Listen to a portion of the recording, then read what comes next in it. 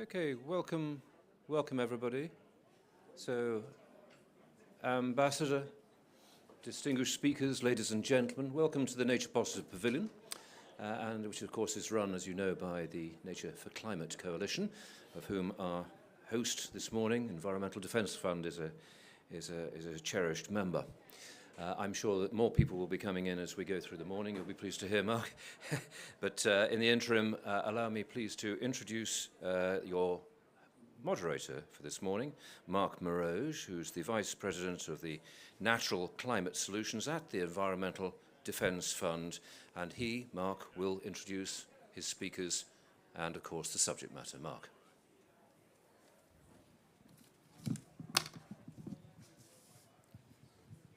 Well, thank you all for joining us here in the room and online. And thank you once again to the Nature Pavilion for creating the space for us to share an amazing story, and I think a lot of new content for folks who tend to stay on the nature and forest and land use side of the equation. We have a fabulous session today focusing on a new subject matter, the open ocean.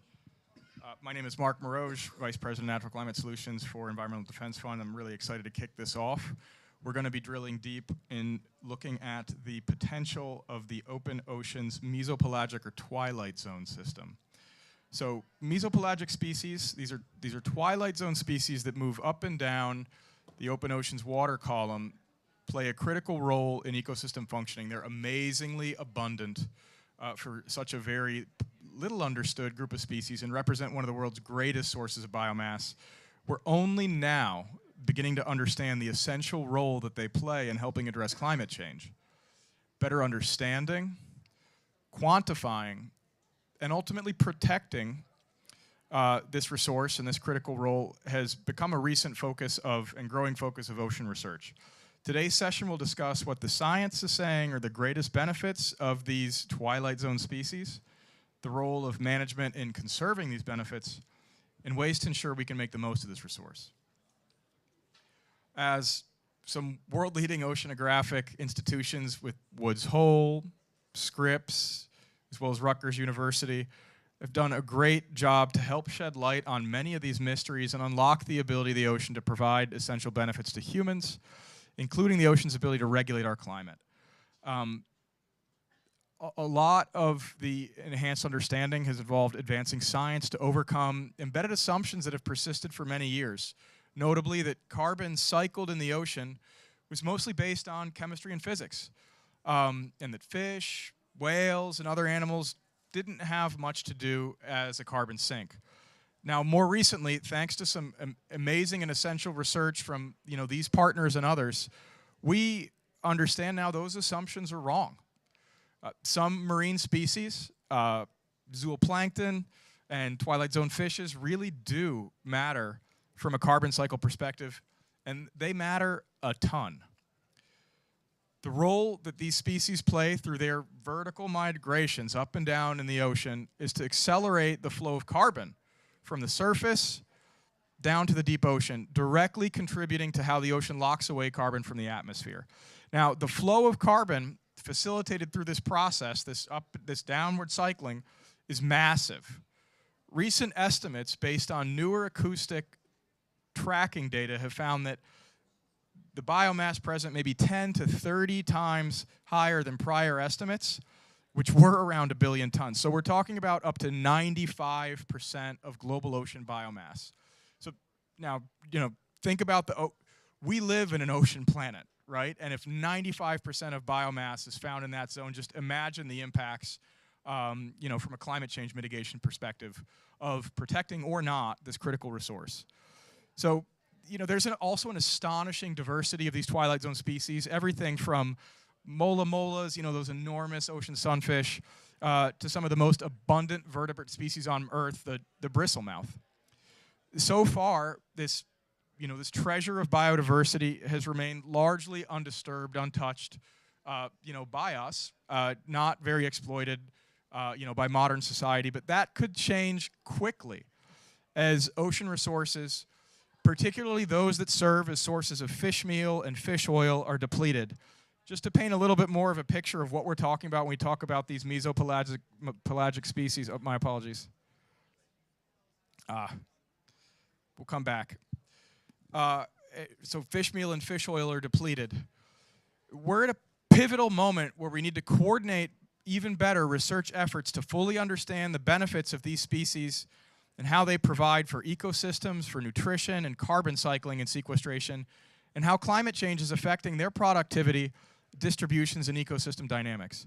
And we have to leverage the science to coalesce around a plan such that any future fishing, harvesting, exploitative activity around these species occurs in a framework of resilient management that secures and enhances global food security, equity, and climate change resilience. So we're going to go deep. We're going to go deeper in the session today. We have an amazing roster of panelists who are going to share a lot more on their work and findings on these issues. First, we're going to hear from Dr. Kilaparthi Ramakrishna, Senior Advisor to the President and Director of Ocean and Climate Policy at WHOI, who will present an overview of some exciting scientific research conducted and what more is on the horizon. Next, we'll hear from Dr. Simi Payne, Associate Professor at Rutgers and Chair of the Ocean Law Specialist Group of IUCN, who will present on some of the international policy dimensions relevant to management and conservation of the mesopelagic. Then we will hear from Dr. Mariano Gutierrez, who will join us remotely via Zoom, Scientific Director of the Instituto Humboldt in Peru in South America, who will present a regional perspective on the northern Humboldt Current on the tension between the value of extraction of these species versus their conservation. And last, but certainly not least, we will hear from Ambassador Peter Thompson, UN Special Envoy for the Ocean, who will present a call to action for the need for management and protection of this vital resource. We're hopeful to have time for Q&A at the end, so we invite you to jot down and then share your questions then. With that, I'm very pleased to turn it over to you.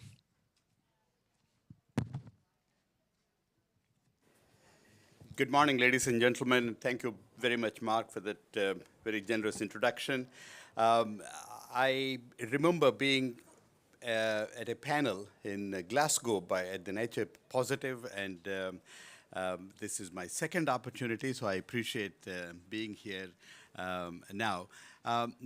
Mark, you have covered in your introduction very well what the issues that we are trying to address here are, and the importance of those issues to the context in which these talks are being held, the Conference of the Parties, and what many consider to be a pivotal session of the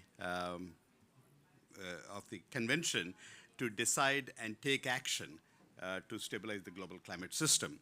And what role should and would or could the ocean twilight zone, or mesopelagic zone that you called, is likely to play in that is of some significant interest, largely because we have not fully understood or explored the details of what it does.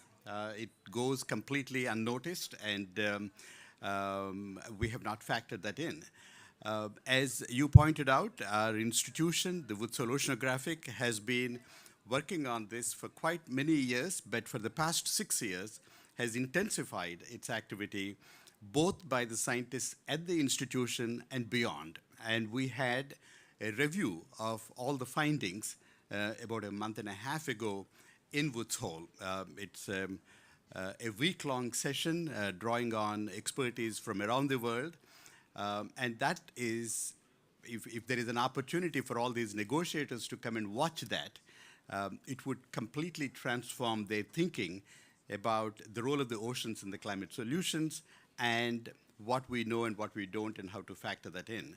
And I'm pleased to say that that meeting was opened by our last speaker of the panel, Ambassador Peter Thompson, as well as James Cameron of the Avatar Foundation and Avatar movies.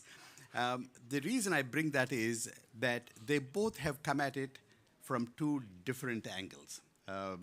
James Cameron talking about the science of it and the deep unknowns and what we need to know and the importance of this particular twilight zone. And Ambassador Thompson talking about all the efforts that the world community is undertaking and how we need to learn from and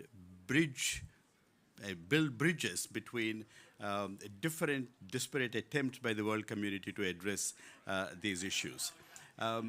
We had a symposium at that week-long session where many of these panelists spoke about it, and lots of great findings, but I want to highlight on one particular finding.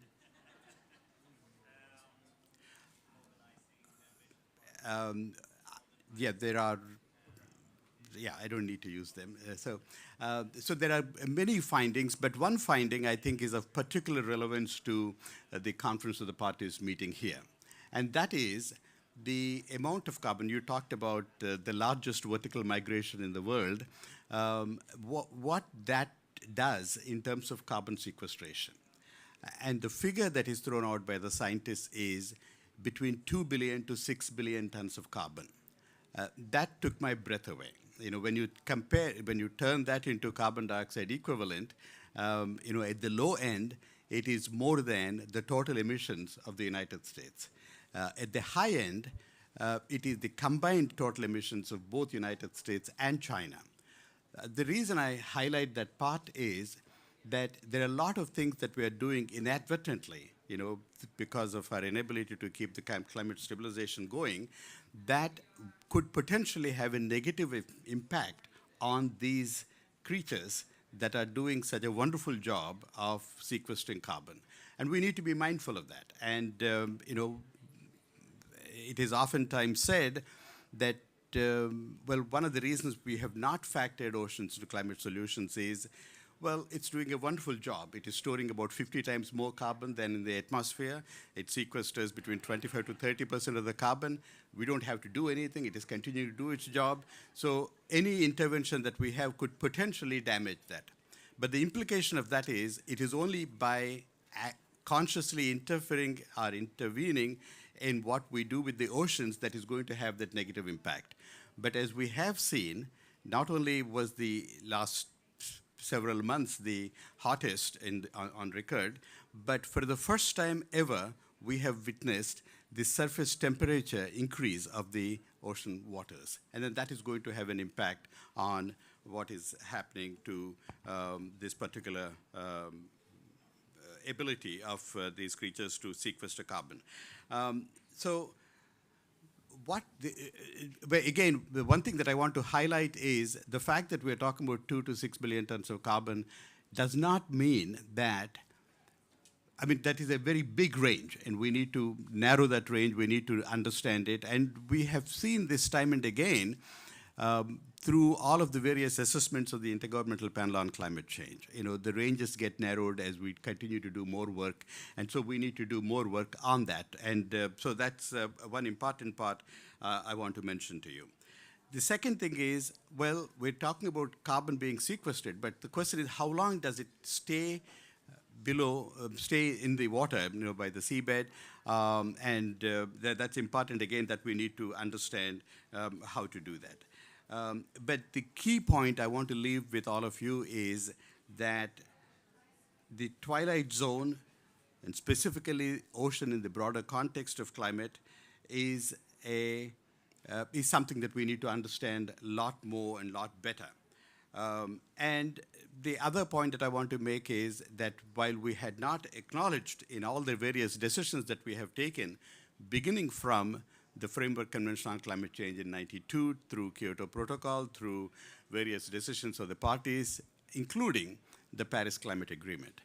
What we had done, right, is that we have agreed to conduct on a yearly basis ocean climate change dialogue within the official proceedings of the UNFCCC. That is very good, but the fact that for 30 years there has not been much action is something that we need to think about. Peter Thompson says time and time again about how the SDG 14, Life Underwater, is the least funded of all the SDG goals. It's not only that. When we conducted this ocean climate change dialogue, when we look at the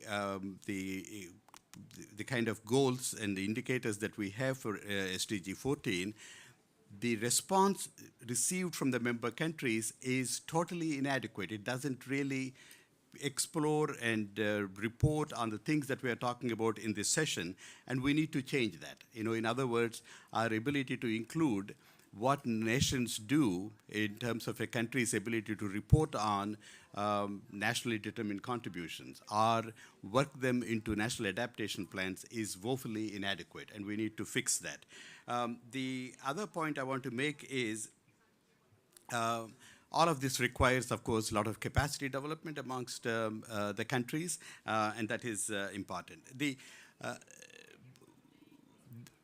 So the one point that I want to mention is that we have a lot more information with us now on the role of the oceans than ever before, and we need to factor that into the decisions that the parties are taking.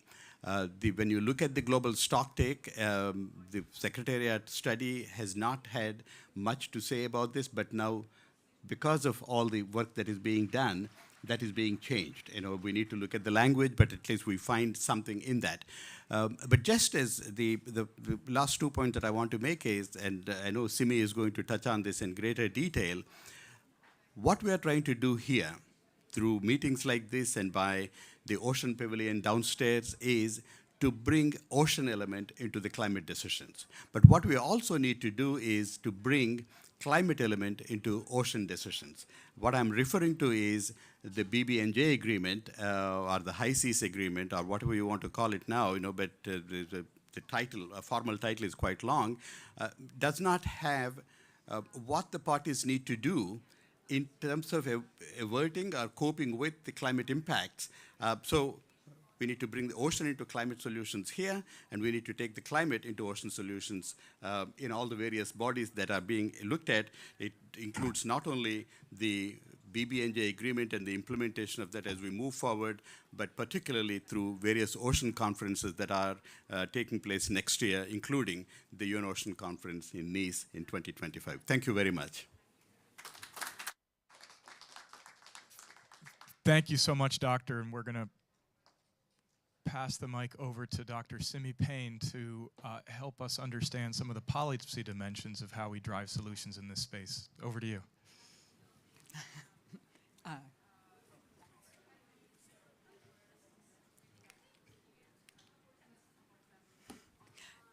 Thank you so much, Mark, and thank you to EDF for the invitation to come and speak to you about the law in this important science context. And thank you to all of you who have managed to get here at 9 a.m. on a Saturday, which we really appreciate. So I'll be speaking to our current regulatory context to meet this challenge and to the new High Seas Biodiversity Treaty, which is also known as the Biodiversity Beyond National Jurisdiction Agreement, or BBNJ. That's actually our preferred term because it's more explicit about what it's about. We have an ecosystem, as you've already heard, that is rich in life, that is critical to both Earth's natural ability to sequester excess atmospheric carbon and to ocean food webs. We also have industry interests in fishing this zone, in artificial carbon sequestration technologies that might add direct impacts to those already caused by climate change, and the potential of deep seabed mining, which is just beginning to be implemented, that would add pollution to the cumulative impacts. So we have the triple planetary crisis represented there: climate change, biodiversity loss, pollution. We need policy that will preserve the integrity of the Twilight Zone ecosystem. Cooperation to include agreement on conservation objectives and principles, especially the necessity for a precautionary approach in light of our limited understanding of both the biological and physical dimensions of this system, and of how it changes over time, changes that are occurring ever more rapidly. We need a science-based approach to managing human activities, and we need compliance measures with agreed measures. Currently, there's very little that's specific to these industries or to this ecosystem. There's no central forum or process that brings all these interests together. What we have is fragmented. So let's start with the climate change regime. As my friend and colleague Rama has said, the ocean has to a large extent been left out of the negotiations and the measures that have come out of them. It isn't seriously on the agenda, even at this Conference of the Parties. We need to focus on both inclusion of the ocean in our existing treaty regimes, and as we develop new regimes, we need to focus on coordination between the international treaties. So national jurisdiction to regulate. I'm going to turn a little bit to some technical legal points because I think it's critical for you to understand the policy science, reality in the ocean interface. So in the slide, you see on the left, the dark blue area, you see the land masses, and the light blue in the slide on the left is the coastal zones, and you see the dark blue, that's the area where the twilight zone could exist. It's the approximate area of the twilight zone. You see it's enormous. And I want to thank Woods Hole Oceanographic Institute for that graphic. On the right, you see the legal arrangement. The UN Convention on the Law of the Sea, one of its great achievements was to designate specific areas where states can impose law. That is the dark blue areas that surround the land masses. And the light blue area is the shared ocean. That's what we call the high seas. And for the purposes of this conversation, we won't get into legal technicalities and debates. For the purposes of this discussion, the high seas includes everything from the seabed to the sky in that area. So with that understanding of what we're focusing on today, we have a tension between, I'm going to skip ahead. So this is the Law of the Sea Convention, and it lists a number of principles. The key are the principles that I want to talk about are, we've already talked about ocean zones, the freedoms of the high seas. This 1982 treaty declared that states have the right to fish and undertake other activities in the high seas, that shared ocean, with certain limitations. One of the limitations is the obligation to protect and preserve the marine environment, which incidentally extends to coastal areas too, and also the EEZs. So you can see the tension between these two things, and because the Law of the Sea Convention largely lays out principles and general rules, we need additional treaties, okay? So we have high seas fisheries, for example, are often managed by regional fisheries management organizations. Those are typically dominated by the fisheries industry.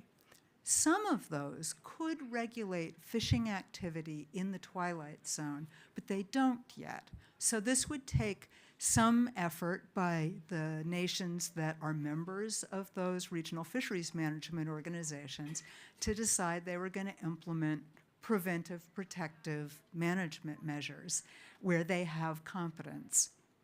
We need to have protocols on exploratory fishing, because even exploratory fishing needs to be within the context of a science-based regulatory framework to take account of impacts on biodiversity beyond the target species of these bodies, and to take into consideration the views of the states that don't fish. Often regional fisheries management organizations, membership and participation is limited to states that actually fish the target stocks. So that's a bit of a problem when our concern is not depletion of the fish stock per se, but natural carbon sequestration, or larger concerns about biodiversity or even the rights of nature, right?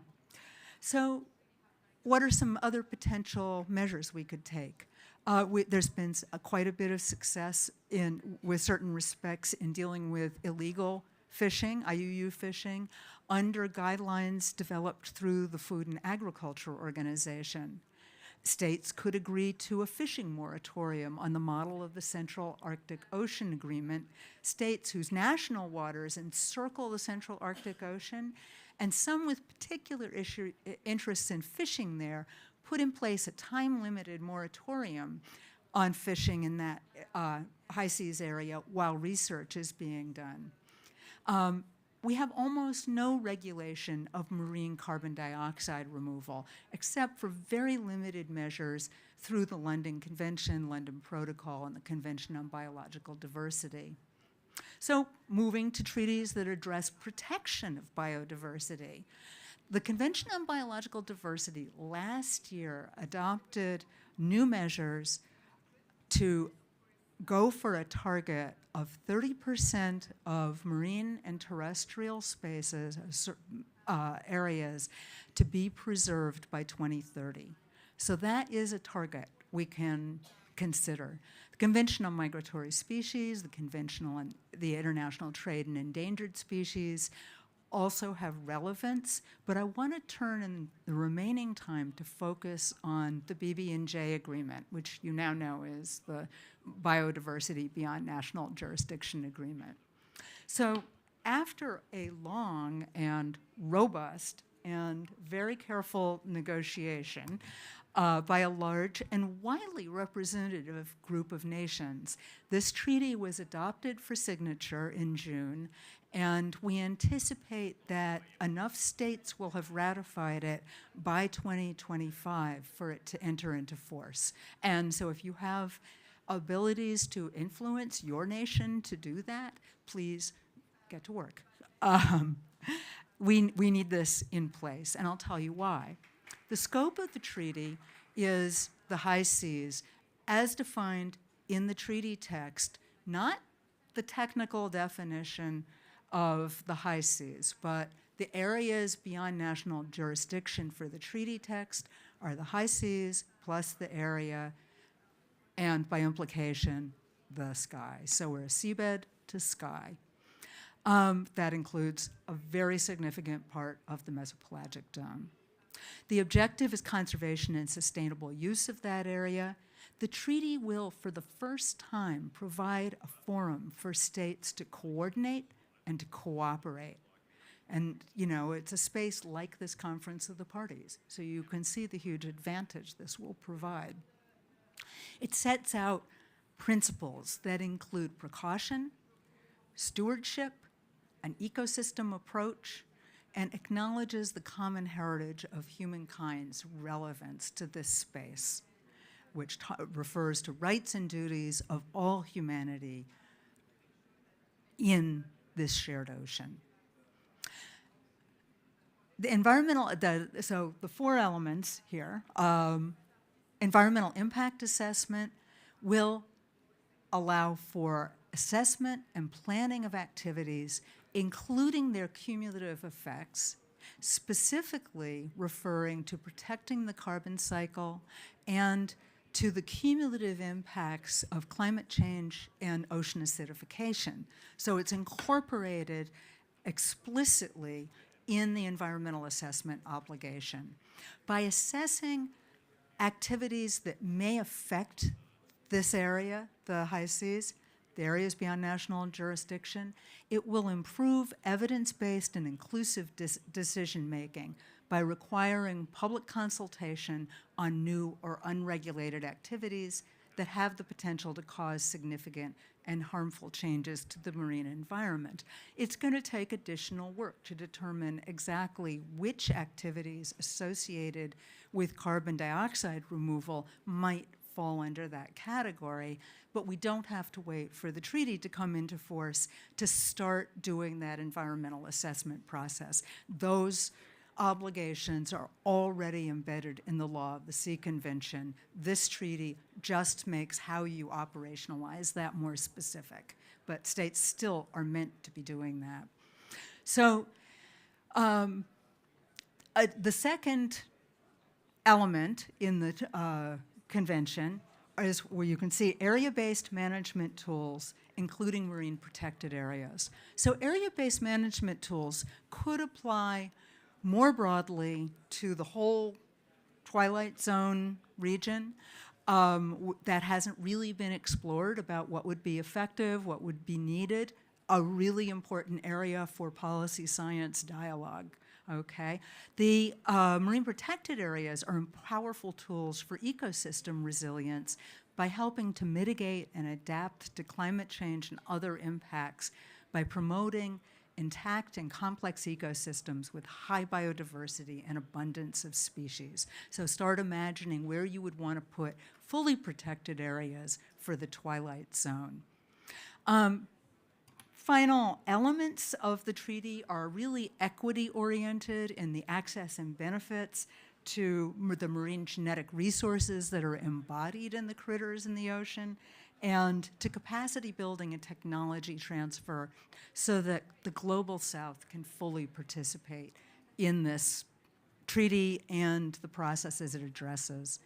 So my final plea is for governments to sign, ratify, and implement the High Seas Biodiversity Treaty, for scientists to collaborate on scientific networks to support precautionary decision-making for activities in or affecting the twilight zone, for civil society to reach out and educate the public on the value of ocean ecosystems, and for industry to be mindful of first, do no harm, apply precaution, transparency, and long-term stewardship principles.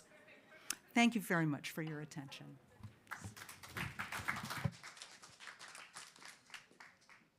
Well, thank you so much, Dr. Payne. We're now going to turn our attention to Dr. Mariano Gutierrez of the Instituto Humboldt, who is joining us remotely via a Zoom feed. Just wanted to confirm, Doctor, that you can hear us okay, and encourage you, if you'd like to use any, are we able to use slides with him? Yeah, just to cue me up for the slides as you'd like to see them. Over to you, Doctor. Thank you. Many thanks, Mark. Good morning.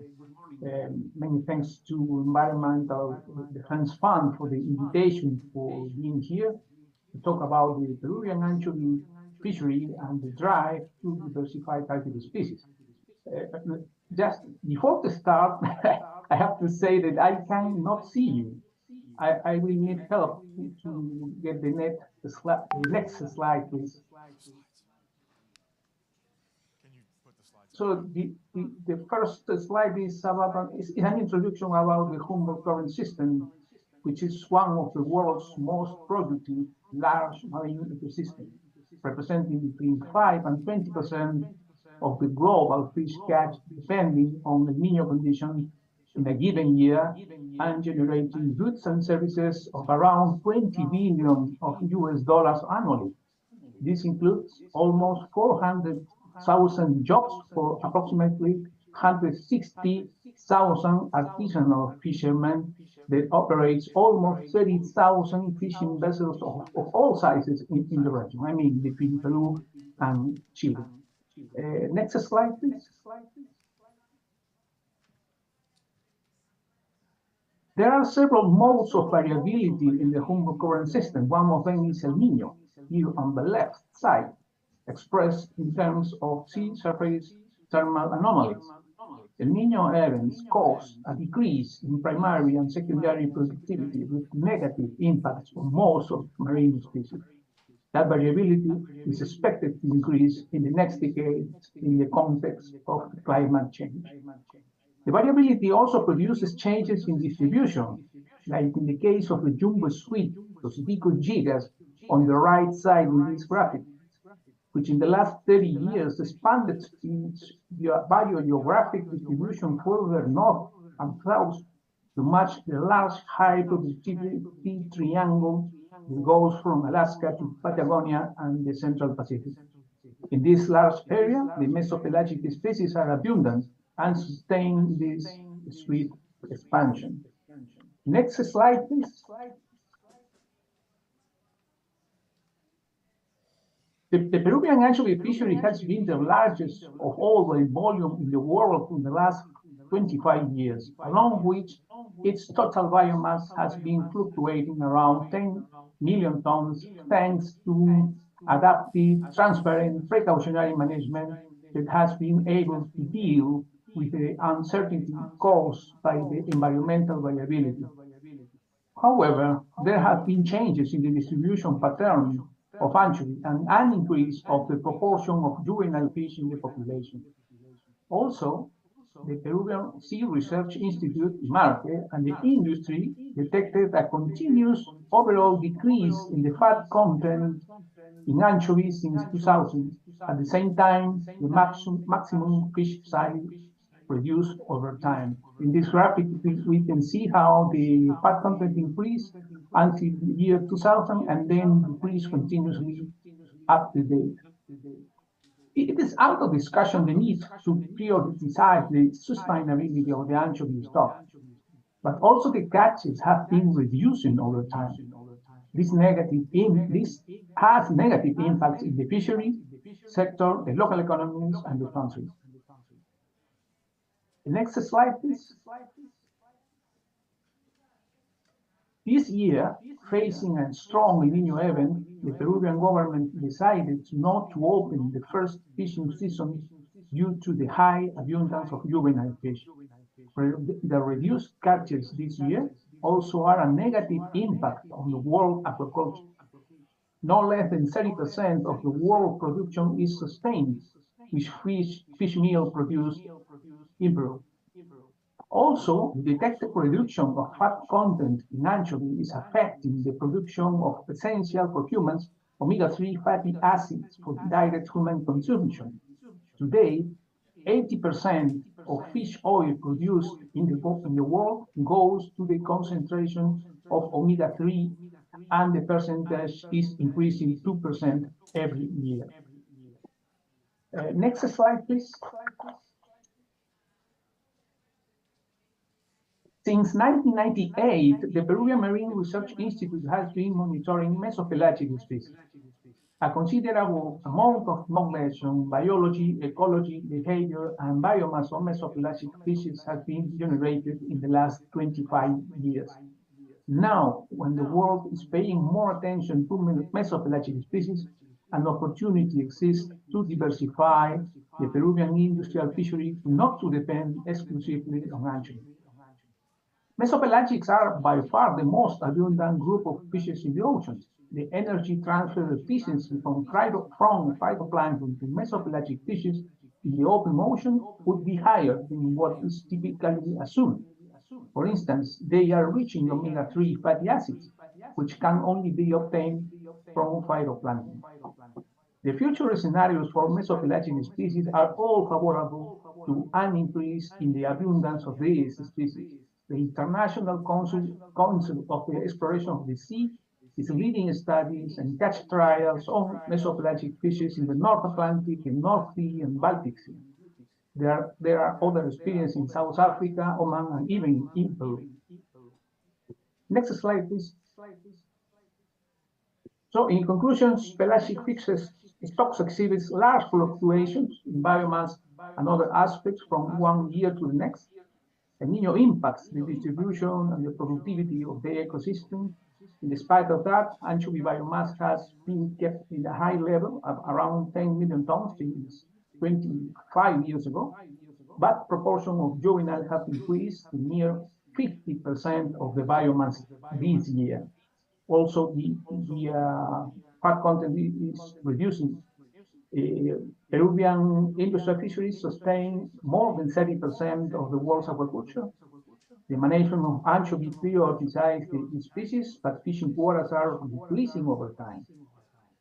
Continued ability to sustain the global fish meal and fish oil supply will likely require diversification of target species.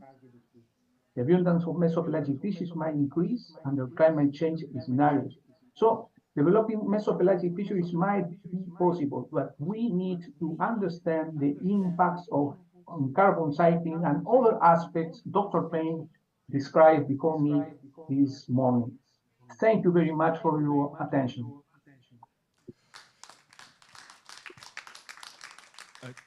Dr. Gutierrez, thank you so much. I hope you could hear some of the applause from the crowd. A lovely presentation, and we will now turn our attention and ears to Ambassador Peter Thompson to share a little bit more about what does it look like for us to secure and safeguard this critical resource.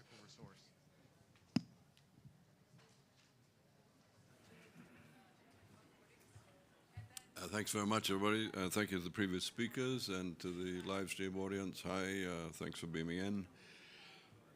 Very important subject. I probably first became aware of bristlemouths and this amazing diurnal migration that happens on a visit to Woods Hole about a decade ago.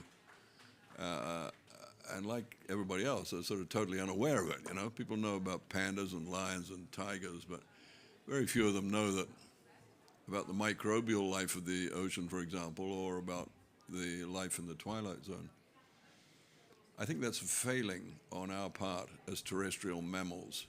You know, we think that pandas are the important thing, but actually it's my logo, which is Prochlorococcus, which is the important thing because it produces 20% of the oxygen in the biosphere. The trouble is it's so small you can't see it, and it's kind of a difficult one for people to get their heads around. But 95% of the biomass of the ocean is actually microbial, you know, phytoplanktons and viruses and all the rest. That's in weight. It's microbial. That's what we should be teaching ourselves about in schools. You know, lions and tigers and elephants are all very nice. We can relate to them because we're mammals and we look at them, we kind of understand them. It's hard for us to look at microbial life in the ocean and kind of relate to it. But the fact is, without it, we are kaput. And why is it important to learn about that? Because we're doing terrible things to the ocean in terms of pollution, overfishing, global warming, etc. So ocean literacy, so important, and what we're doing here today is part of that. Who would rightly guess, if asked on a quiz show, what is the greatest migration of life on the planet? How many people would say, well, it's bristlemouths moving up and down every day? You know, they'll probably talk about wildebeests on the Serengeti or something. But no, there's this diurnal migration on a massive scale where life is moving up out of the dark. During the day, it's down there, and then it's coming up in the twilight zone at night. And as a result, you've got a Mexican wave going around the planet. A Mexican wave of the most prolific form of vertebrate on the planet, going up and down. Now, that has to have some major environmental significance, not just for the ocean, but for the planet as a whole. I came away from that Woods Hole presentation that I saw a decade ago thinking, my God, this could be the lungs of the planet. And if somebody's going to go and chop out bits of that lung or take the lung out altogether, because, you know, that's human nature. Look what we did to the buffalo. If somebody's going to come and start thinking of that bristlemouth migration as the next big opportunity for the fishing industry, we're in trouble. So the whole drift of what we've been talking about here is absolutely correct. We must understand the science before we touch any of those bristlemouth. We must have robust science. We need to invest in the science of the twilight zone so that we can understand it before we can make decisions. And if the decision, for whatever reasons, is that some of those bristlemouth have to go towards some feed source, and I hope it's not salmon in Norway or something like that, that has to be done under very rigorously maintained management methods, and that has to be global, and that has to be based on science. So I eat an omega-3 pill every morning. My doctor insists I do. It's got nothing to do with fish, though. It's plant-based. You know, where do the fish get their omega from? From plants, right? So why do we have to make this jump from anchovy, when anchovy, we've got anchovy problems, to, oh, let's go and exploit the twilight zone and feed our salmon on that? Why do we make that jump? There are so many other ways of doing that. Plant-based food. Corn can provide it. We can get insects to provide it. There are many other plants that can be, what do fish eat? The small fish eat plants and insects. So let's not just think that this is a sort of logical jump from anchovies to bristlemouth in the twilight zone. It's not logical. It doesn't have to happen. And I'm sure that that's what the science is going to eventually tell us. My next meeting this morning is with a group of fisheries experts. We're putting together a Honiara summit next July in the Solomon Islands, specifically to look at SDG 14.4. It's one of the SDG 14 targets that worries me. We've been over-exploiting the fisheries resources of the planet by 34%. FAO reports that. And we've got to change that. So before we have the UN Ocean Conference in Nice in June 2025, I want us to address in a global meeting the reasons for that 34% and how we can eliminate it through science-based management plans. So listening to what's been said over the course of today's meeting, I'm thinking, okay, we've got to get the twilight zone onto the agenda as well, get ahead of the game and make sure that science-based management is what's going to guide us there as well.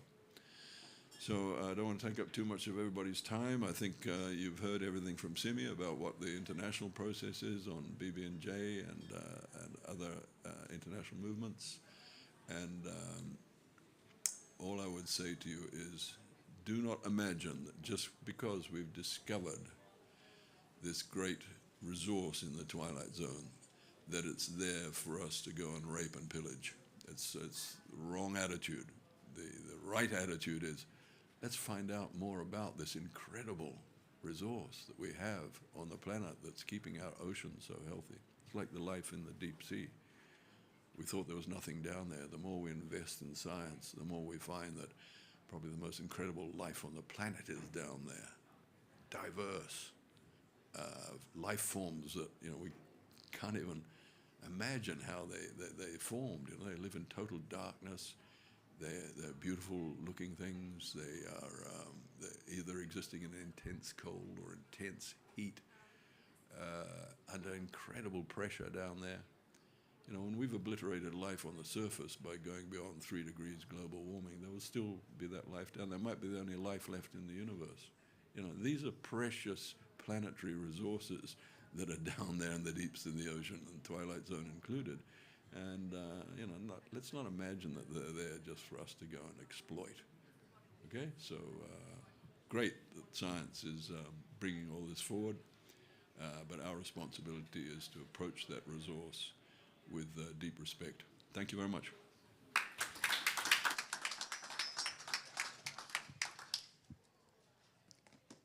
Thank you, Ambassador, for those compelling and inspiring remarks. We are coming to time. I will share a concluding remark, but please, right now, just join me in giving a hearty round of applause to all of our amazing speakers.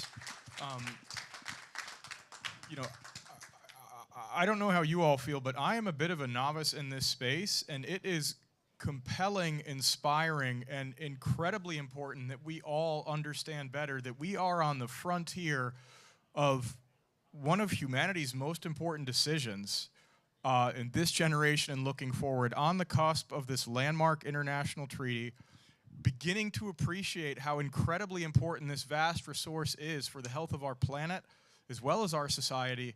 We have a choice about how we can address this issue, as the ambassador framed out so well.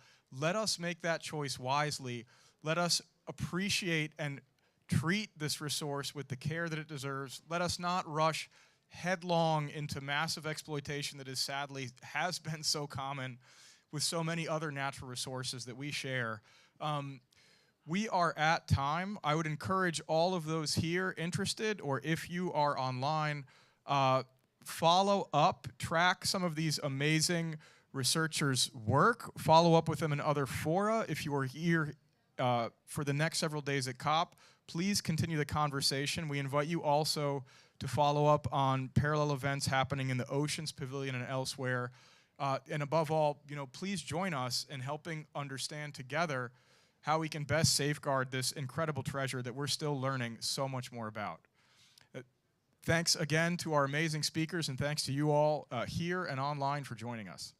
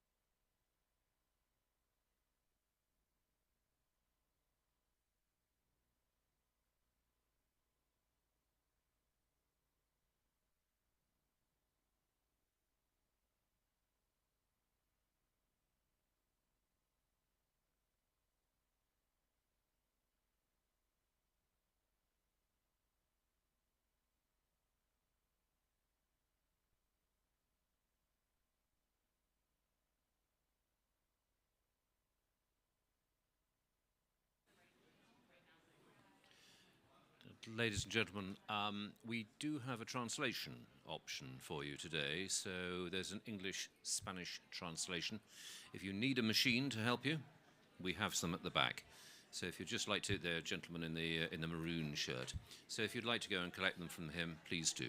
Thank you. We'll be starting in about 5 minutes' time or so. And I meant to say, I'm terribly sorry, there's a little QR code, and I have to say I've ignored it so far. There's a little QR code in front of you.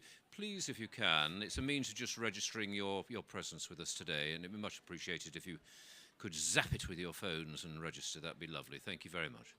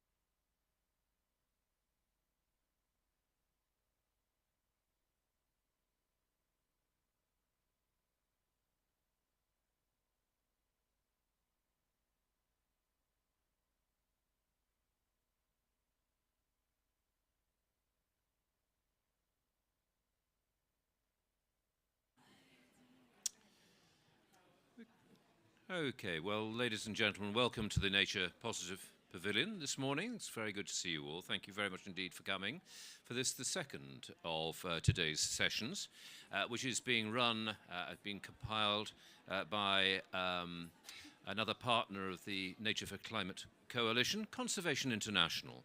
And the subject, as you will see, is the community benefits from nature-based projects. And the moderator for this particular session will be Elijah Teurer, and Elijah is the NCS and Communities Lead at Conservation International. Elijah, all over to you. Okay.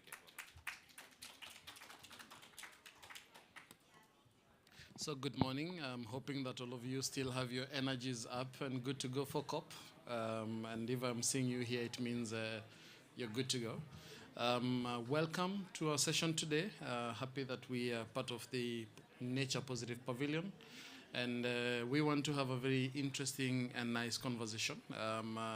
Communities are definitely, and I think I just came from the Indigenous People Caucus, and we had the presidency with us, and he echoed what we already, all of us already know, that communities are essential as guardians of nature and are doing very well in conservation and protection of nature. And that from the interventions of the floor, again, they echoed our second point, which is that sometimes, or most of the times, they may not exactly be gaining or achieving the full value of their role in the protection of nature. And this brings in all different aspects, everything from voluntary carbon markets to basically non-carbon benefits as they are being discussed. And we organized this event to just deliberate on the journey towards inclusive conservation, and particularly just advancing and learning from each other on how communities can and maximize gaining benefits from, and we broaden it all the way up so that it is all from nature-based solutions. So this morning we've organized for you an interesting package. We want to look at this from the lens of conservation organizations or those that are leading conservation efforts. We would want to look at it from the lens of communities, but we also want to look at it from the lens of the organizations that are making efforts to get benefits to communities. And even further, we would want to look at it from your lens in the audience, and we don't exactly know where all of you are coming from, and so we will want to pick at a unique lens. And so today we have, yes, I need to remember to use this. I just need to echo that I think the overarching, and we know that we're in a space where everything from technology to different in all sorts of interventions are being put out. Nothing has outshadowed or even come close to the fact that nature-based solutions or natural climate solutions are the proven solution that is the best solution to benefit nature and people, to achieve all the ambitions that we are pushing for here. Further on, then we would look and want to look at the efforts that different organizations are making towards seeing that communities get benefit and value from all these efforts that are going on. To start us off, I'll look at it what we ourselves as Conservation International are doing, and then I will invite my colleagues also from TNC to give us what they are doing. And for us as Conservation International, we just want to give a tip of some of the things we're doing. And for us, what we have done is we've put on ourselves values and principles that guide us towards how we undertake our nature-based solutions or natural climate solutions, and presenting in front of you essentially are our principles, which basically look at it in a simpler way as addressing the solutions from the ground, but also addressing the sourcing of the support that we need to be able to achieve this. And we start this off very well by insisting that for us, before we even start looking at what we are doing, where we are doing it, we put in our mind that we need to make sure that our projects achieve equitably benefits to people. And this just anchors us in the reality that we are doing this for nature and for people.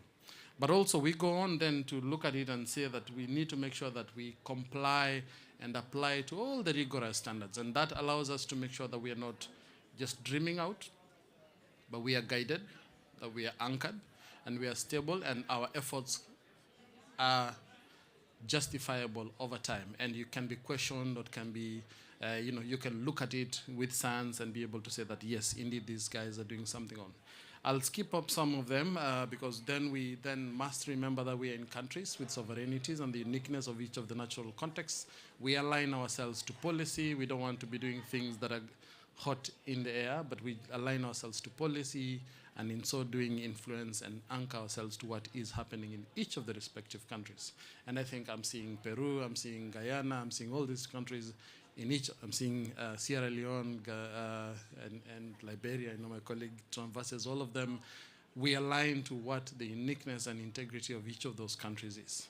Then again, this is looking to the ground, looking to where we are going to do our work, looking at where we seek our support. We seek our support from people, from efforts, from allies, from sources then that are already themselves having a goodwill. So we have less and less of converting, but rather work with those that abide with us on the principles of heading towards integrity and high quality nature-based solution, natural climate solutions.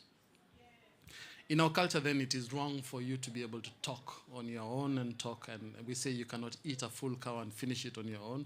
Of course, your belly is not that big in the first place, and so I would not want to be able to talk all through this alone, but I want to invite a powerful speaker to come and join me on the stage.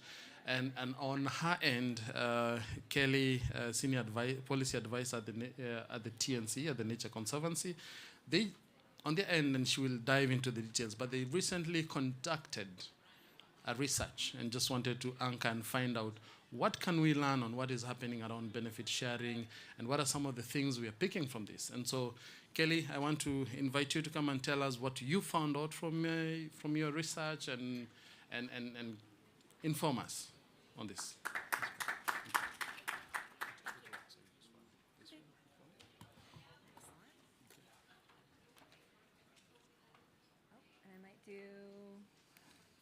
Here we go.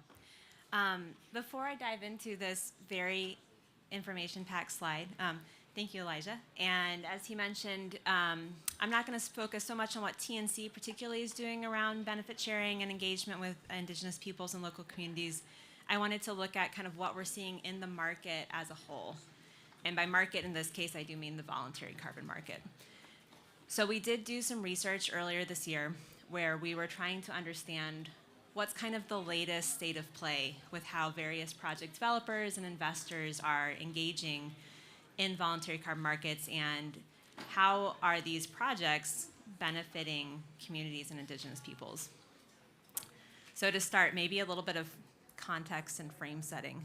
You know, at the moment, what typically happens is you will have a project developer or an investor sort of looking around to see, okay, where is there most potential for a carbon project?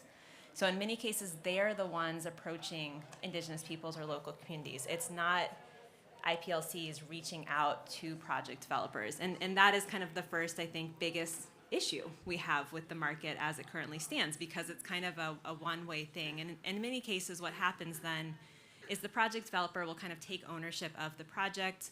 And in some cases, we'll have, like, we used to see a lot of what we call fee-for-service models, where they would just do things for a certain fee, but then the rest of the revenue would go to the communities. But in more recent years, we're seeing a revenue sharing model where they're kind of taking more of that revenue. So if the market goes really well, they're actually getting more and more of these revenues. So all that to say that at the moment, you know, my personal belief is that in the last couple of years, we've seen a lot of attention and focus on things like baselines and permanence and kind of the more scientific aspects of how can we improve nature-based projects. But I do think the next kind of big issue that could be coming up in the media is really how are communities participating and how are they benefiting from these projects.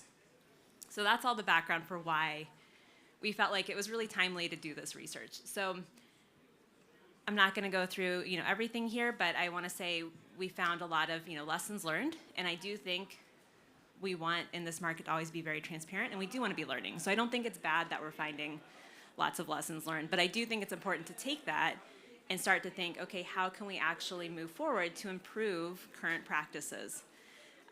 There's kind of a list here. Some of these I think are maybe a little bit more actionable than others. So some of these will be highly dependent on national context.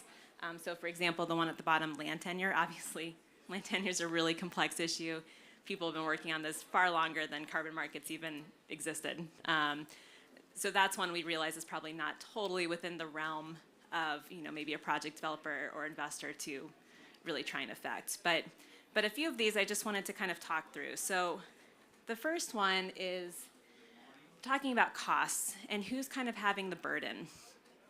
So at the moment, if you think about an investor is going to a project and maybe they're putting in, I don't know, a couple $1 million, maybe more, maybe less. And the communities are also putting in their amount of time and effort. And that might be, you know, a much smaller number in terms of absolute numbers of maybe it's like, you know, $100,000 worth of work versus millions of dollars of investment. But if you actually look at it not in terms of absolute dollar amounts, but in terms of who's putting more risk, that amount might be 0.001% of an investor's portfolio, right? And that amount of change that the communities or indigenous peoples are doing could affect their 100% of their livelihood, right? So actually, one thing we wanted to try and start to talk about is flipping that script. So we're not just looking at kind of basic numbers, but really thinking about who's putting in more risk and who's really putting more of their livelihoods kind of on the line for these things. And in many cases too, you know, I think project developers and investors and, you know, even to some extent NGOs, we're much better at valuing our time to say, oh, how much am I going to bill for spending 3 days on this?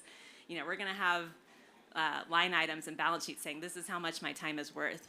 Communities and indigenous peoples don't always have that. In many cases, they've been doing these things, you know, for centuries or longer for free, right? And so step one is making sure we're realizing all these costs and really trying to put them into kind of the balance sheet. And again, there's going to be kind of different levels that we could see project developers and investors doing this from the start. It's maybe easier to put a price on how much time does it take for someone to participate in a consultation. It's maybe harder to say how much should we allocate kind of to this risk of 100% of your livelihood is, you know, being on the line. So there's a sliding scale here, but we want to see more project developers, investors really thinking about this and really internalizing these types of costs. The other one is benefit sharing design. In many cases, and this was really interesting when we were doing this research, the standards are pretty prescriptive, right, in terms of how you're calculating your emissions reductions, how you're going about a project. They're not very prescriptive with how you engage with local communities and other kind of stakeholders. And in some ways that's good, right? Like each place is going to be very unique. You know, you want to be able to respect local circumstances. You want to be able to kind of see what's happening within local communities and indigenous peoples that kind of makes sense for that project. But in a way, that's kind of what we're left with is very little guidance around things like benefit sharing. And oftentimes it's seen as maybe like a one-time thing. where you say, okay, look, we've checked off free, prior, and informed consent. It's not really seen as an iterative thing, right? So definitely we want to see more projects start to think about how can we make this a recurring kind of dynamic conversation, not a one-time conversation. Contracts. I'm trying to look for a house right now. Contracts are terrifying, especially if you're not a lawyer, right? So contracts, there's definitely been cases where we've seen there have been pieces of the contracts that are not fully understood by communities, either around how long this project is going to take, what happens if they want to kind of change land management practices or change ownership, and things like, what happens if the project doesn't work, or what happens if, there's some sort of non-compliance clause. All of that's really complicated. We are not seeing a whole lot of as much movement in this space on the kind of the solution side, but there have been one or two nonprofits I've heard of that have actually been working with companies who have kind of paid in advance for IPLCs to actually get negotiation training, and we think that's a really interesting potential solution to explore. And then finally, carbon markets are complex, right? I still don't know if my parents totally understand them, and this is what I work on for a living. So the other piece is, markets are dynamic. Prices go up and down. There have been some examples where, you have a project that's working with multiple different communities, and maybe for one community, they were able to sell at one point in time for $12 a ton, a year or two ago. And then now, you're working with a different community, and you're selling for $4 a ton because that's the current market price. And the community's wondering, why did they get 3 times the amount, right? And part of that is you're like, well, it's market dynamics, but how do you explain that? And how do you make sure if the market's on an upswing that communities aren't being locked in to kind of previously negotiated contracts maybe at these $4 a ton? So we're talking about, in terms of solutions, things like how do you have kind of dynamic revenue sharing? Maybe also how do you have something like a price floor so that if the price goes too low and the market crashes, you're not kind of putting that burden again on the people who are actually doing the majority of the risk and the majority of the work. I'm going to stop here. I know there's a lot. There's a lot more in the report, but I'm trying to hit kind of the highlights. So what's next? I think there are kind of 2 paths that we're seeing with how people are kind of thinking about benefit sharing and how to kind of approach better benefit sharing. One is we're seeing a lot of regulation, specifically in this year. So there are a lot of countries that are starting to kind of look at this, who are saying, okay, we're hearing that there's tons of money flowing out there. It seems like there's a lot of Western organizations that are making some good profit margins. How do we make sure that stays in our country, right? And so we're seeing legislation come through, and attempts by countries to really make sure they're capturing some of that revenue and value add and making sure it stays in the country and ideally stays within the communities. I'm not going to go on any of the specifics here. This is a very dynamic space, and it seems like as soon as a country announces something, they kind of amend it or change it or change their mind a little bit. But I do think this is not going to go away. And I do think we need to start thinking about how can this be done effectively. At the moment, a lot of legislation seems like a little bit heavy-handed, but maybe still allows for a lot of loopholes. So I do think it's worth thinking through how, as a market, can we make sure there is more revenue staying within local communities and indigenous peoples, and how can we make sure that legislation is kind of helping to get more of that investment to stay in country and not just causing people to kind of avoid investing in those specific countries. Finally, I wanted just to kind of share, this is like our ideal world of what we'd like to see. So at the moment, a lot of what we're seeing is kind of this number 1, where if a community or indigenous group wants to engage in projects, obviously they always have the right to opt out and say no. Many cases then what they do is they transfer kind of those rights to the project developer. But what we'd really like to see over time is movement towards this 2 and 3, where either they are really seen as an actual partner in the process, not just as a beneficiary, or they actually are the project proponent themselves. In many cases, this is not something that is going to happen overnight. In many cases, this is really dependent on kind of the country conditions. So for example, most of the countries where we've seen any example of 2 or 3, it's been in Canada, it's been in Australia, it's been in the United States. In Canada, for example, the First Nations were able to negotiate with the government what are called atmospheric benefit sharing agreements. So they actually kind of got this new legal framework around how they could own and sell carbon. And in the United States, the Yurok tribe is actually their own, basically, project proponent. And it's a really fascinating case study because they actually own 2 improved forest management projects. They sell to the California Emissions Trading Scheme, and the revenue from those 2 projects has allowed them to purchase land from timber companies that is their previous, like their historic ancestral land. So they're actually getting money so they can get their territory back. So all that to wrap up to say, I do think some of the standards are taking note. We are seeing kind of these, what we call meta standards, so things like the Integrity Council for the Voluntary Carbon Markets, the Voluntary Carbon Markets Integrity Initiative, and a few others, really start to take up this kind of piece on we need a little bit better benefit sharing. But many of these kind of meta standards, it's still very high level guidance, right? But we are seeing, I believe Vera actually came out earlier this year with a little bit, tiny bit more detail on when you need to have some benefit sharing drafts done. So I do think we're starting with the meta standards, it's gonna trickle down to the standards, and it definitely is something I think they're kind of aware of and actively thinking about. So hopefully what I'm talking about right now is not something that's going to be the same, in a year or 2, but hopefully we'll have some new and kind of improved guidance. That's it, thank you.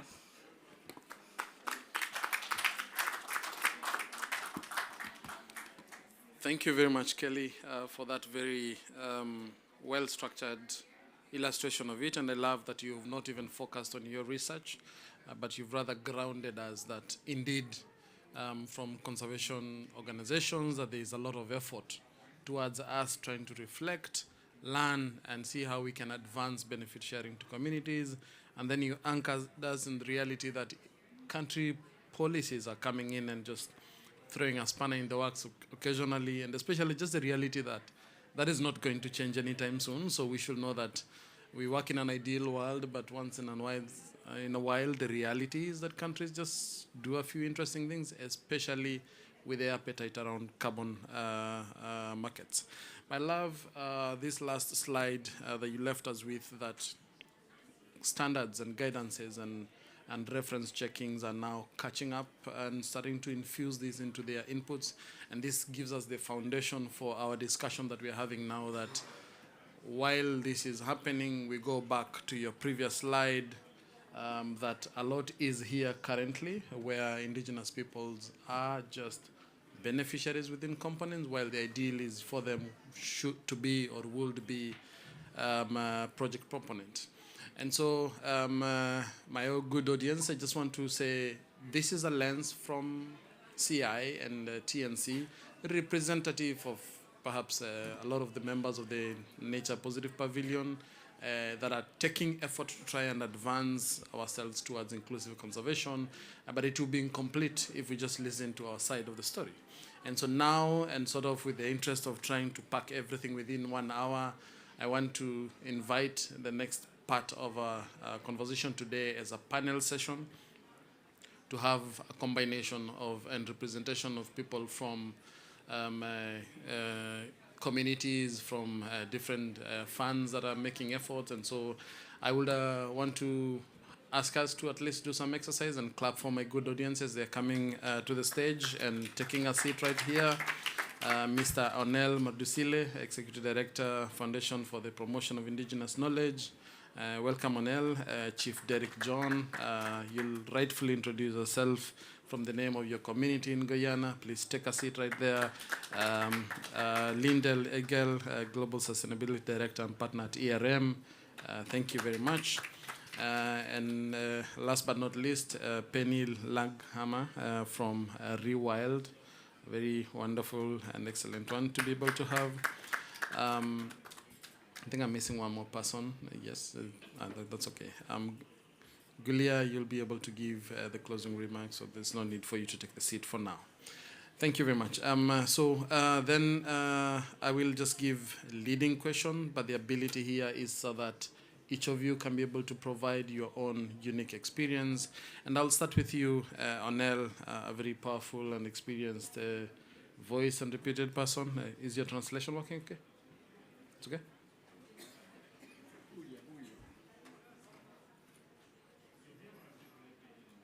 Testing, just to see if that's okay now. Okay. Maybe I can go to somebody else and then come to you, Onel, after this. But let me just, you can get it. I can continue.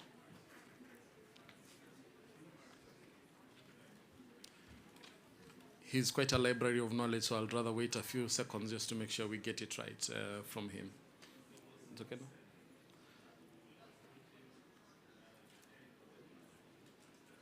Is it working okay?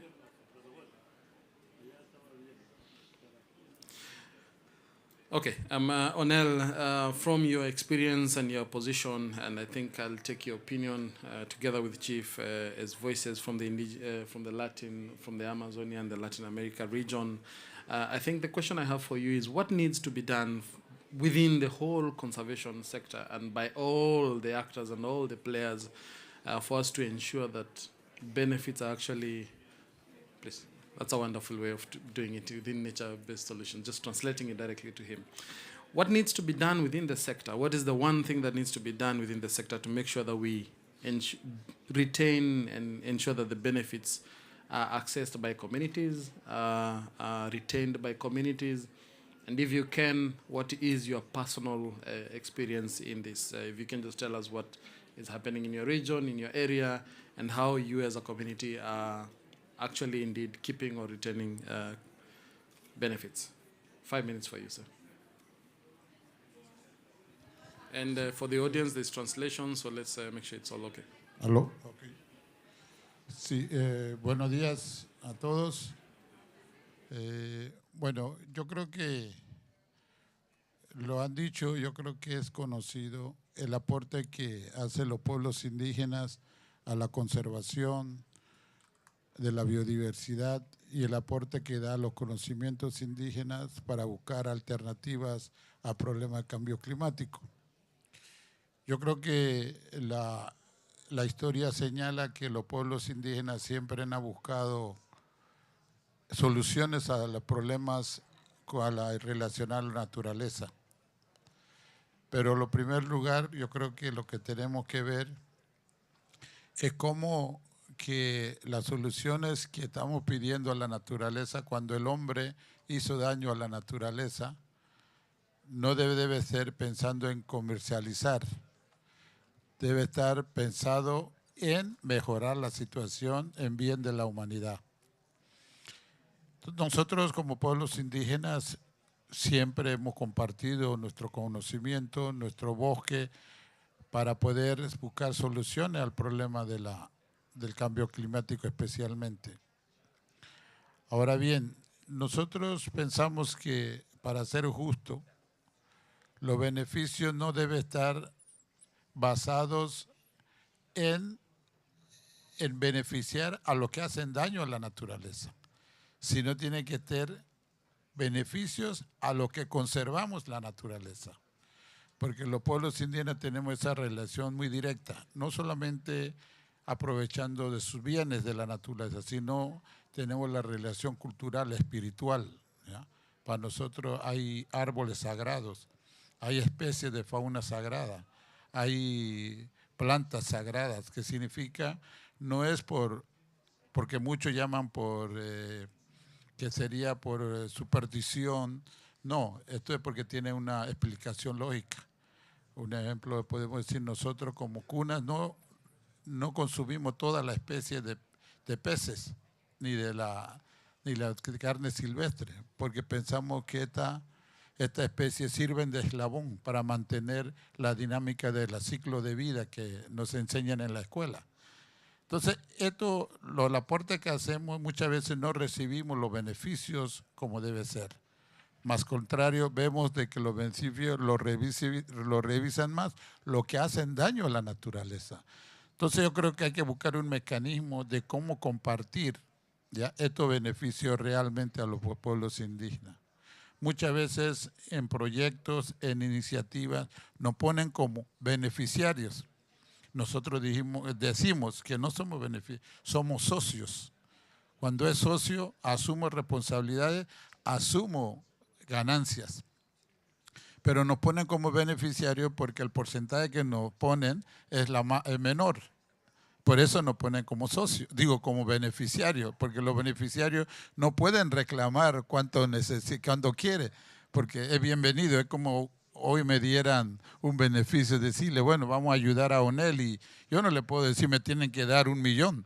Si me dieron $100, bueno, un beneficio que recibí. Entonces, pero si son socios, nosotros vamos a la par, la ganancia lo tenemos que tener de manera justa. Entonces, eso es lo que reclamamos los pueblos indígenas. Si buscamos alternativas, aportamos, los beneficios deben ser en paridad, de manera justa. Muchas gracias. Thank you very much, Onel. I'm going to ask Daniel if you can sit somewhere in the middle. I think when you moved here, it became very clear. I'm pretty sure the guys at the back, maybe just next to her, you can sit. Yeah, somewhere in the middle right there. That should give us, all of us, a balance of sharing this benefit from the translation. When he moved closer here, the translation was very clear.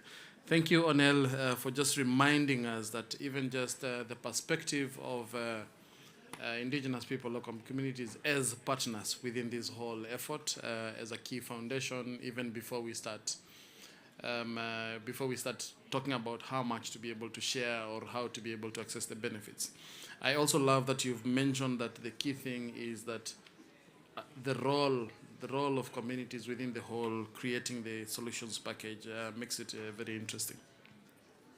I'd like then to turn to another successful, and just to keep within the consistency of just like within the indigenous people, then I go back to the other stakeholders, and also in the order of how you have decided to sit within the panel.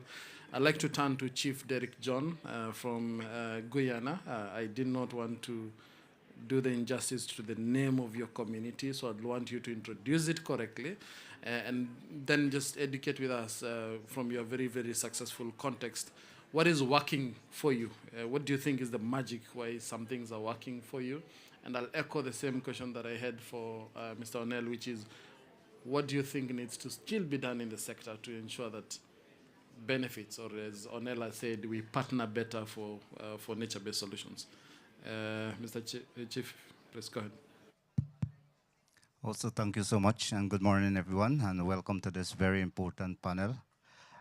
So, I am Chief Derek John, as mentioned. The Tushao of my village, that's found in region number 5. Guyana have 10 administrative regions. But I am also responsible for over 200 communities because I am the chief of chief. I was elected in that position. And so I have a very big responsibility. And so I want to just set the foundation on indigenous participation. And so pre-Columbus era, that's going back since before 1492, indigenous peoples were in the Amazon, where we live, and we have been protecting the forest for centuries. We have realized the importance of the forest and nature even before scientists have realized that importance. And so today we are seeing more focus being put on preservation mechanism. But we have done that for centuries. We have known that. So it's not something now that indigenous people must jump on the wagon of preserving our forests. Is people have to come on board the wagon with us because we have been there all of the years and centuries. And so having that knowledge was very important to us, and it has been passed down as a legacy from one generation to another generation. And we uphold the importance of our forests. And so in the Guyana context, we realize that because Guyana is an indigenous word, means land of many waters. but it's also a land of many forests because we have over 85% of our land mass is covered in intact forests. And that is something that we cherish a lot. It's one of our natural resources that we have been sustainably protecting it and using it so that it can bring benefits to our people on a national scale, but more so at a community scale. So today we're seeing there that a lot of focus now are being put on that.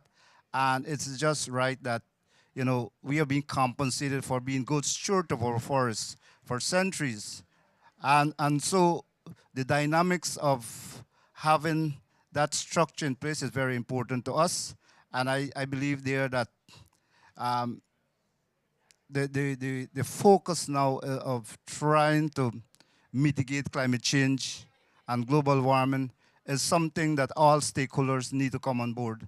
And only by working together, I think that it is something that we can all help to save the world for future generations to come. So how do I, as a community, how does Moroccobai, as a community, benefiting from climate change funds so far? And what impact does it have on our local community lives? So one of the important thing I want to just say, it's building the capacity. So we always had that traditional knowledge of knowing there, but integrating that knowledge now from a scientific perspective and to put systems in place so that we can able to adapt to the drastic results of climate change. We have seen where Guyana have, for the past years, we have been experiencing some severe change in the climatic patterns. Last year, we experienced one of the worst flood that have devastated a lot of our farmlands.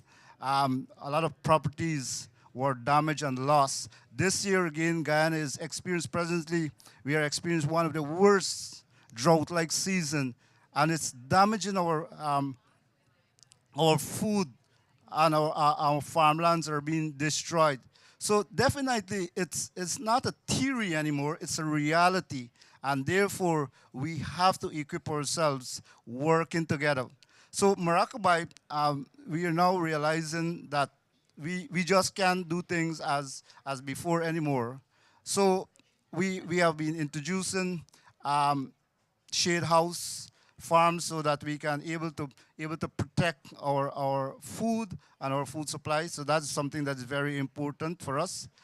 We realize there now that the forests need to be preserved, and so we are introduced farming in our savanna grassland, so it will decrease the stress on our forests. Also, we are introducing ecotourism because we cannot continue to sell our logs and other forest produce because, again, that was one of the drivers that can decrease the forest intact. So having standing forests, we can still benefit. We can still have monetary gains from our forests through ecotourism. But also, very importantly, Guyana have received $750 million US from this historic agreement that we had with Hess Corporation last year, December, when we signed that. And out of that package, indigenous people are presently benefiting from 15% of that. And we have seen where communities now are investing in agro-processing. Agro-processing is something that is very critical for us because it will give us ready market and able to preserve and create job in things. So you add shelf life to your local produce, you create job opportunities, and you have more demand because now that you can sell not only at your local community, but you can sell nationally and internationally. Setting up technology centers in our communities are something very critical also because we need to have connectivity with the global community. And in so doing, we can able to use it to sell our products And you know, it's really fascinating to know that I have never think about this exciting period that we are experiencing in Guyana. You know, and sometimes I joke with my children. I say, you know, I'm glad that I can go back 20 years ago because I want to see more what the future holds and what we really can do with the resources that are available to us now. And so this is something that works for Guyana. It's really a positive and a win-win situation because you're getting resources, but at the same time, you are preserving what you get. So in a very logical way, it is something that brings true benefits from both perspectives. And so I would like to share our Guyana experience, and so that, you know, it's not perfect because it's a new initiative, but I think it's a working one and it brings a lot of benefit. And I hope that other countries can adapt or can follow in the same pattern because, you know, coming together as indigenous people, a private sector, and government, it really works, and that is something that really spelled out because getting all stakeholders on board to come on the same platform and to have the same focus, the same agenda, the same motive, and the same dream, it's something that really works for Guyana. Thank you so much. Thank you very much, Chief. Your children must be blessed to have you. Look at that wisdom, the way it is just flowing. But I love that you've focused on just letting us know how livelihood options and sustainably using natural resources is part of nature-based solutions.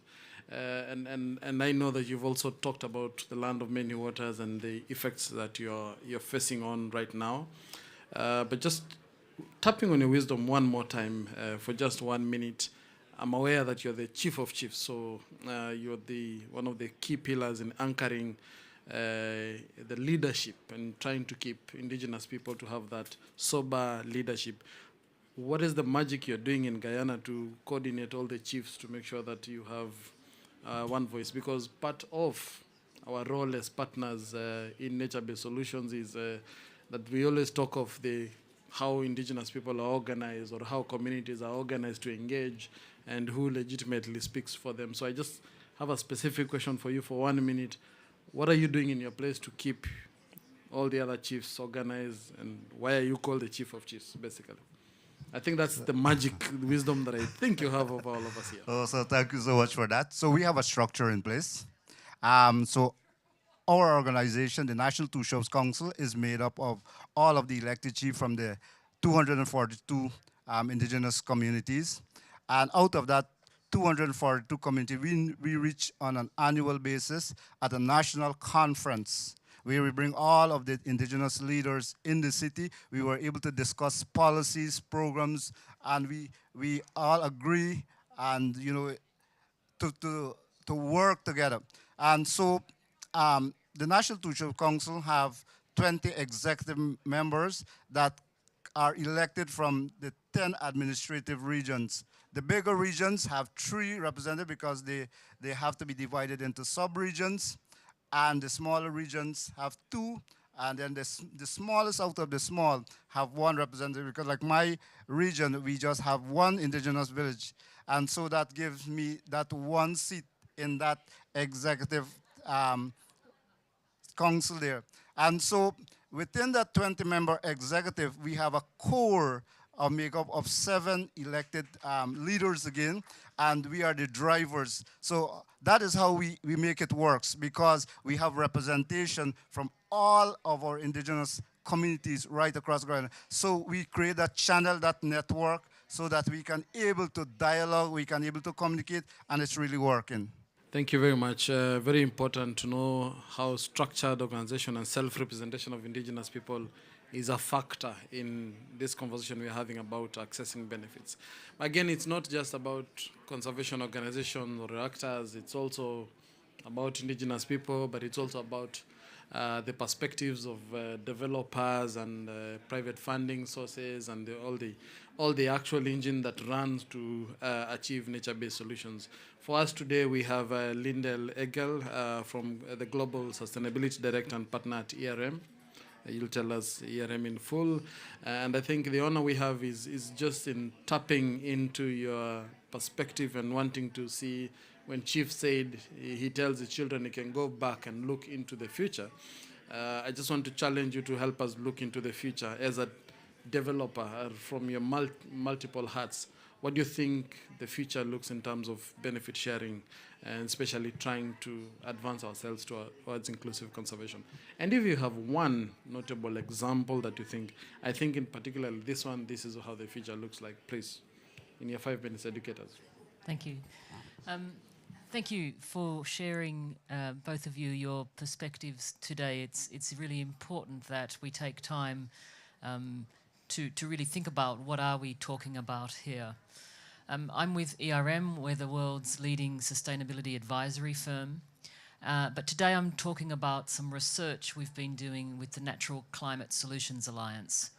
We've been working with investors into projects to understand what is happening now, what is working and what is not working, and in the future, what should be some practices or standards that are in place for investors. So we're not talking about buyers specifically, but investors.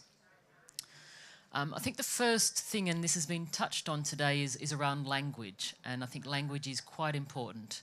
I was in a session yesterday where a beneficiary said, "I don't want to be a beneficiary. I don't want you to tell me I'm benefiting from something you're doing when this is my place.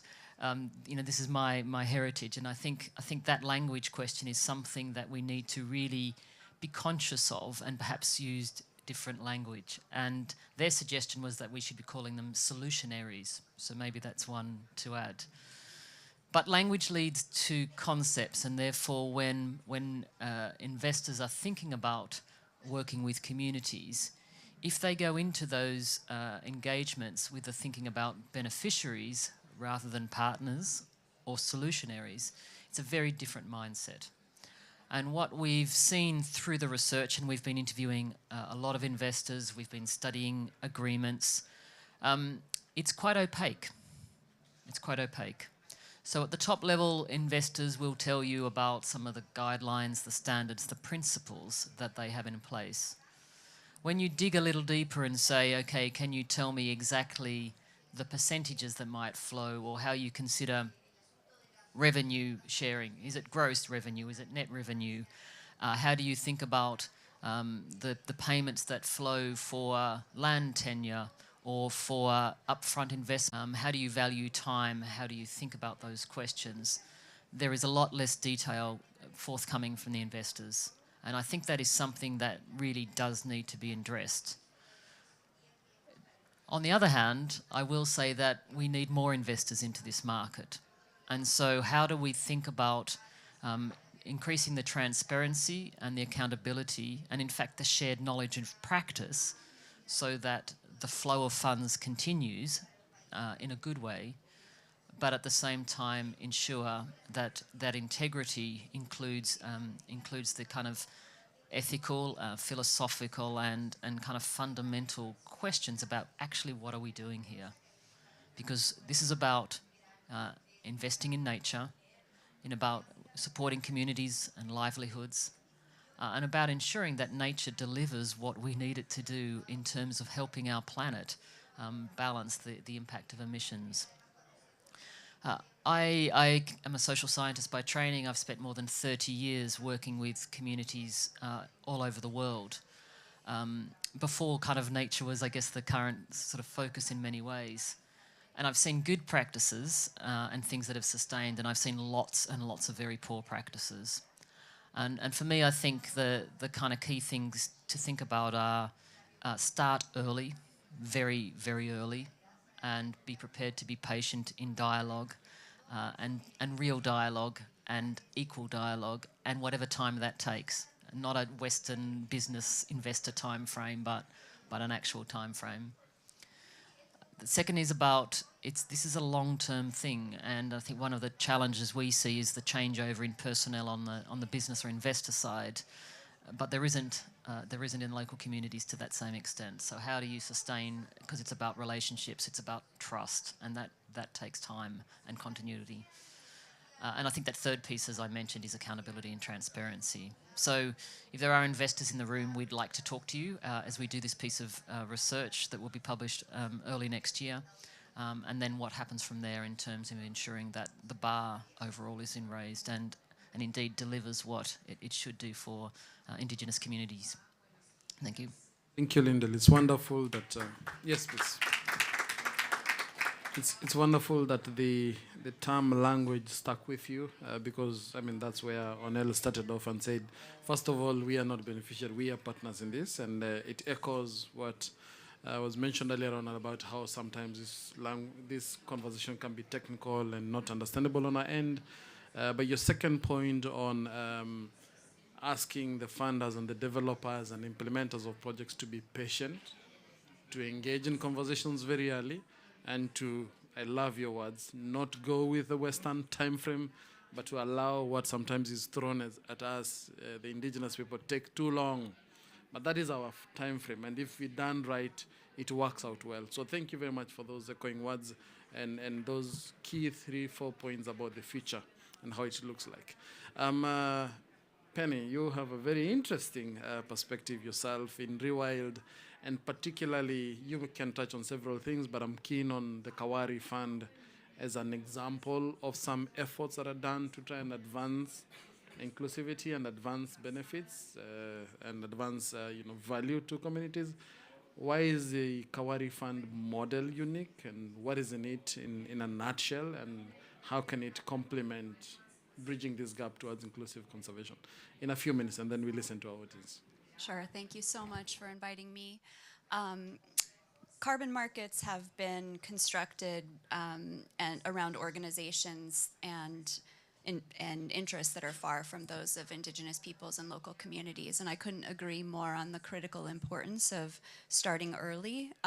Sometimes things get a little bit lost in the discussion of benefit sharing or the focus on that when we need to take a giant step back and look at what is the process for free, prior, informed consent in some of these projects.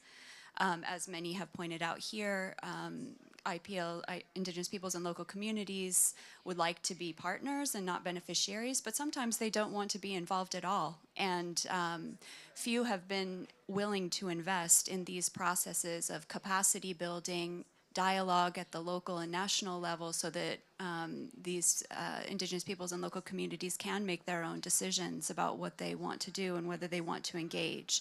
And this critical lack of investment, both in dialogue but also in safeguards, has left Indigenous peoples and local communities vulnerable in the carbon market space. So this is why we launched the Kawari Fund earlier this year. Rewild launched this fund with seed funding from the Climate and Land Use Alliance, that it specifically aims to promote and secure the rights of Indigenous peoples and local communities in forest carbon finance initiatives. It's largely focused on jurisdictional initiatives, but we will fund at project levels where we can have emblematic examples of how this could be done well. And it's really working to address this participation gap, frankly, by supporting social integrity, adequate representation, and informed participation of Indigenous peoples and local communities in these initiatives. It's an independent multi-donor fund that operates as a blind trust, meaning that investors or buyers of credits can invest in this without fear of having a conflict of interest, which is really important. And it provides a trusted source of financial support for IPs and LCs to strengthen their role, their negotiating position, and ensure that they can benefit equitably when they choose to engage. And the last thing I would say is that we really need investors, project developers, buyers, governments to help fill this participation gap and address it because investing in the processes of decision making is the only way really to ensure the rights-based integrity of carbon markets, which if we can do that can really help restore trust in the market and have cascading benefits. Thank you. Wonderful, wonderful. I think what is unique with the Kawari Fund is that you're filling a very important niche space, which is indigenous people want to engage, want to participate in all the negotiations and all the role, realize their role as key partners. But the question always is who's going to support this and do it independently. So this amongst so many other efforts, but we sample this as a good example of somebody coming in to say, I'm willing and ready to sit on it independently and help to see how we can advance this. Thank you very much, panel. But before you go home and, before we leave the stage, I think it would be nice for us to listen to our audience. If there are any questions, I love that the hands have already gone up. Any questions, any interjections, additions? If I can see a round of hands. So I see 1, 2, 3, and then we can go to another round. So if you can be very specific, in your question, and we'll try to take another round if possible. Great, and introduce yourself. Thank you. Hi, I'm Warwick Mossad from private sector. The question is, what can we take in the learnings around the carbon credits and potentially think about the biodiversity credit space, particularly around the opportunities involving RPLCs, and maybe not going down what's some of the failings of the carbon credit market has developed, but as the biodiversity credit space is gathering more momentum, to include a lot of it's almost like a payment for ecosystem services, but where you can get that involvement, but also bring in the private sector in terms of some of those opportunities.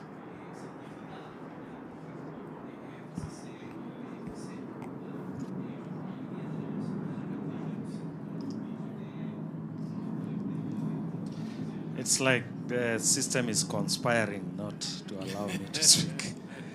My name is Akima Reno Leriamit. I come from Kenya, and I want to appreciate the panelists for a very excellent, insightful presentation.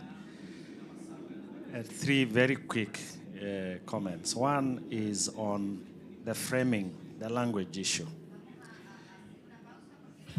The framing of community benefits, as said, is, I think, a little problematic for some of us, because it presents a scenario that communities are being given benefit from external, being handed out something, benefit. It does 2 things. First, it silence on the cost of carbon sequestration. Who is actually paying the cost, the price of this landscape? It's also, I think, silent on the conditionalities of what communities forego. Carbon offsets is a cell of your relationship with your land in the context of territorial carbon. So I think this is a little problematic. I think we need to think about nuancing it. The second comment is on free, prior, and informed consent. Again, this is now accepted. It's in most policies. What is the reality of Guyana in those communities in free, prior, and informed consent? Is resources allocated for FPIC? Is time allocated for FPIC? And finally, on the Kawari Fund, I think this is a very excellent, brilliant idea. The current scenario is a very power imbalance, extreme. People with knowledge of market, of carbon, the property as carbon is abstract, the processes are abstract, verification, all these processes, pricing. And so most of the agreements in the market are very private investor oriented because the communities have no power. They do not understand. And they say the devil is in the detail. Legal contracting is where actually some of these things happen. And when you mention forests, I thought you also includes rangelands, because in Kenya, where I come from, most of the carbon projects are in the northern and the southern rangelands and grasslands. And thank you very much for the rich contribution. We have one last question over here from the front. Hi, it's Terry Slavin from Ethical Corporation magazine. I'm just wanting to ask about the buyer of these credits, and that's Hess. They're offsetting their fossil fuel exploration off the coast of Guyana. I understand that in Guyana, not all indigenous groups are are united on these projects and the benefit sharing. Just wanted to ask your view on how how you are dealing with other Indigenous groups, any conflict in this approach. Thank you very much. If I can summarize and connect them, Chief, you have two questions to you. The first one is from your specific case, are there resources allocated to FPIC that have enabled you to be able to do this? And then you do have the wonderful question from the Ethical Cooperation magazine, which is how are you relating with the other communities around you, and who exactly is buying these carbon credits in your case? I love that this has just transitioned and zoned into carbon credits perfectly. But that's to you, Eric. Derek, Lyndon, I'll ask you to take on the question, but I didn't get the name of your organization. Private sector is actually what was missing in this particular panel, but thank you for being in the audience. I didn't get his name, but his question is in terms of what are some of the lessons we are taking from the carbon credits markets and taking them into the nature credits? So if both of you can take the questions, I think that would be a good take. Any can start. Chief, go ahead. Also, thank you. Those are two brilliant questions. I will respond to the one first as it relates to time and resources for FPIC. So Indigenous people, we have our position, and our position is that we have to be included in this decision making. We have made that very clear to the government and all stakeholders, and we are given that space on a very national platform that you call the MSSC, Multi-Stakeholder Steering Committee. And at that table there, Indigenous peoples have 7 representations. We have the highest representation around that national table where policies and decisions are made at the very highest level.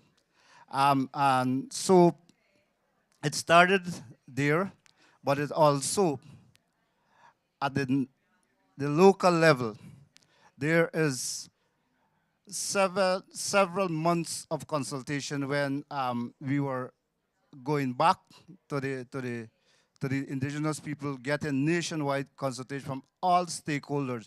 We have to educate them. We have to share that information, because if people are not informed properly, they cannot make informed decisions. Knowledge is very important. We recognize that Indigenous people had a very strong position on that.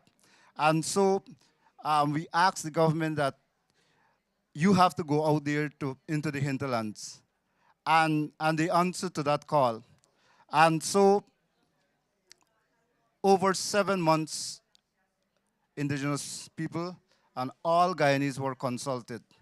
And it takes a lot of resources because of the geographical location where these Indigenous communities are found. It's a lot of resources was used up there. So we could say the resources were allocated for that, time was allocated for that, and it's still a work in progress. We will not say that the work is completed. There is still work. We are presently working to get translated texts of this whole concept in all the 9 Indigenous languages so that people can be able to go and they can read and they can have more clarity in this whole concept. So a lot of things are happening, and we want everyone to come on board, but we cannot have that if people are not properly informed. So the next question with Madam in front here, how does we deal with the position with different Indigenous groups? So I think there that the National Two Groups Council, it's the legally recognized body because we are enshrined in the laws of Guyana, in the Constitution of Guyana, in the Almanac of 2006. We were elected, and we were elected to promote and take the rights of the indigenous people. That is our main agenda. According that is enshrined in the American Act, when we speak, we need to speak collectively and in the best interests. That's our main mandate. That is enshrined in law. So when indigenous people do not speak in the best interests, we are violating our own law. So every message that we take there, we always have to get that in our minds that, you know, people entrusted their confidence in us, and that is why they have elected us into this position. However, I cannot say of the other indigenous groups, those NGOs, they have their own agenda, and you know, sometimes it's difficult for groups to really understand our situation, because these indigenous NGOs, they are based in Georgetown. And they do not understand the difficulties, the challenges that indigenous people face in their local communities. It's we who are living in, we are who are among our people, we who have to face the challenges on a day-to-day basis. And so when we speak of experience. When they speak of assumptions, and that's the difference. And so when we say that we see the positive, more positive out of this LCDS Red Plus initiative, because it's something that we see there's opportunities out there that we can able to mitigate and adapt to the effects of climate change. We need these resources. And if we do not have the support of these resources, it will definitely have a negative impact on indigenous communities. Our lives are at stake here. If we do not have funds for making shade house and introducing new agriculture techniques, we cannot go on using old practices, because when you plant, today when you go in the farm and you just plant like that, the heat are so extensive. Crops are not growing, it's dying. And so definitely we see there that, you know, our position at the National Two Shelves Council level, we have that 242 communities coming together, and we say this is what we want. And so it's a collective decision from 242 communities. You know, sometimes it's very difficult, and I have to say this because it really bothers me to know that these indigenous organizations, they say that we are in bed with the government, you know. But so how can we be in bed with the government when we have a position, and our positions are very strong, because when we speak, it's 242 voices speak together. We speak at a collective position. And so even though that I'm the chairman of the National Two Shelves Council, I cannot speak how long I do not consult with my constituency, and that's 242 communities. I have to speak what we agree on. And so that is very important. That is something that we must register. And so having those positions, they have their own agenda. We have the responsibility to represent the rights of our indigenous brothers and sisters. We know what we want. Thank you so much. Thank you. I'll just quickly respond. I mean, it's a whole other conversation, but I think what we can learn about the kind of, I don't know, carbon credit markets that are, 20 plus years old, is that, you know, as we sort of reboot, hopefully, or reset the voluntary carbon markets and hopefully a growth in the compulsory carbon markets, that we look at the benefits for carbon, for nature and for people together. And so I'm not sure quite where all of this is going to land. You know, how can you do biodiversity credits if you're not also thinking about people? So I think there's a lot of work to be figured out about how do the credit markets actually deliver what want them to do, but at the same time have incentives for the investment that does need to flow while ensuring the local communities, Indigenous peoples are there. So I think there's a bit of work to be done in a very short answer. Thank you very much, Lyndon. So thank you very much. I'm here to conclude very quickly. I'm not gonna do a conclusion wrap up not because we don't have time, but because I don't think I would do justice to the different perspective and the richness of the conversation. I think we all need to go home and think and come to with our own conclusions.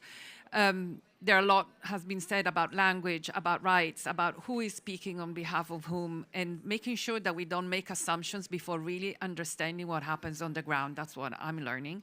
And the other point is clearly financing from the voluntary carbon market is not the only one, so let's keep our minds open. However, as the director of the Natural Climate Solutions Alliance, and my work is really to catalyze demand for high quality NCS, my commitment is to make sure that this topic is clearly up on the agenda for buyers, that they understand what they are buying, they understand the richness of what happens on the ground. And this is, glad to cooperate with ERM, making sure that this message also goes to investors. So thank you very much to our amazing, amazing contributors, to CI, TNC, WBCSD for organizing this event. Today is Nature Day. We are going to have a whole day full of incredibly interesting events about business engagement as well as on nature. So stay on, and thank you again.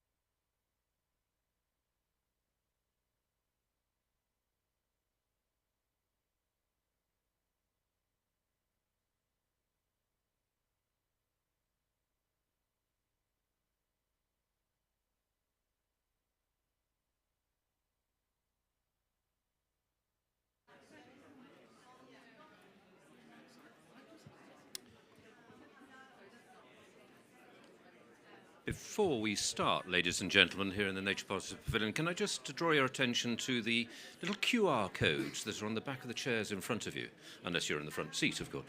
If you feel you would like to, most grateful if you felt you were able to register your presence here today through that mechanism. We'll be starting in a couple of minutes' time.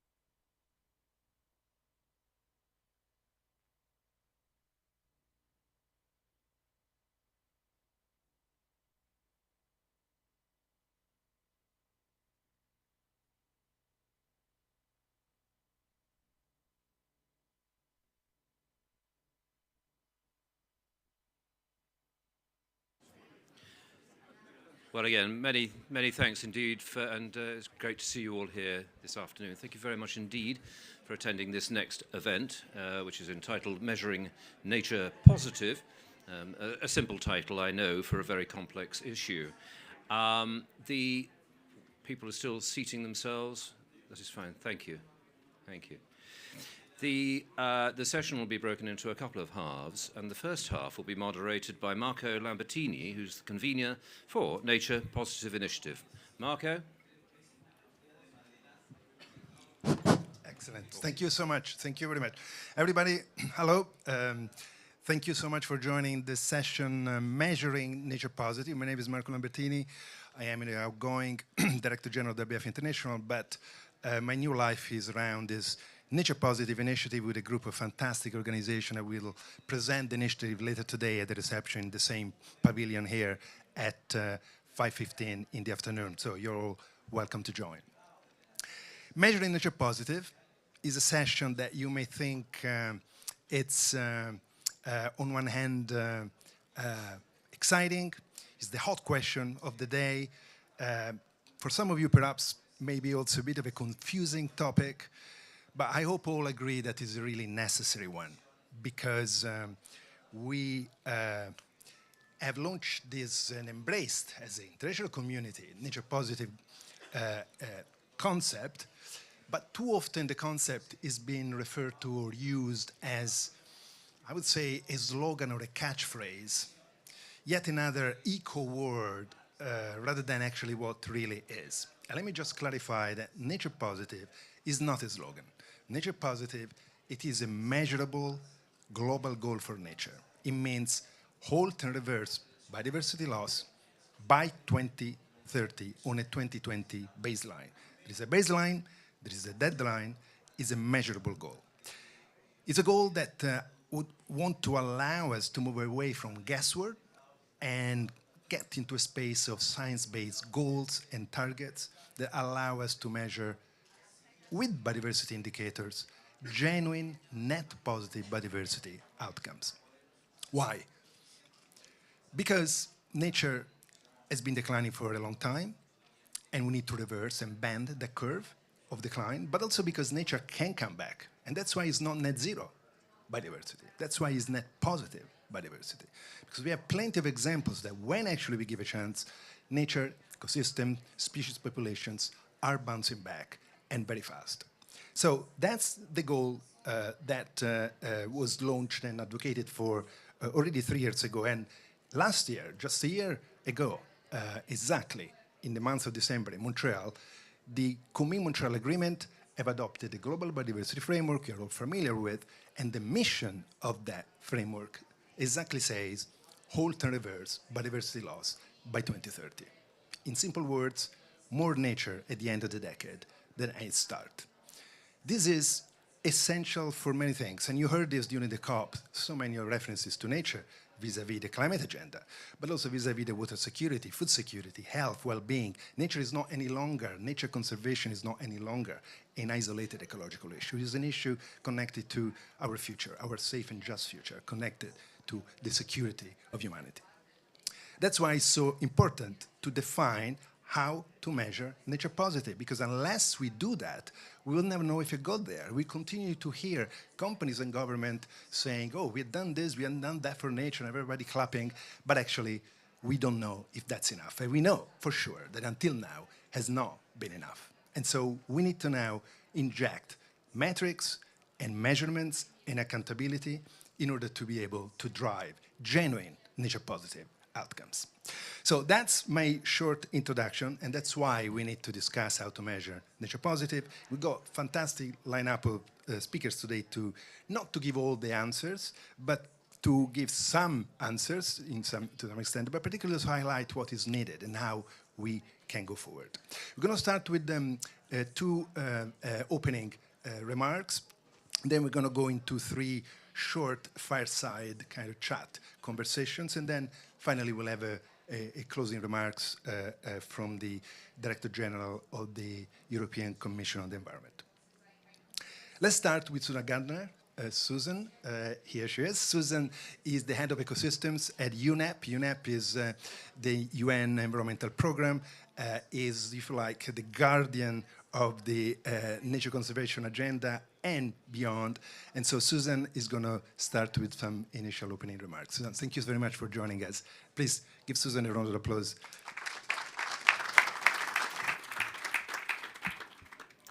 Well, thank you. It's a pleasure to be here and talk about this really important topic. And you framed it so well already, Marco. It's clear we know nature and climate are linked, and that's been made clear across all the different conversations that I've participated in, at least so far at this COP. We know climate change is a major driver of biodiversity loss and significantly alters ecosystems. So we've seen this in terms of causing increases in disease. We've seen this in terms of loss of species locally, as well as massive changes to ecosystems and the way that they're able to provide services for benefits for people, for livelihoods worldwide. So if we understand these linkages between these global crises, then we also understand that it requires a multifaceted approach to be able to address them. And so that's really what we have in the Coming Montreal Global Biodiversity Framework, is this the most ambitious plan for nature ever agreed, that we can use as a roadmap. You all know this boils down essentially to those 23 urgent targets for action by 2030, and all of these need to be met if we're going to live in harmony with nature. So we do all of this together. Now, this concept of nature positive is so meaningful in terms of capturing that ambition. Just as we know that 1.5 degrees is that concept that galvanizes the global community towards climate action, because it is that single powerful metric. And it is difficult to imagine, how do we articulate nature positive in the same way, given that we don't really have that singular quantitative apex indicator for nature. But the good news is there is a significant amount of work that is underway to better understand how a concept like this can be operationalized, to measure our ambitions, and very importantly, to track our progress towards these ambitions, to understand where our actions are having impact and where we need to try again. Finalizing the global monitoring framework for biodiversity will be critical towards understanding the progress at national as well as global levels. And so this is really important to continue to invest in this process. To do it right, the framework has to be developed with the input of stakeholders across a broad range of perspectives. Because in reality, these are the people that are going to need to put this into action. Biodiversity, as we know, it's everyone's responsibility across governments and whole of society. So the better there's a global understanding of how to use the framework among all different people, so indigenous people, young people, private sector, all the stakeholders, the better all those groups are going to be able to work together to collectively measure all the progress that we're making towards the GBF. And therefore, as a result, we can better understand whether our actions are truly nature positive. For biodiversity, of course, it's very complicated in terms of deciding what to measure, because there's so many different aspects of biodiversity that can be important depending on what you're looking at in terms of what scale you're looking at or what context. So, for example, if you're looking at a local wetland, you have the value of the ecosystem in providing and supporting fisheries. And then at the same time, there's a value and a service in terms of, for example, water regulation of a very important urban area. A forest can be measured for its capacity to sequester carbon, but simultaneously, it can be measured for the value in sustainably managing timber harvest. And questions like, well, how do you possibly put a global value on a very rare, locally found species? But again, the good news is we're making progress on this. We're tracking it. A couple of years ago, when the UN Statistical Commission adopted the system for environmental economic accounting and ecosystem accounting, the UN Secretary General viewed this adoption of this framework as a historic step towards transforming the way that we view and value nature. And he actually said, no longer will we allow mindless environmental destruction to be considered economic progress. Full stop. Thank you, Secretary General. The framework enables countries to be able to measure their natural capital and understand the immense contributions that nature has to prosperity, and understand the importance to protect it, not only from the environmental perspective, but from the economic, the development, the security perspectives. So, for example, UNEP, through our work on economics of ecosystems and biodiversity, the TEEB project is making nature's values more visible by mainstreaming economic and social values of biodiversity and the services that ecosystems provide into decision-making at all levels. TEEB is working, for example, in Brazil to measure the benefits of expanding low-carbon agriculture technologies using different approaches to restoration of degraded areas, increasing productivity, while at the same time improving the ecosystem conditions and generating ecosystem services. So as a result, you get better food production, you get livelihoods and benefits for local communities, and you're protecting biodiversity. So you get this win, win, win. Everybody benefits. So essentially, in summary, we're not starting at zero. That's important. It's not easy, but we're not starting at zero in our capacity to be able to measure our progress for nature. With the GBF as the roadmap, the universally, the agreed roadmap, our increasing ability to measure progress can be like a compass for us to guide our journey. And this is truly humanity's journey to get to nature positive. Thank you.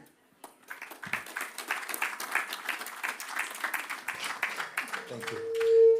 Thank you so much, Susan. The message is clear. We're not starting from zero, but we also need to align and coordinate our alignment around the metrics that makes most sense, both science-based, but also in terms of practicality, being practical in helping the business sector in particular to drive the transformations, the transitions that are needed. And exactly for that reason, the next speaker that is going to open the session is Alexis Gazot. He's a partner of Ernst & Young on sustainability and climate change, and he, of course, will present the perspective of the private sector as a representative of auditing, assurance, and professional services companies. Alexis, thank you so much for joining. Your sector is super important in driving this alignment. All excited to hear from you. Thank you very much, Marco. Hi, everyone. Very glad to be here. And yes, I mean, if I actually start from the GBF that was mentioned, if I hear what the corporate world is saying now around nature and biodiversity, is that now they have a roadmap, they have a horizon, and the GBF provided that. They have also more and more guidance. I mean, the TNFD, which has been launched officially last September, has provided also quite interesting and structuring items to, how to move forward in implementing the GBF, and in particular using the LEAP approach, which has been defined by TNFD. So I mean, all these elements are providing a new context that again, sets the ability for corporations to bring the nature and biodiversity topic much higher in the agenda. Some will say that it's now as important in climate for them. It's probably not the case for everyone, but we see clearly that all these developments have really moved the needle. But having said this, of course, we do need a compass. That's also something that we hear, as you said.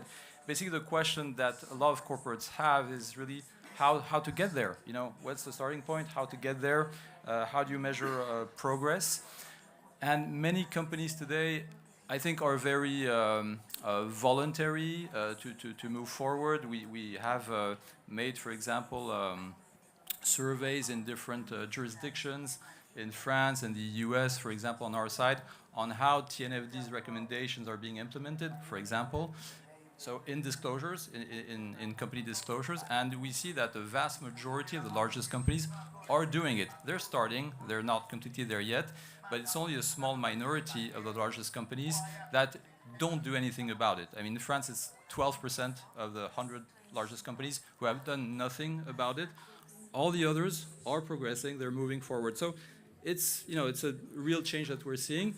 Regulation is also helping. In Europe, you know that we have the CSRD, the new Corporate Sustainability Reporting Directive, which has a biodiversity standard, ESRS E4. So again, in some jurisdictions, we also have hard law, which is going to push corporates to really look at how they're able to identify and communicate on their risk dependencies, also on the opportunities related to nature. But what is missing today, definitely, and I'm speaking from many corporates, from what we see on the market, is definitely to have common metrics, as I think we all agree on, common and accepted metrics. I think it was mentioned before that for climate we have the ton equivalent carbon. We don't have this for biodiversity, but we also, beyond this point around metrics, we also need much more guidance, I think, on methodologies, and especially on how to make use of all the data that is around nature and biodiversity. There's many data sets. There's many scientific research and developments around how to measure impacts of biodiversity and the changes in ecosystems, but how to make something meaningful for corporates out of this is very complicated today. If I take examples of the questions that are raised by corporates around this question of use of data, it's typically, for example, how to manage all the data related to local impacts of biodiversity, how to aggregate these impacts and use this for investment decisions. How to go beyond basically these aspects to really turn this into financial risk, just that like the TCFD made it for climate. TNFD is encouraging corporates to look at the financial risks, the financial impacts, of nature-related risks, and that's a huge area that needs much more work to be done. All this opens a lot of questions on the measurability and transparency that corporates can give on the progress that they're making in this stage. It also obviously poses a question of the feasibility and the complexity that is underlying by all these developments, which also poses a question of the affordability. If you want really to go very in-depth into identifying your local risk and dependencies, if you want to do it in a very sincere and detailed way, it obviously needs a lot of resources, a lot of competencies that are not necessarily available today. And if I give two examples of the complexities that corporates are facing in terms of data management, one is around supplier data. If corporates look at the impacts that are generated from their supply chain on biodiversity, they often say, well, no problem, we have data from our suppliers. But when you look a bit more in details, you realize that the data they have is basically from their first rank of suppliers, so from the distributor that sold them this ingredient. But knowing where this ingredient actually comes from, where it was grown, they often have no idea.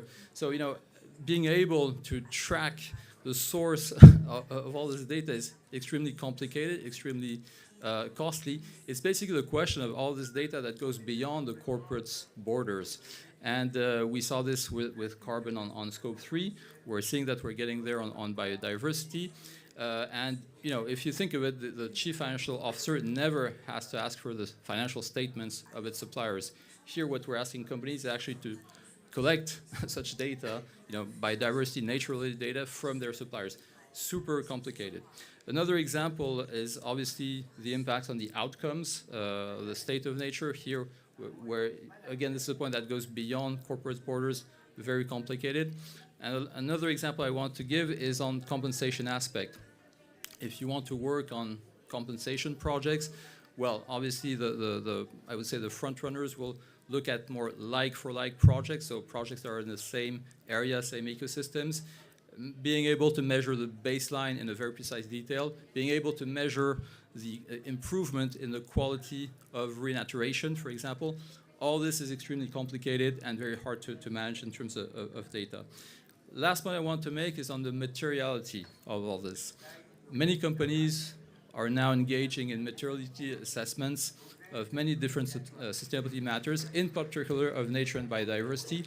They realize, for some of them, that the potential financial impacts of nature is sometimes way more important than climate risks. And we've seen this in different companies in the agri-food sector, in the pharmaceutical sector. So they realize that it could be super material. So I think this really makes a case for now working on measurable, verifiable, affordable metrics. And let's keep in mind that we probably need to work on the convergence of different frameworks that are out there, because there are many frameworks. We mentioned a few of them already this morning. So let's not duplicate existing work and more use all these streamlines, work streams to converge. Thanks very much. Thanks. Terrific, Alexis. Thank you. Thank you so much. Thank you. Well, you mentioned 11 times the word complicated in your speech. So I think we've got the message. The message is that we actually need to avoid overcomplication and try to, and you frame it very well at the end, measurable, verifiable, and affordable and practical metrics. Wonderful. That's a perfect segue into the first fireside chat conversation. And I call my good friend and very active member in the initiative, Lina Barrera from Conservation International. Lina, over to you. Thank you, Marco. Hello, everybody. It's really actually very encouraging to see so many people here making time for this and figuring out, how do we measure Nature Positive? So the Nature Positive Initiative actually has a group of experts who are actively working on answering this question, right? How do we do this in a way that is robust, but affordable? In a way that is going to not only tell us when we have achieved the goal or how far along we are in the goal, but actually, build a lot of trust for both people who, can see the Nature Positive label, for lack of a better word, and the people who are aspiring to Nature Positive, so that they can make a claim that they are Nature Positive or on their way, and they can trust that that is scientifically robust. So the group that we have working on this are actually looking at 3 different elements. The first is species, the second is spatial, and the third is ecosystem processes. So today we are going to talk about 2 of those. We're going to talk about the spatial elements and the species elements. And we're going to hear about some existing tools that are already out there that can be part of this approach to measuring Nature Positive in a way that is simple and affordable, but still robust. So the first speaker we have is Jana Gevorgian from the Global Earth Observation, the group on Earth Observations. Sorry. And Jana, please come up. We have a video as well, if I remember correctly. Yes, but what video for now? Okay. Thank you very much. We are a group on Earth Observation, but we're a global partnership, so you weren't very wrong. So Group on Earth Observation is a global partnership that involves governments, academia, data providers, technology providers, UN organizations, and pretty much everyone who believes in the mission that we need to have robust information about the Earth in order to make informed decisions. So we're on a mission to provide timely Earth intelligence to empower and inform those decisions. When it comes to nature and climate, we are here at COP advocating for an integrated approach to climate and nature agendas. And using matrix and measurable frameworks is one good way to integrate these different policy agendas. I'm here to present to you our newest transformative program that the Group on Earth Observation is convening with a number of organizations that are part of the Nature Positive initiative, part of this coalition, but we bring also the spatial and the space industry and the space sector.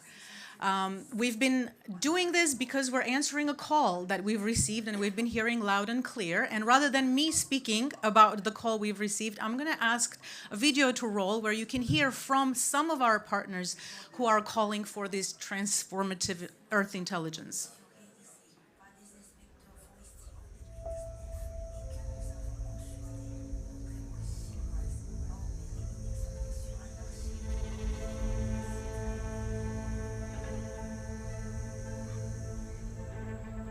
It is really quite important for us to begin to have this focus on ensuring that we collect as much as we possibly can around the global ecosystems. You want to be able to manage, you want to be able to protect, you want to be able to preserve. And you can't preserve or protect or manage what you don't know.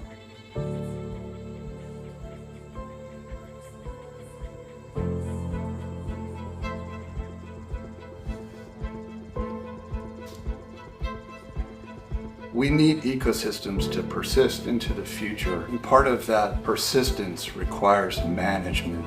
And to manage ecosystems, we really need to know what they are. And the Global Ecosystems Atlas is going to be a digital compendium where all that information about ecosystems comes together in one place to serve society.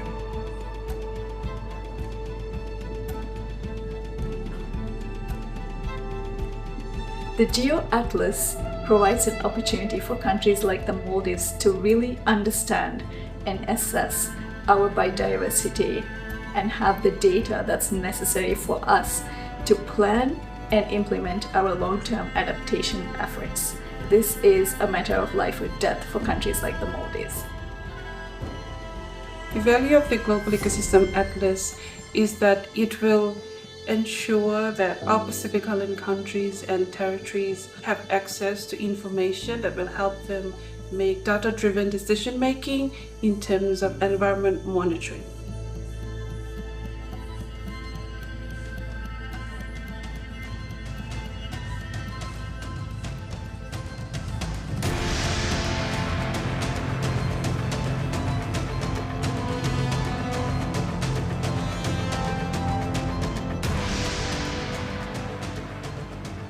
Atlas is bringing together an incredible experience and expertise from geospatial, remote sensing, conservation, ecological perspectives, but also national and global perspectives of different types. And that together allows us to map the extent, the distribution, and in time also the quality of the world's ecosystems.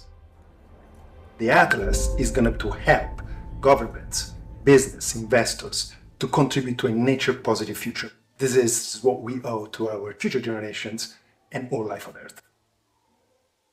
So you might ask, what's so transformative about this initiative? And transformation is in the pace that it will allow us to actually, at which it will allow us to move to achieve nature positive and measure our progress. The thing is, the landscape of mapping and understanding ecosystems is very fragmented right now, and in fact very patchy. Frontline communities like small island developing states, like you've heard from the Maldives, the Pacific community, they haven't, in fact, mapped their vital ecosystems. So the satellites and the advanced technologies, such as artificial intelligence, are going to allow us to help them to get a head start at mapping and understanding and managing their vital, fragile ecosystems. It's a good thing that organizations such as IUCN, who is a big partner in this initiative, have in fact established, developed what is now accepted as an international standard for ecosystem classification. It's called IUCN Global Ecosystem Typology. And speaking of convergence, as Alexis mentioned, it's also a very good sign that GBF, United Nations System for Environmental Economic Accounts, TNFD are aligning their approaches and measurements to this international standard. That allows us, the monitoring community, to provide harmonized resource that will align all the different efforts to this one common standard, so we can achieve a comprehensive view of the world's ecosystems.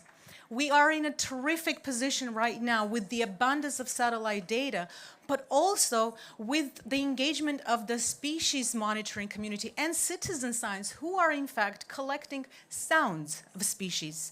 One of our efforts within GEO has in fact leveraged Microsoft Planetary Computer and artificial intelligence to create digital library of frog sounds, soundscapes. And imagine overlaying that data layer with the optical spatial imagery of where the ecosystems are. We can in fact tell about the state and the condition of ecosystem by simply identifying whether we're hearing fewer frog sounds in that same location or more. These kinds of efforts that are binding satellite-based imagery with citizen science, with the boots-on-the-ground knowledge from the ecologists from these organizations, but also importantly the national governments, is giving us all the pieces, all the ingredients to build this recipe. And I do want you to take a note of this visual identity of the atlas, because you will be hearing about it throughout 2024, because we will be engaging with national governments and with the corporates to identify precisely the requirements, how you need to receive information. I heard Alexis loud and clear. It's complicated. So we want to be sure that we are co-designing this program with you by understanding exactly what questions you need to answer, how you want these answers to be delivered to you, so that this really gives you that empowerment which we're really on a mission to deliver to you. Thank you for giving me an opportunity to present this to you.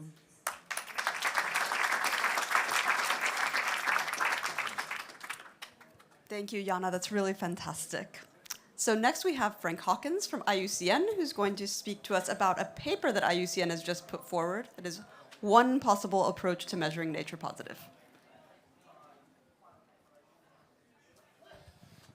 Thank you very much, Lena, and thank you, Marco, and the team for the opportunity. It's a wonderful thing to see this momentum being generated and Nature Positive filling the room with enthusiastic people. How wonderful. I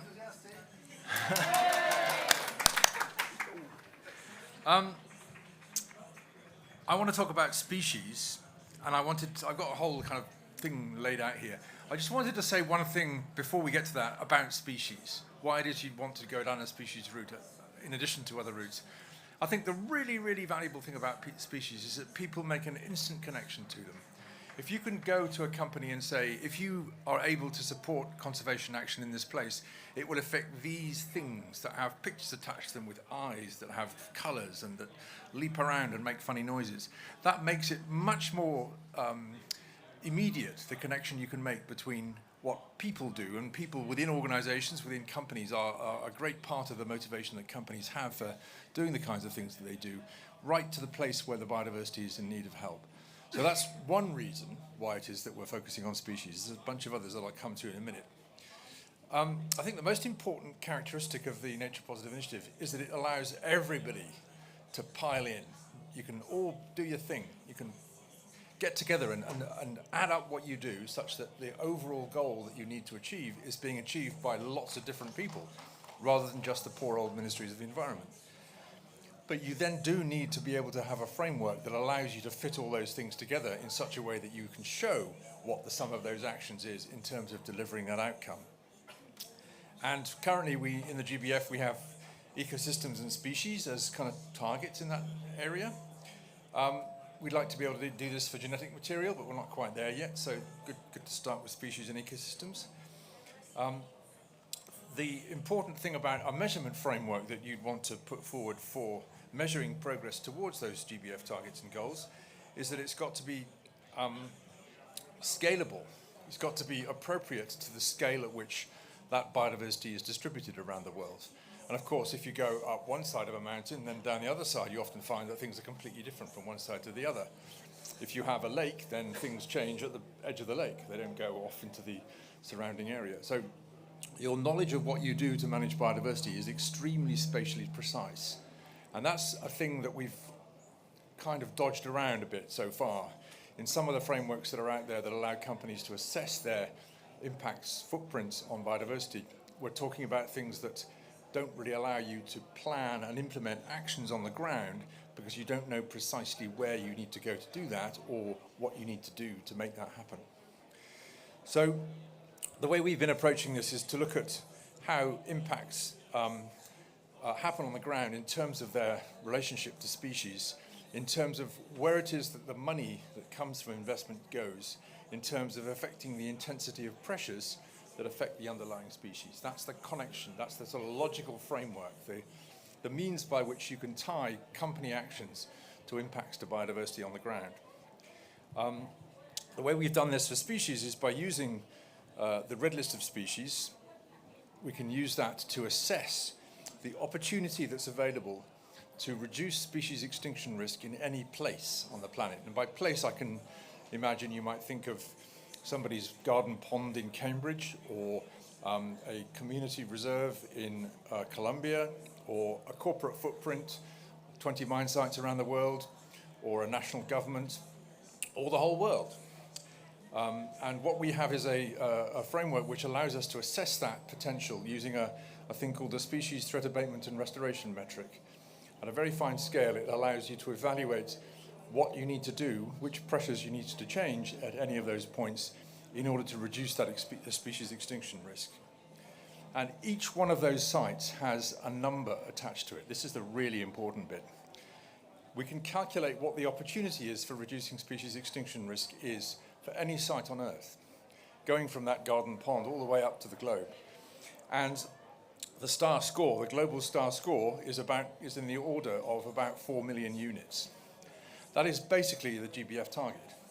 If you want to reduce the species extinction risk by 2050 by, say, 50%, you need to deliver 2 million units of star around the world by that point.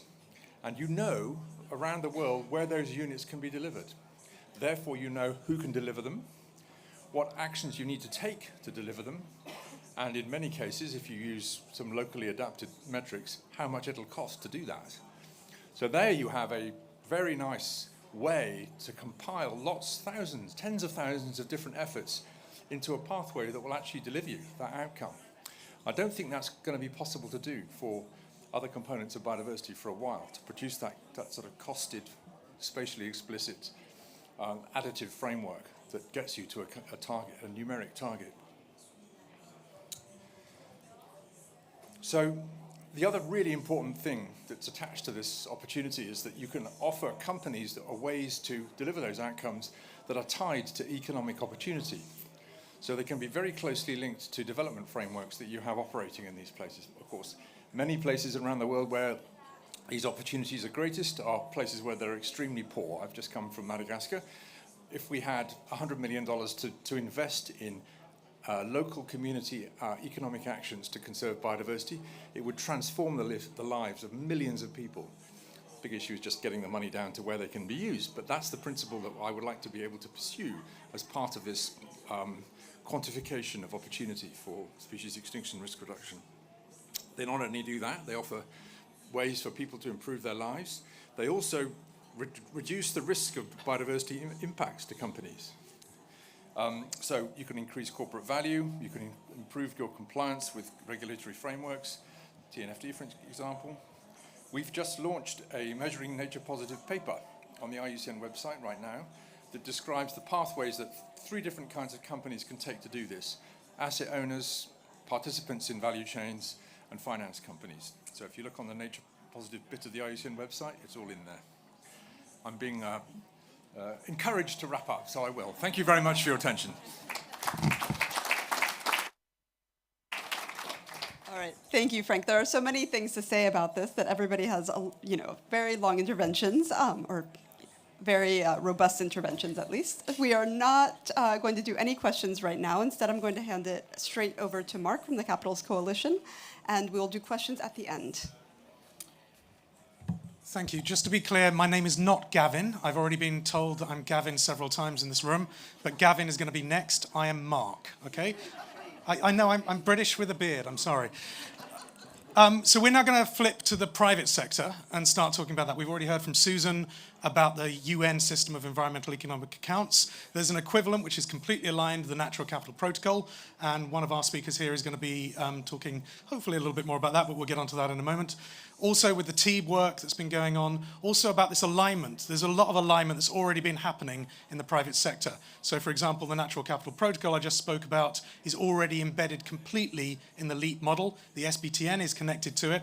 So there's a lot of consistency that's going on in the private sector. So Julia, if I can ask you to come up, and also Hibba. Where's Hibba? There we go. Excellent. So Julia from WBCSD. Maybe you can start by giving us a little bit more information. You were the lead authors, in fact, on the Natural Capital Protocol work. You've got lots of tools. You've got lots of businesses that are doing things day in, day out. Now, businesses are often seen to be part of the problem, but they can also be part of the solution, can't they? Well, absolutely. Thank you. So I'm Julia Carbone. I'm the director of the Natural Climate Solution Alliance at WBCSD, but I'm also standing here for our colleagues in the Nature Action Agenda.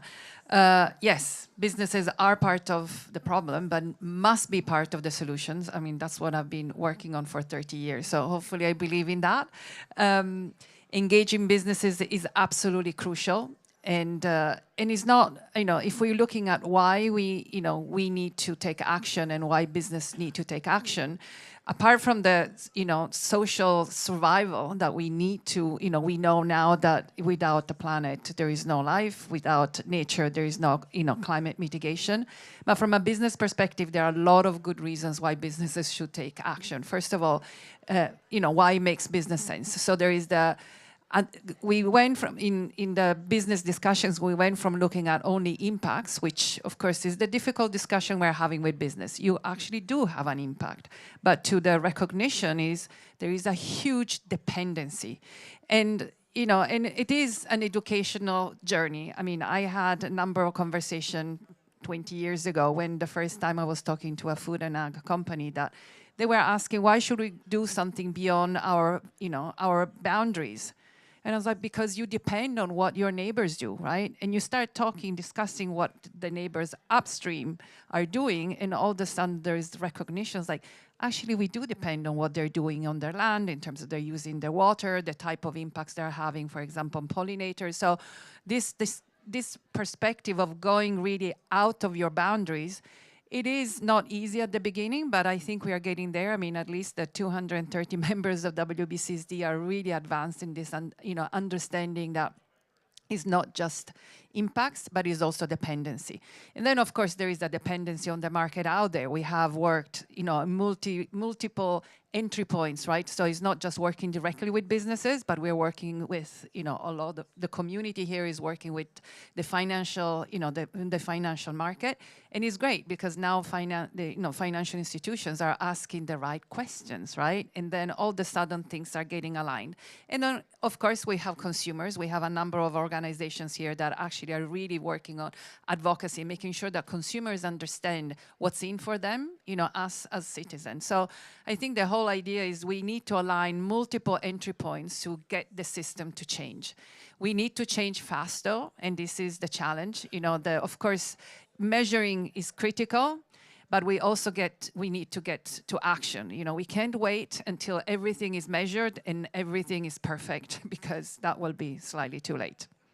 You mentioned there the finance sector. Maybe that's a good time to bring in Hibba. So you've been leading at Nature for Finance a lot of the interventions from the finance sector, key to setting up TNFD, obviously, as well. What's happening there? I mean, the last event we did with the finance sector, we had more people there than the private, from the corporates. There's a big interest at the moment. So what's happening there? I think I just want to set the stage in terms of the importance of measuring nature, because it's not just that of turning into nature positive outcomes. I think what we're finding ourselves is in a similar situation to what we saw before the global financial crisis, because the values that we have on our balance sheet, I don't think are reflective of the true value and the risks that the nature imposes onto our values. So I think it's a bit of a Minsky moment, and we need to be very careful when we take nature into account and truly understand how it impacts. So to your point of going beyond our own boundaries, it's not just that of the nature implications or the climate implications, it's also the vulnerability of our corporate values and the financial system as a whole. So I think from that point of view, we're seeing great work being done by TNFD, and I think we do need this common lens and a compass to navigate in the same direction. Yes, it's complex, but if we look at any sort of assessment of a corporate of evaluation, we have set metrics, but if we look at a oil and gas company versus a food and ag company, we use the same metrics, but we need to put them within their context. And I think that's also true for nature. We need to understand in which environment each corporate or supply chain operates and understand the implications of nature. So I'm slightly allergic when we speak about a unit of carbon because we know it's not true. A unit of carbon is not a unit of carbon. It has all sorts of different implications on society, how it's measured, the permanence of it, etc. And I think it's good to have common metrics, yes, and we will have that for nature as well. And I think TNFD is a great starting point, and so is the Nature Positive sort of capital coalition. But beyond that, we then need to take a step back and truly understand how it impacts the values and try to steer away from very reductionist views of nature and try to come up with one metric that will explain everything. People feel about that one metric. Okay, Juliet. So what are the other tools that your members are using? Is there different tools that they're using to help to understand this impact on nature? How can we get back to this measuring bit that we're talking about here? So as I said, there are a lot of tools, and so measuring is one step in the sequence. So we have measure, of course, then we need companies to make a commitment to action. We need them to take action and disclose, right? So this is the sequence. WBCSD has worked with a number of other organizations, including the World Economic Forum and the Business for Nature, to really help a business to look, to not simplify, but to make sense of all the different initiatives. And there is a reason why there are all the different initiatives, because they all come from different angles. Some like TNFD is related to the, capital risk. SBTN is helping companies to set targets. Then you have a number of others. I think the point is we need, as a community, it's in our court responsibility to explain to business how these pieces come together in a way that they understand the journey. So actually WBCSD launched a roadmap for companies to be able to navigate this journey to contribute to Nature Positive. Let's not forget, there is not a business Nature Positive, but is a contribution to Nature Positive. Understand where they stand, right, in terms of maturity, and help them navigate that. We have a fundamentals, so, just kind of like a common elements, but we also understand that it makes a very big difference if you come from, large footprint sectors or a more, more dependent sectors. So there are these journeys that differentiate. So also give inspiration and examples to businesses how to use these frameworks. But the common elements is that, first of all, you have to measure, commit, take action, and then disclose. But the other one is the mitigation hierarchy, which is absolutely fundamental. And is actually, we talk about mitigation hierarchy also in climate, is the most important point. First is avoid, minimize, then restore. And what does mean for different sectors, and the commitment that a company has to make following that mitigation rather than starting from the end. Excellent. And Heba, just briefly, if you can. So what are the actual interventions that the finance sector is taking at the moment? So I think at the moment it's all voluntarily disclosed. And I would have to say, and I worked in finance for most of my career, but I think time is too scarce. And I actually think we need to have mandatory disclosures and mandatory action. So any commitment made has to be within sort of a mandatory period of disclosure. And here I think the central banks play a very important role. And we can see that now with the central banking community now assessing the implications of capital requirements, etc., dependent on climate and nature. And that's the way we need to go because time is too short. Wonderful, thank you. And obviously the Global Biodiversity Framework, Target 15, actually brings in those requirements for impacts and dependencies of business. As we're businesses, we're going to be on time, we're going to end there. Thank you very much. Sorry, over to the good-looking Gavin. Thank you, Gavin. Oh, thank you, Marco. Adoni, Gideon, if you want to grab a chair and I'll just set this up. So we've heard the size of the challenge, measuring nature positive, and the necessary need to answer that question. We've covered the spatial and species dimensions. We've heard about the frameworks and approaches that are developing and need to align and need to be there for the private sector as well. The last couple of topics we're going to cover: how can regulation spur positive action from businesses? How can we align financial flows? And how do we safeguard all this so that it adds up to nature in recovery, to a nature positive world alongside net zero and equitability as well? Two panelists, and first we're going to hear from a financial flows perspective. So I'd like to introduce Adoni Herrera Martinez, who's the Director of Environment and Sustainability at the European Bank for Reconstruction and Development. And Adoni, really great that you can be here today. And one question to tee you up: how do we safeguard funding flows to ensure high integrity, nature positive alignment? Over to you. Thank you, Gavin, and thanks for the invitation to this excellent panel. I'd like to thank Marco for the invitation and the collaboration. It's a pleasure to work with you and to learn from you, Marco. Let me introduce a bit the EBRD, because I'm aware we might not be the best known development bank, but we are a multilateral development bank investing about $15 billion per year in created in 1991 to promote the transition to the former Soviet Union into fully operating market economies, operating in a region now from Morocco to Algeria, from Estonia to Egypt, and focusing on project finance in the private sector.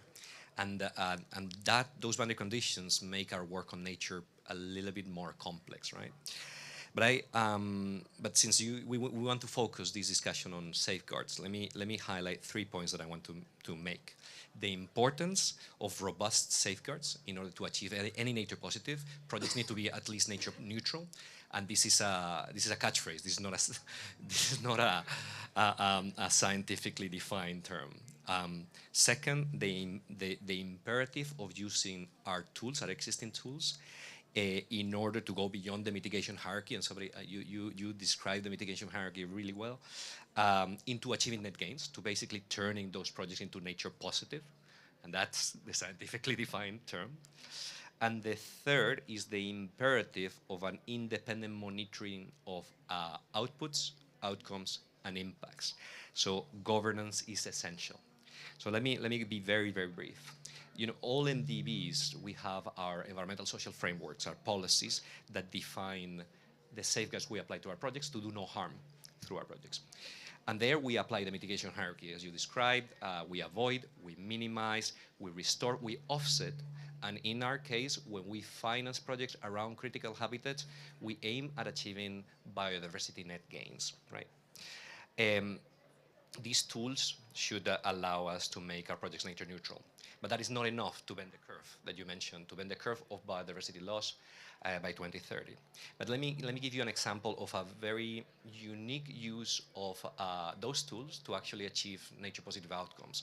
And beyond the example of the Northern Dimension Environmental Partnership that I've used ad nauseam in this forum, I'd like to use an example of a controversial sector, the mining sector, the Kumtur gold mine project that we financed in Kyrgyzstan 10 years ago. So we invested in equity, and we had a revolving facility with Centerra Gold that invested into a massive mine that produced about 25% of the GDP of the Kyrgyz Republic, basically a very large footprint, right? But we negotiated with the mine to actually, ancillary to the mine, and due to the risk of loss of snow leopards, a very charismatic species, to create 150,000 hectares of protected area that over time, of the scope of 10 years, supported the recovery of the snow leopard population by 40 times. Roughly 40 times, and that was not properly monitored. That's another kettle of fish, but it had a tangible material impact on the recovery of that species. That is, in a way, an example of working with a controversial sector, and I can see some people grasping when we talk about mining, in achieving a very positive outcome, right? So safeguards are essential. Going to the second point, that mitigation hierarchy and that policy can be very, very useful for achieving net gains.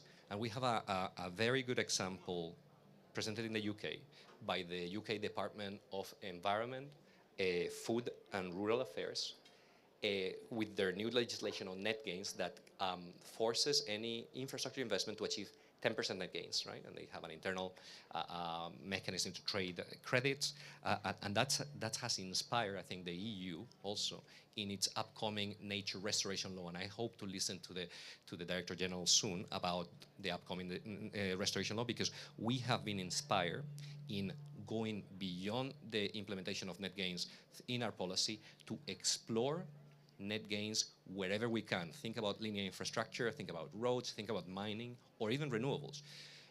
Projects that are crossing a vast amount of degraded land that can be public and could be restored with the right support. So that closes my second point, the importance of using the existing tools to actually bring back nature. And the third point, and I see you urging me, and which is the necessity of independent monitoring. So for that, technology and governance is key. So basically stuff like geospatial monitoring, environmental DNA to track the positive impacts, and then collaborating with independent entities. We could think about the work with UNEP in order to properly and independently tracking the positive impact of our projects. And I think I can close. And with these, working all together to achieve the objectives of the Global Biodiversity Framework, bending the curve, ecosystem by ecosystem. And with this, thank you. Thanks so much, Adoni. Brilliant. And now we're going to hear lastly from Gideon Henderson, who's the Chief Scientific Advisor for DEFRA, the UK Agency on the Environment. And a question to you, Gideon. We touched on, with Adoni there, on the role of kind of spurring net gain approaches. Can you give an example of how the UK government is leading on regulation? And more importantly, how do you measure that? How do we know it's going to add up to more nature, to nature positive? Thank you, Gavin. Thank you, Marco. And thank you for all of you for being in this crowded room today. It's great to see the level of interest. Too close or too... Okay, better now, okay. I've been very well set up by both Gavin and Adoni in my remarks. So although obviously bending the curve of biodiversity loss is a global challenge, I'm just going to talk to you today about the UK work on biodiversity through our Biodiversity Net Gain programme. In 2021, the Environment Act in the UK outlined a new biodiversity net gain framework, BNG framework, and we expect this to come into legal force early next year. And that legislation makes it both mandatory and standardised in law that we must change our biodiversity and reverse that loss. What BNG will mean is that any new homes or other infrastructure projects are required to have a net positive effect on nature and require at least a 10% increase in biodiversity, as Adoni has mentioned already. And the intention here is to generate a market for biodiversity. We estimate that that market will be something between 130 and 270 million UK pounds a year. The UK government will also be selling statutory biodiversity credits, but that's as an option of last resort for those developing infrastructure, so we don't stifle those projects. And we will be pitching those government credits at above market rate so that we encourage the private market to really thrive in this biodiversity space. We'll also set up a legal requirement for the Secretary of State in my department to publish information about how that any credit income is spent and make sure that it's spent wisely on biodiversity gains under the Environment Act. So as Gavin has set me up here, if we're going to do this in the UK or anywhere, we absolutely need to be able to measure it. And it's written into law, this 10% number requires you to be able to measure something so that you can actually track it in quantitative terms. So this metric, the biodiversity metric in our language in the UK, will provide a standardized way of measuring the biodiversity of value, particularly of different habitat types. The biodiversity metric calculates the value based on inputs including the type, the quality, and the extent of the habitat. We've been producing this metric now for about a decade, and we've been running a voluntary market in the UK already with biodiversity net gain taking place over that time across the country. There are several aspects, as others have touched on here, which are really important about place with respect to BNG. We recognise the benefit of scale to protect and enhance biodiversity. Sometimes large, contiguous systems are really important, but we also recognise the local nature sometimes is really important, and local recovery strategies are important. So, another aspect of that is that the science has shown that contact with nature is critically important for people's health and well-being, and that's one of the reasons why sometimes a local intervention close to development sites or urban conurbations is really important. The work we've undertaken on taxa groups, so we work closely with taxa group specialists, and that's enabled us to show that threatened species in England would benefit from actually fairly generic habitat improvements, and these are the type of improvements that the BNG process will focus on, at least in the first instance. But the UK biodiversity metric is not yet a finished product. We recognise this will be an evolving product. It will always be underpinned by the science, but as that science continues to evolve, the metric will also evolve and take on new ecological evidence increasingly. We've established a working group to make sure that we draw the science into that process as we go forward. It's clear, obviously, that robust science is going to be needed throughout the evaluation process if we're going to make BNG a success and make those thriving markets work.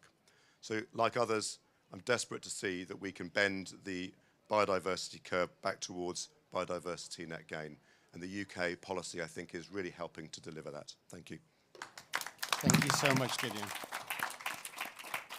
And of course, the UK is not the only country that's looking in this direction. The Australian government is exploring a similar approach, and we'll soon hear about the EU restoration law as well. We've got about 6 whole minutes of time before our final speaker arrives. So we do have time for a couple of questions, either for the panelists up here or for any of the panelists that you've heard so far. So please feel free. Heiko, I'm going to go to you first.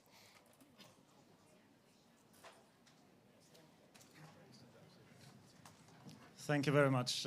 My name is Heiko Balster from the National Centre for Earth Observation and the University of Leicester in the UK. And I would like to ask the presenters and the panelists what you see as the main function of Earth observations from space in monitoring and verifying and updating the information that is needed to make sure that Nature Positive delivers what is expected. Thank you. So I'll start, but I imagine everyone may have something to say about this, so we'll be careful. It might use the whole 6 minutes. It's critically important, and it's a planted question, really, because it's from your organisation, you have a vested interest in seeing us do more of it. But we learn a great deal from space observations, and Jana's intervention at the beginning demonstrated some of that wisdom. The UK is proud to contribute to the Atlas as part of its effort. And we use it extensively in the UK to map out habitats. We're using it in the BNG context to work out how those habitats are changing through time. Critically important.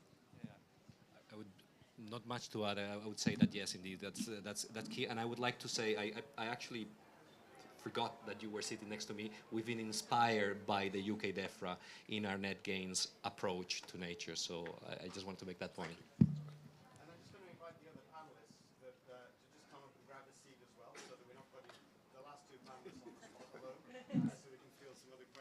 Well, and/or comments too.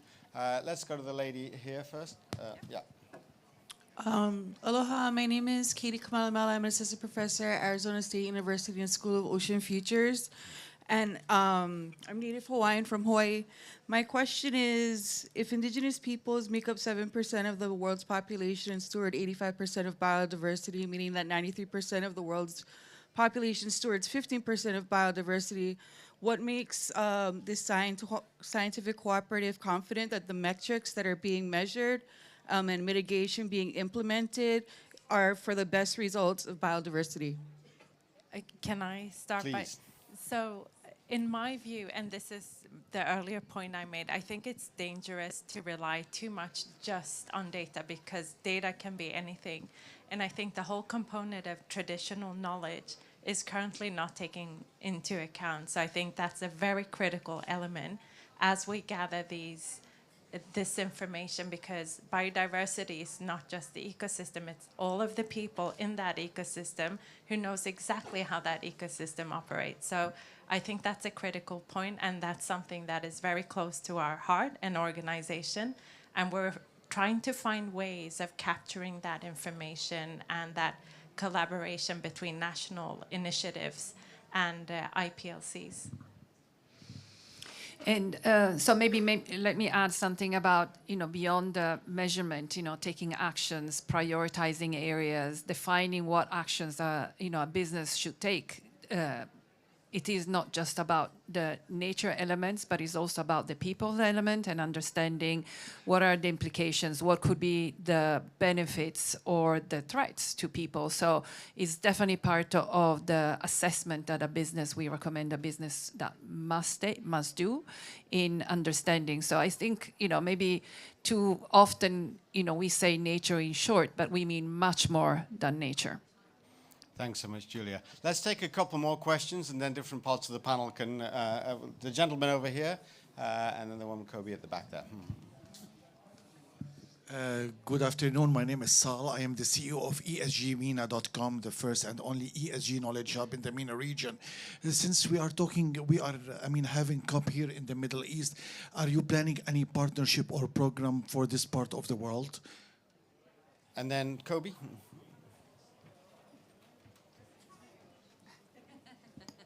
Thank you so much. What a wonderful group of people, inspiring you. My name is Kobe Brandt. I'm the Deputy Secretary General of ICLEI, and we're very proud that our logo is part here of the Nature Positive Initiative, representing cities and subnational governments. And I just want to say that for the Geo Atlas, please, let's not forget about the wonderful wealth of biodiversity and nature within our expanding urban context as well. We're bringing nature right back. We're restoring nature as the GBF expects us to do. And I think on behalf of our constituency and my colleague here, Renata, from Regions 4, we're working very closely together in cities with nature, regions with nature, etc., to make sure that we also report that cities can also report in terms of the GBF targets specifically, and we need to align these. And I just want to say thank you to the UK for recognizing the urban context so clearly. So very, very happy to explore how we can support you in this initiative through what we're doing with our cities and regions. Thank you very much. Excellent. So a regional perspective and a city perspective. Who wants to take it? Frank. Thanks very much, Kobe. That's a really, really valuable and important point. And I'm going to respond, perhaps not in the way you might have expected. I think it's a really, really important thing for subnational administrative units as well as national administrative units to recognize that a great deal of the impact that they have on biodiversity is imported. It comes with the stuff you can consume. And I think if we're going to ever be able to address the issue of biodiversity loss, we've got to be able to recognize where that loss is being driven from. It's been driven from consumption that's mostly in the West. So we need to track where that consumption is happening all the way back to where the products that are being consumed are being produced, and for some kind of relationship to be established between the people who are producing that stuff, who often don't have the resources to be able to change the way they're producing things, and the people who are actually consuming the product. There's a huge range of opportunities there for getting involved in something which can have an enormous impact on the way that biodiversity is impacted, particularly in the tropics. Adoni. Very quickly, I would like to answer the question on partnership. And it's not a planted question, but I'm really glad that you asked that, because I referred before to the work we did in the Baltic through the Northern Dimension environmental partnerships, right?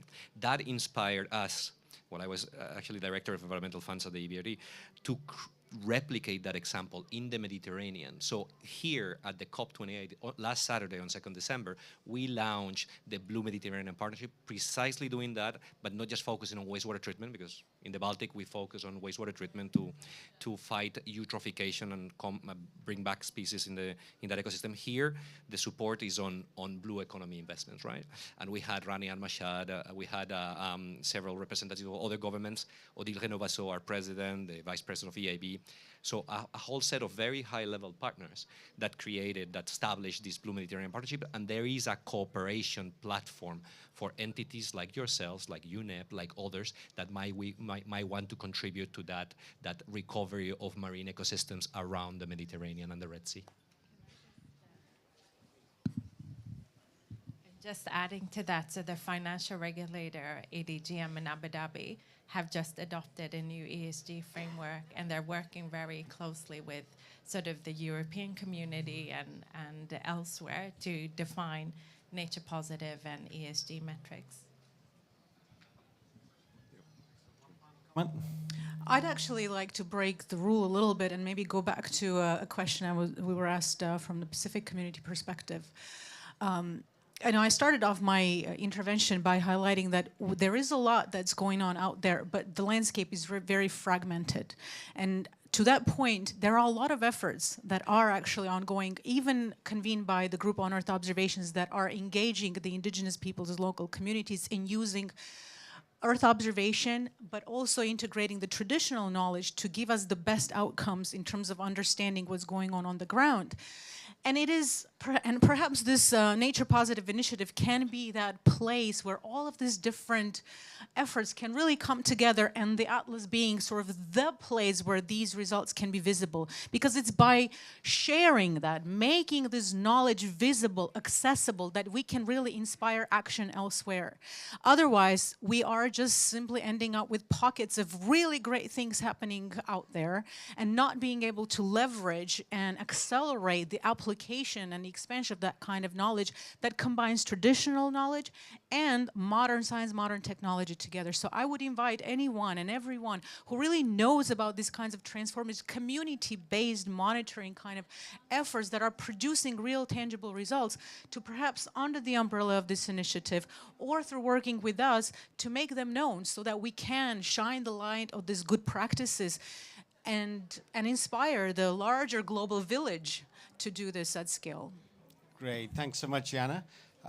Brilliant. And now we've got time for just one more question. Does anybody have a burning question before we move to our last speaker? Please, go ahead. Can we get a microphone? Yeah, thanks. Thank you very much. So I'm Sue Ogilvie. I'm the Program Director for Farming for the Future. What I'm really interested in is, and the power of Earth observations to monitor is incredible, and it's developing so fast, it's so exciting. What we do is we do very fine-scale natural capital measurement at farm scale. And what we notice in the products today is that while they're very, very suited for subnational and regional assessments, they're actually wrong at farm scale. And that brings the danger of actually mistakenly accusing a farmer of deforestation when it's actually the error in the Earth observations. So what we've got is, with our monitoring, and not only us but many people, is very fine-scale, detailed species observations. And we think that they could probably be used to train Earth observations, but we're not sure of what's the model to actually share that data without compromising farm privacy, etc. So I'm very interested to know if you've got a solution to that problem. Already being cut off time, so I'll tell you, I'd be happy to speak with you because we know that the regulations around the use of geospatial data, especially in the context localizing it, is a real issue that if we keep ignoring, we're going to find ourselves in this trouble and really not be able to unleash the full power of Earth observation. So in the context of developing the Atlas, we'll in fact be looking at the licensing of the data so that we keep the privacy and other issues nice and safe. We address the risks where they need to be addressed in the value chain so that we can both get the job done, but without really compromising any issues of privacy and other risks. One very quick one, Gideon. It is definitely possible. I'll give you one example. In the UK, we have mapped out our peatland using satellite data much more precisely than we knew it before by training it on ground data. So we now know we can learn a lot about not just the presence of peat, but the thickness and the quality of the peat from space because we've done that training. So keep it up. Go Brilliant. for it. So I'd like to give a big round of applause, everyone, to the panelists. Thank you very much. And then, Marco, back to you to do the final introduction.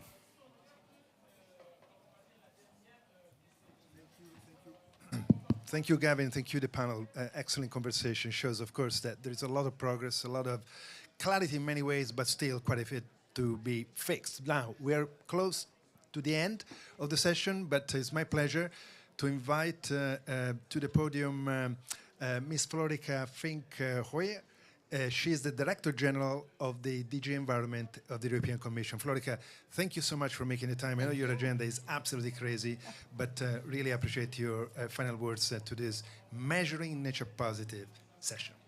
Thank you, and thank you very much for having me. I'm actually thrilled to be here.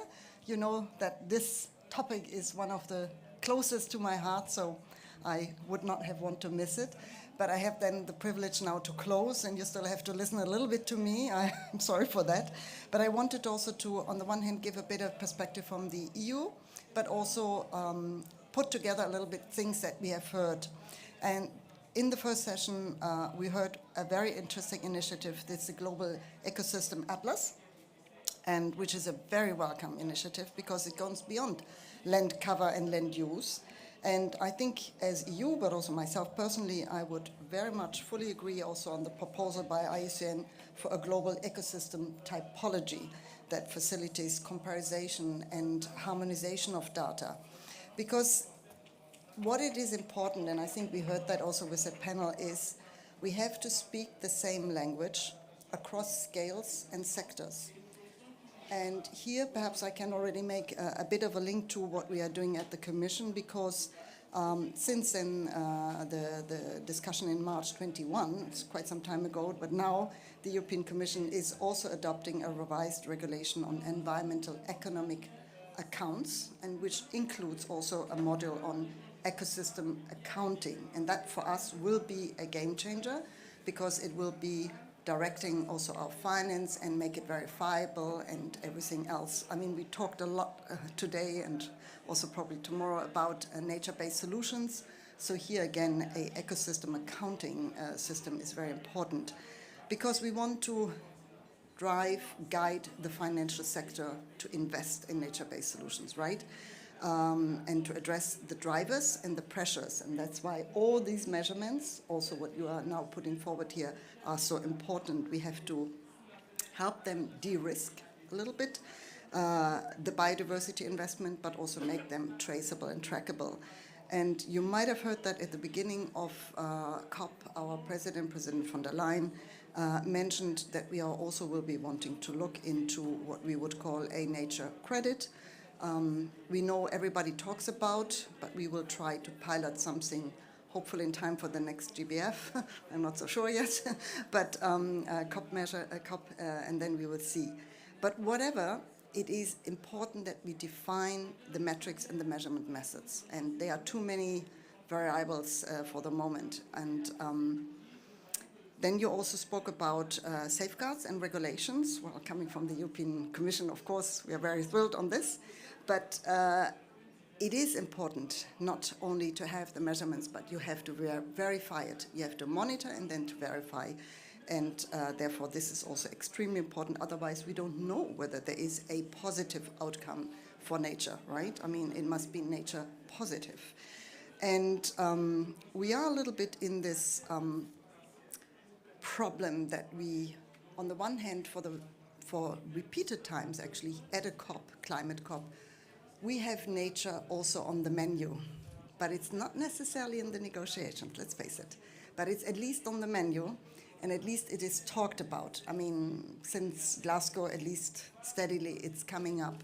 Even better would it be if people would recognize that there are two easy solutions, which would be phasing out fossil fuels, or at least going down and then phasing out, and then invest in nature, because you need both. But we will see how this goes. But the loss of biodiversity really threatens everything also, not only the environment, it really threatens also our social fabrics. One should really not underestimate that. And it's not just about economics, it's also about political and social stability. And in principle, they are our business ally.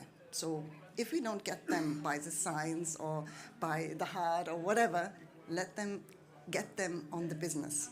And I think on the business, we have realized in Europe, at least our central banks have realized, we are extremely vulnerable in our investments if we invest in nature-based solutions or in biodiversity-linked investments, if these biodiversity systems, the ecosystems behind, are not stable.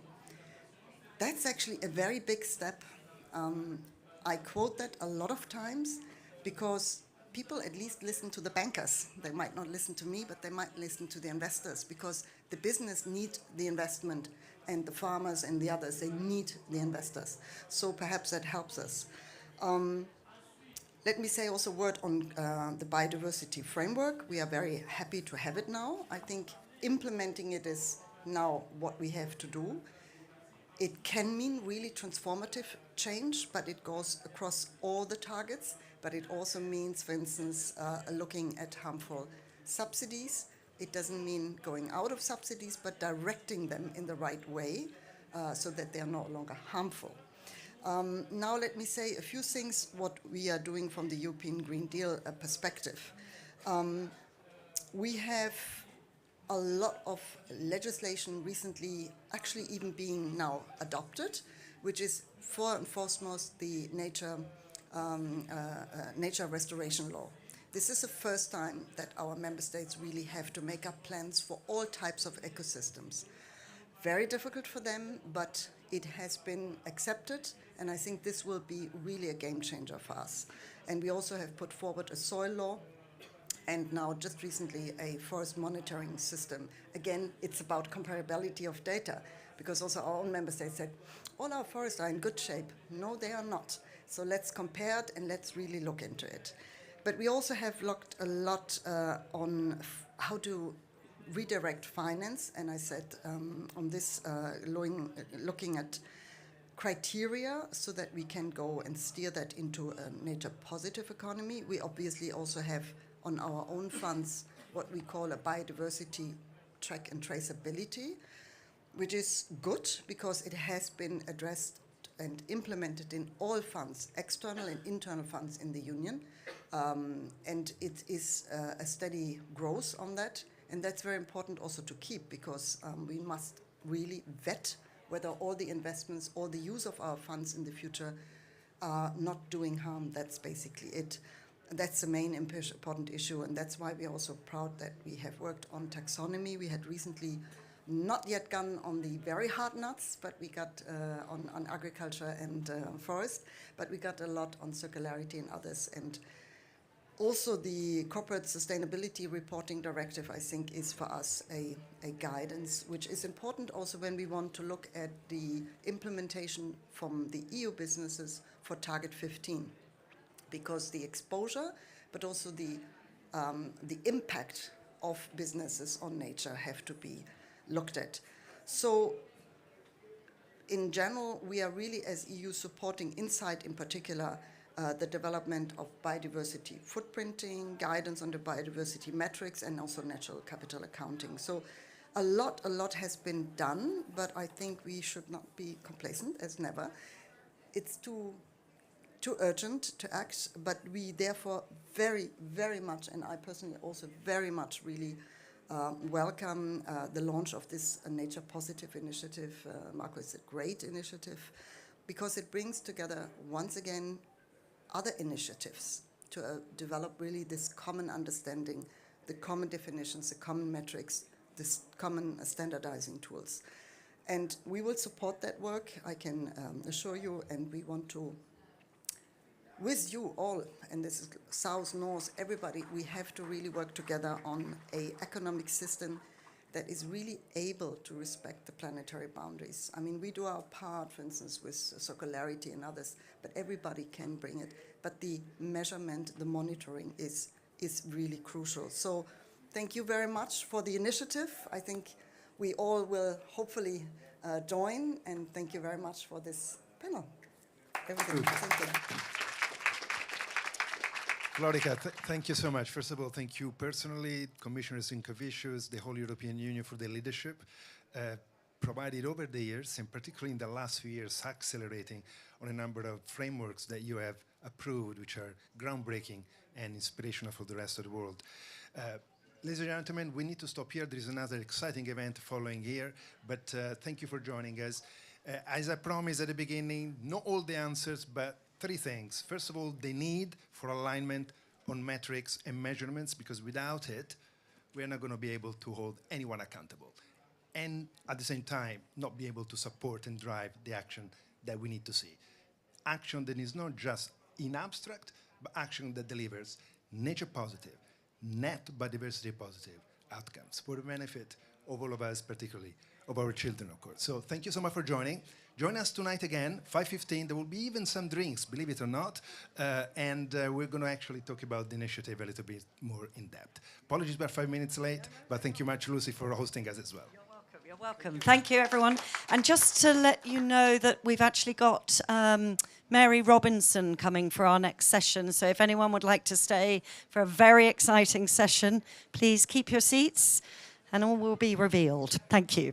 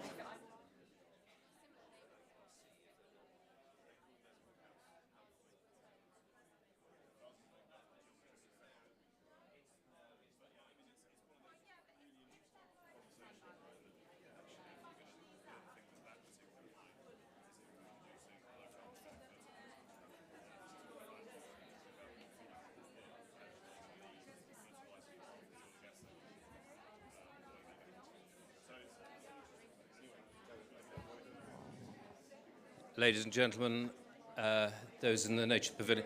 If you are staying for the next session, please take a seat. Alternatively, you could take your networking conversations outside. That's lovely.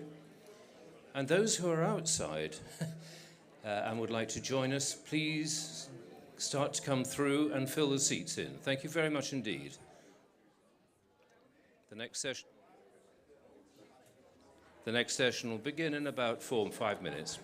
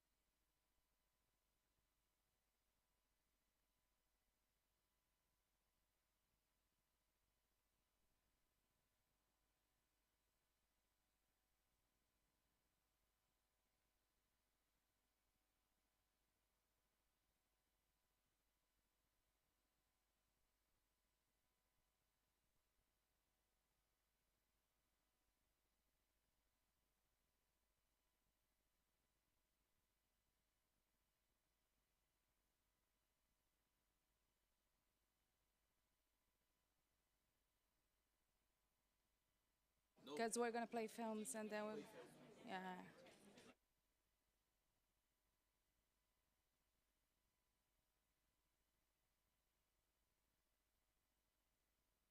That I call him.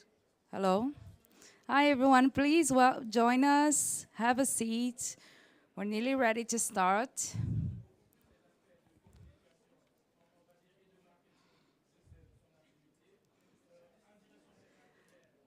Yes, please grab a seat.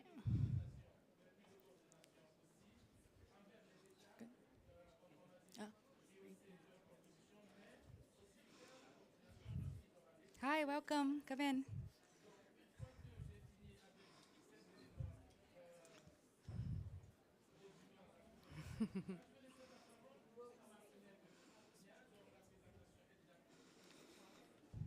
Great.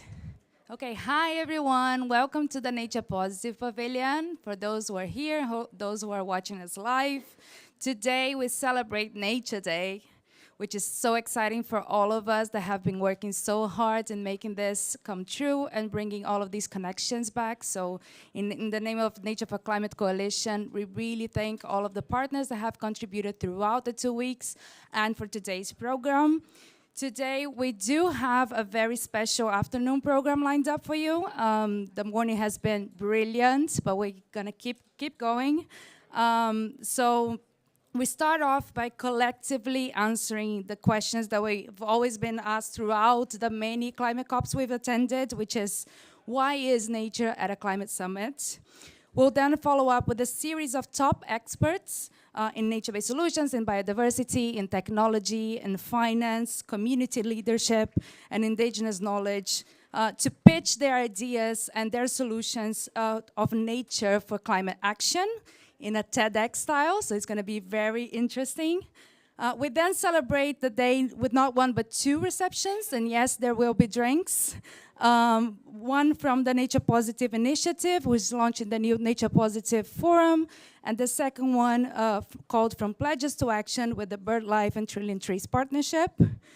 Also, keep your eyes on our screens as we have some inspiring films to show you starting right now, so please watch along.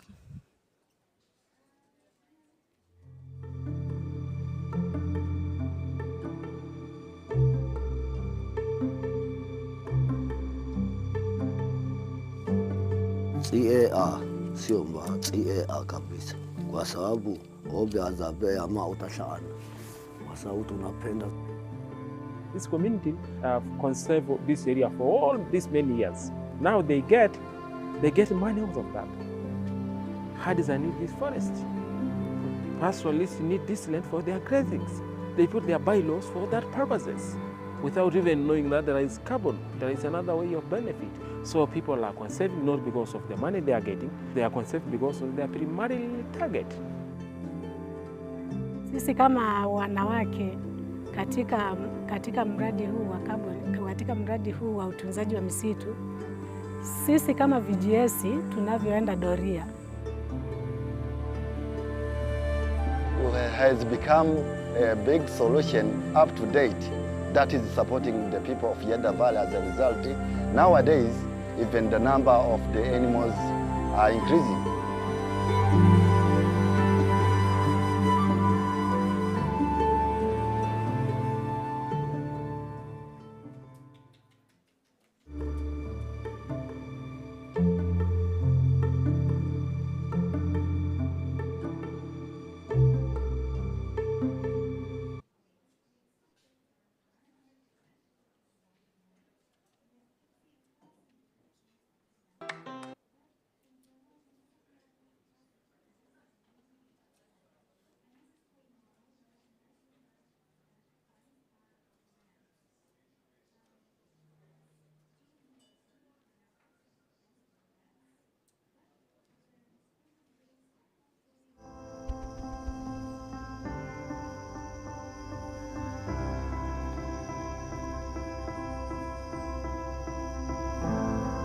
Cuando la mujer o la niña recibe la pubertad, al 5.º día hay que cruzar el río, hay que ir a abrazar a esa familia para que ese río, ese árbol, le dé todas las energías que necesita la niña para empezar esta nueva etapa de la vida. Con el tema de reforestación queremos volver a practicar esto, volver a sentir esto.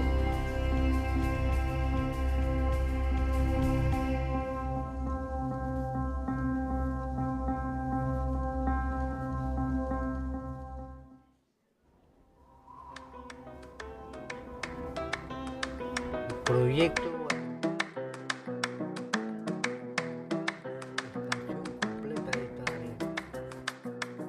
Con el cambio climático, los corales se encuentran en riesgo, principalmente el aumento de la temperatura del agua, La microfragmentación es un proceso súper novedoso y actualmente se está aplicando en muchos laboratorios en todo el mundo y acá en el Caribe tiene ahorita un gran auge. La siembra de cacao permite a que el agua se aumente más porque no se va directa, que a través de la producción de agua, del beneficio de agua, también nos estamos beneficiando con la economía. El incremento en la cobertura forestal reduce de manera progresiva el arrastre de sedimentos cuesta abajo, que es el principal causante de las inundaciones en el pueblo. Las soluciones están basadas obviamente en el rigor científico, en levantamiento de datos y de información sobre datos hidrológicos, socioeconómicos de la zona de contexto, del área de contexto, y a la vez entonces poder aplicar soluciones basadas en naturaleza.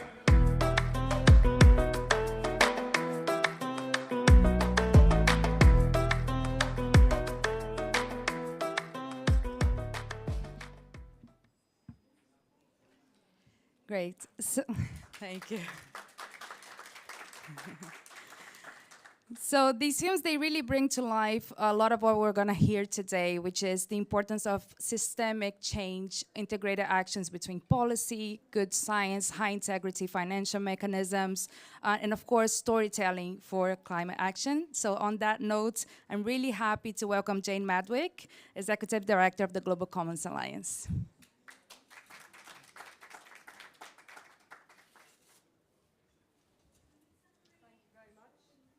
Is this working? Yes, thank you. Thank you for that introduction and for those inspiring films. And what's going to happen now is pretty much a fireside chat, a conversation with two very special guests. So I'd like to welcome Mary Robinson first to take a chair, and David Obura also, and then I will introduce you.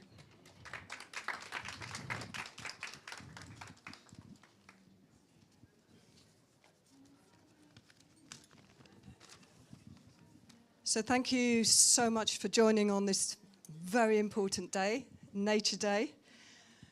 I had the pleasure of interviewing Johan Rockström this morning, who's really the guru of planetary science, and he reminded the audience that in all the climate models that have us possibly reaching 1.5 degrees, it is taken in those models, in all the models, that there will be zero destruction of nature, zero.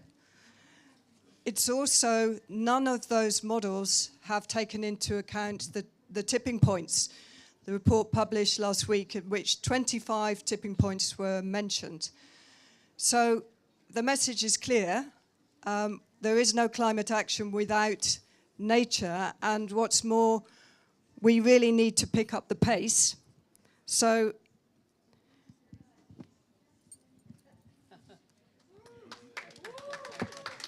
this is the message, and this is what we're going to talk about, why and how. Mary, I would like to offer you this medium-sized one. And David, I have one for you, is a little bit larger. So I would like to start with you, Mary, but you certainly deserve a little introduction. A lawyer, politician, and diplomat, really famous for being the first woman president of Ireland, of course, but I think, and for really standing up for women, gender equity, climate justice, but I think you're even much more famous since last week, calling for commitment and action to phase out fossil fuels by 2050, and for this really to be the deal that's sealed in this COP. So thank you very much for standing firm on that. So I'm also on my left here, David Obura, who's the chair of the Intergovernmental Panel on Biodiversity and Ecosystem Services, IPBES, also an Earth Commissioner, so connected with the Global Commons Alliance, which is the organization I work for.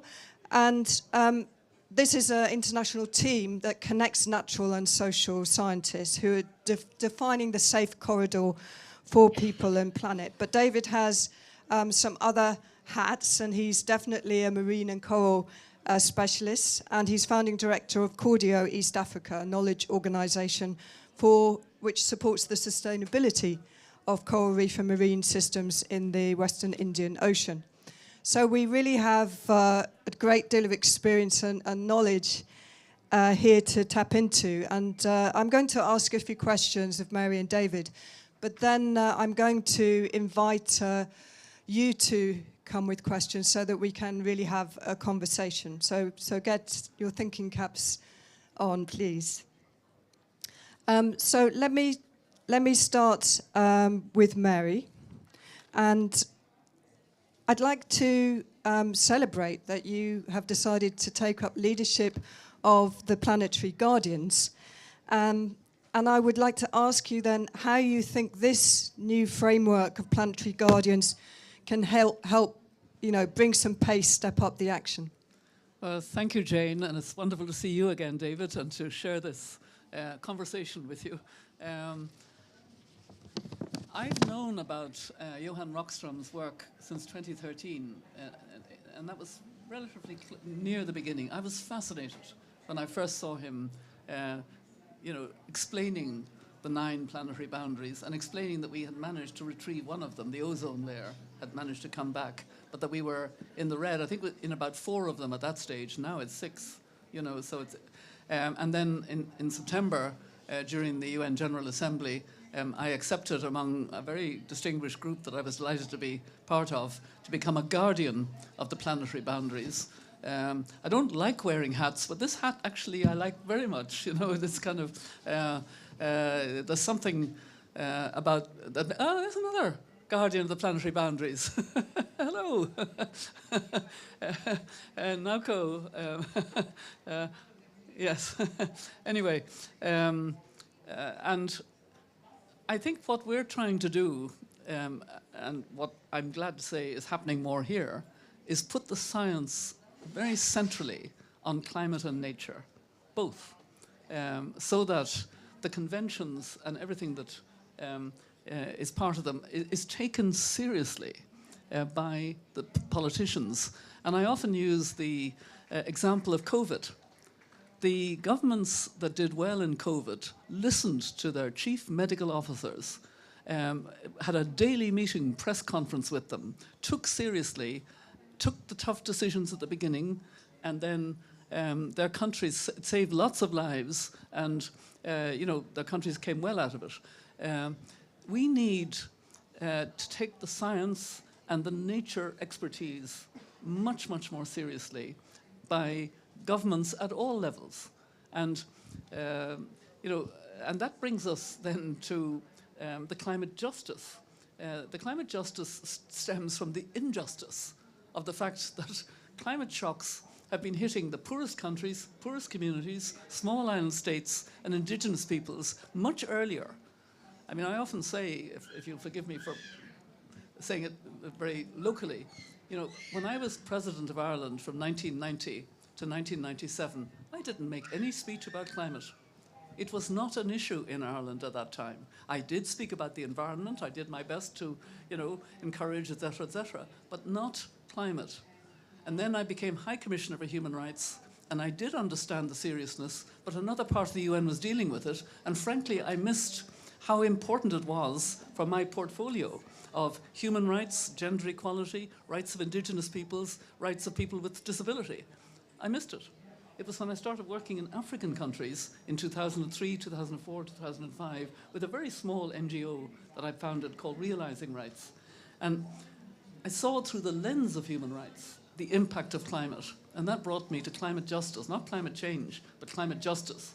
So now I only talk about climate justice or climate crisis and more planetary boundaries. So I'm in a learning curve like everybody else, and this is where I've got to. Thank you, Mary. It seems a good moment to turn to my left and ask David a question, because IPBES is really linked to the sustainability, to the Sustainable Development Goals.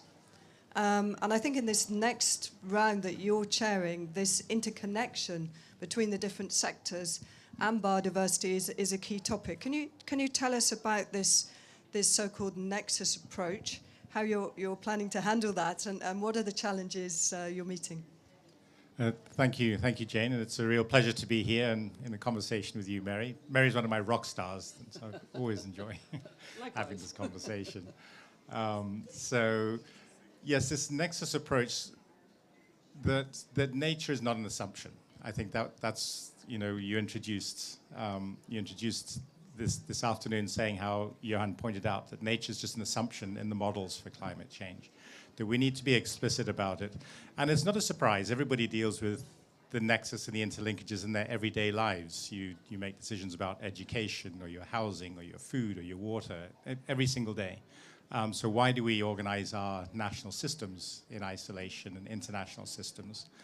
And IPBES's main sort of framework or conceptual framework in approaching our work is really about biodiversity and ecosystem services. It's about how the natural systems support people and are important to people. And so we look at that in all frames, in all the assessments that we're doing. And the Nexus assessment is one that has arisen from this growing realization. We did a global report in 2019. But it was very high level, and people said, well, how do we do something with that? How do we really address the sorts of decisions or the issues that face people or decision makers at multiple levels in everyday life? And so the Nexus assessment was conceived, and that's really looking at the interlinkages, and we're specifically looking at biodiversity and climate, but then also food, water, and health systems, because these are three of the most important sort of tangible systems that everybody deals with in their daily lives, from families up to communities and countries. And so we've pulled together experts from around the world. We've also pulled in indigenous knowledge holders, that they're very much a part of the process. And we're trying to look at tangible solutions, what we call them response options, but what are tangible solutions that one can implement, and how do you approach that? And it's the governance and the sharing and the inclusion that's really very much a part of making it happen. But a very localized focus in that sense, because that's what's tangible to people. Yeah, just a follow-up question. So how easy is it to connect peer-reviewed science, which is underpinning IPBES and IPCC, with traditional knowledge? Because we know we can learn so much from millennia of traditional knowledge. How easy is it to bring these together? Well, in a sense, it's as easy as listening to one another, and that's all scientists really need to do. We've sort of walled ourselves off in these disciplines and claiming, sort of a primordial knowledge in the sciences. And it's really about being inclusive and asking questions. It is a challenge to combine knowledge that comes from scientific papers and reports that have been through a system that we know and that you can find on the internet, for example, and then finding or listening to the stories and the knowledge that has accumulated over generations and might be oral in nature. And so how do you access that? How do you document it? How do you bring these together? I would say it's an iterative approach, and IPBES has really invested in systems to make that happen, in ways to approach people, ways to reach out and try and show that we can do it credibly and that we're honoring the knowledge that people have. So they're not just giving something away and then losing control of it. Okay, I'm going to come back to you and ask for an example, maybe for your coral reef or ocean system in a minute. But I'd like to turn back to you, Mary, because you mentioned that politicians should listen to the science and the knowledge should drive the policies. And in your role in Planetary Guardians, I mean, you're presented with the planetary boundaries. These are nature's hard limits, if you like, but it's at the global level. And we know that society doesn't change at the global level, it changes more locally, behavioral norms, etc. Do you have a vision on how we can bring this global science down to countries, to cities, to people? I do think it's really very important, and I think we need to do it in this rounded way. That's why I like the planetary boundaries. And, we have a lot of vested interests, including here at this COP, as we know, and we've got to resist them, because they're not based on science, they're based on profit. So, we know where we are with them, and we need to be very clear. And I think we also need to make science very people-friendly. science affects all of our lives as well. And nature is very much part of how we need to see ourselves, much more connected. We are nature. I'll just say a little promotional word for this dandelion here that I wear and that you're wearing. We feel that we need a symbol for a climate justice movement that is really focused on exactly what we're talking about, getting people engaged to put the pressure on their leaders. If they don't feel the pressure bottom up, they're not going to get into crisis mode enough. And they're not in crisis mode enough. And that's one of the problems. So by getting this broad movement, and it's, we hope, going to be inspired by the humble dandelion, it's the only flower-stroke weed that grows on every continent. It's very resilient. You can't get rid of the damn thing if you want to, which I did for a long time, but now I love it. I think it's a lovely, beautiful flower. It's also very regenerative. The roots are very deep. It's, you can eat or drink every part of the dandelion in soups and salads, etc., in wine. And the roots take toxins out of the human body. So, I mean, wow. And how do you spread it? So we hope it will be a kind of connector and a communications tool between all of the movements, the Fridays for Future, the school children, the indigenous peoples with their traditional wisdom, the scientists, the philanthropists, the women at grassroots level building resilience, the progressive business, all of those who signed that letter that now has more than 1,000 signatures. It should have, hundreds of millions of signatures globally, worldwide, if we really got our act together. And what we are countering is a very big budget on the other side for communications, 4 billion a year spent on messing the science, prolonging fossil fuel, even saying it's necessary to fight poverty and all these things we've heard, which are distorting. And so, we need to, exactly what you're saying, we need to make science something that's kind of on the side of ordinary people in coping with the climate shocks that we're seeing now, which have this unjust unfairness of hitting those who are least resilient to cope. And that's the injustice. So, I think more and more we need to bring together, and I'd love to hear David's view on this, we need to bring together more the separate COPs that are dealing, COP15, COP28, we need to kind of, and I actually think this COP is an improvement. I think there's more about food systems, health, nature, and that's getting closer to a proper global commons planetary boundaries approach. And it's all about every aspect of our lives. And so people need to have that sense of urgency that's going to move their governments and stop them from listening to the lobbyists and those who want to make huge profits in what's harming us. Indeed. So we need to up the communications and use all kinds of imaginative ways. And I think what you're also saying, Mary, is that we need to touch hearts as well as minds. So science into action needs to go through the heart, perhaps. David, maybe you can pick up both parts of that story, perhaps with this local example, but also if you could reflect back the global level, what's really needed to do even more to bring this collaboration across sectors together that we are indeed seeing more of at this COP. Thank you. Yeah, so what I love about that is that what we've just talked about is the power of narratives, the power of stories. And science is a storytelling process as well. We just have a very rigorous and strict way of doing it, which makes it very, not very exciting for many people, but some scientists do find it very exciting, the papers and the stories that we develop in our context. And the thing is to be telling stories across boundaries and connecting those stories together. I think one of the main things we're seeing now in coral reefs, for example, so in most, coral reefs are mainly located in poor countries with, where people living in villages adjacent to reefs, depend on the reefs a lot for their food, for their primary income as well, to get their kids to school, to pay for healthcare. So they have the strongest interest in the health of that system and really empowering communities to be the guardians of their own system rather than the government being the guardian and then people not trusting the government. And there's all sorts of dynamics and history that has taught people not to let go of control like that.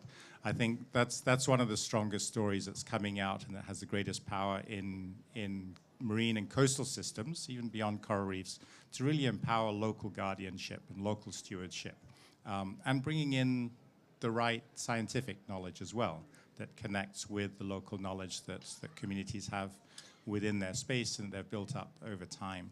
And particularly with climate change, because things are changing, things are not the way they were, so local knowledge may not fit the new seasons and the new challenges that people are facing, and we need to integrate knowledges together.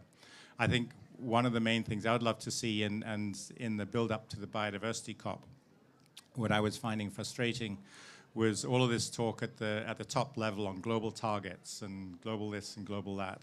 And really what we need to do is to be empowering action on the ground. How do you empower people locally to decide, okay, well, we need to fish or produce food. We need a certain amount of nature to be healthy so we get benefits and to protect species and sustain ecosystems. What is the balance locally? What can work locally? And balance that with health needs and with education and other planning contexts as well. And then build from the bottom up. So how do we bring these global targets and global processes and the facilitation and the amazing science and data that we can access now? How do we bring that into local contexts and help people access that knowledge locally, express it in ways that is accessible and meaningful, and get people to integrate that knowledge with their own to make decisions locally? And I think really doing that across all spaces and building up to meet national and global targets, I think is what I'd love to see, as opposed to this top-down sort of ideas, okay, you do this over there, you do that over there.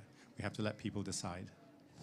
Yes, thanks, David. Yeah, there is a lot of talk about, starting with the targets and translating them down. So it's interesting to think this could happen simultaneously upwards, yes. If I can kind of interrupt and say, to your point, but that's why at this COP we need a global goal on adaptation, and we need a lot more money for adaptation because countries don't necessarily have the science or the knowledge or the capacity to do what you're saying. I absolutely agree with you.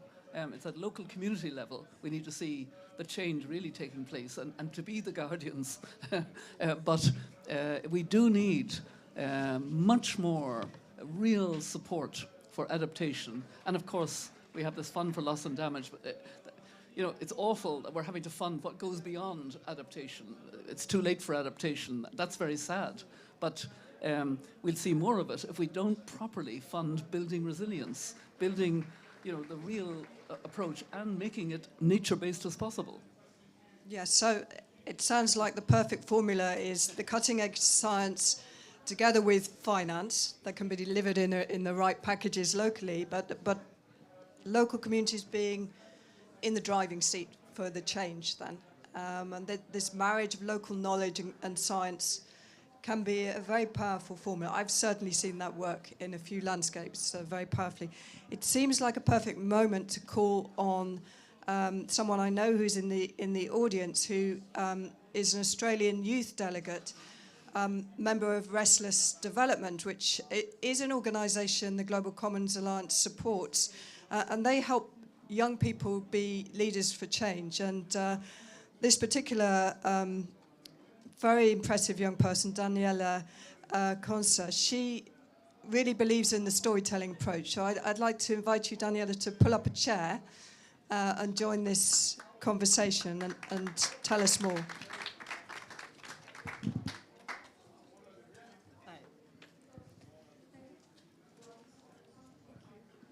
So welcome, and could you tell us how you're working with young people? I believe it's Australia and the Pacific Islands with storytelling as a means to engage and empower. Yes, yeah. I prepared a little something to discuss this. Firstly, thank you so much, Mary and David, for the work you're doing, helping protect nature, and thank you, Jane, as well. So I'm Daniela. I'm an Australian youth delegate, and I also did a campaign with the Global Commons Alliance last year on science-based solutions. I studied conservation biology, evolutionary biology, ecology, and geographic science to try and have a better understanding of the world around me, my place in it, and trying to equip myself with the knowledge to protect it. But the reason I'm actually here is because I shared a story. So coming from a science-based background, I deeply appreciate the power and guidance of quantitative data, and it's very important to help guide us. But I'm also aware that we can discuss quantitative data in creative ways. I'm part of a group in Melbourne called Climb Art that discusses science through the arts. So we've used music to translate data. We use performative pieces, transformative ways to use fine arts too. But the richness in qualitative data and first-hand accounts of these stories from people bearing the impacts of climate and nature changes connects us with the outcomes of these statistics and projections on a fundamental human level. Stories provide necessary depth and emotion, often omitted in spaces of policy, bureaucracy, and science. They provide opportunity for expression and a void of jargon, technical terminology. Stories lend themselves to language and understanding which can cross cultural, linguistic, and technical bounds and connect people. So I'm part of a youth-led group called the Australians for International Climate Engagement, and had a call out for youth in the Oceania region to share their lived experience with climate change and the connection to country and nature. And here's a collection of the stories here. I can pass it around if you'd like to see. But my story I shared was a diary entry from when I was 10 years old during the Black Saturday bushfires in Victoria. The fires killed 143 people, injured over 400, killed millions of native animals, and burnt over 450 hectares of forest.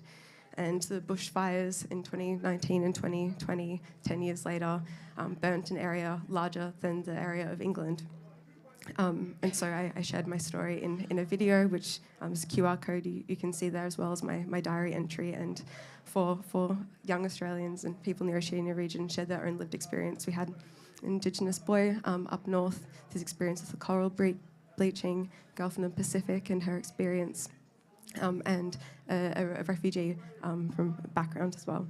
So I encourage you to flip through the book, engage with communities and the connection to nature on the ground, particularly those bearing the impacts of climate change.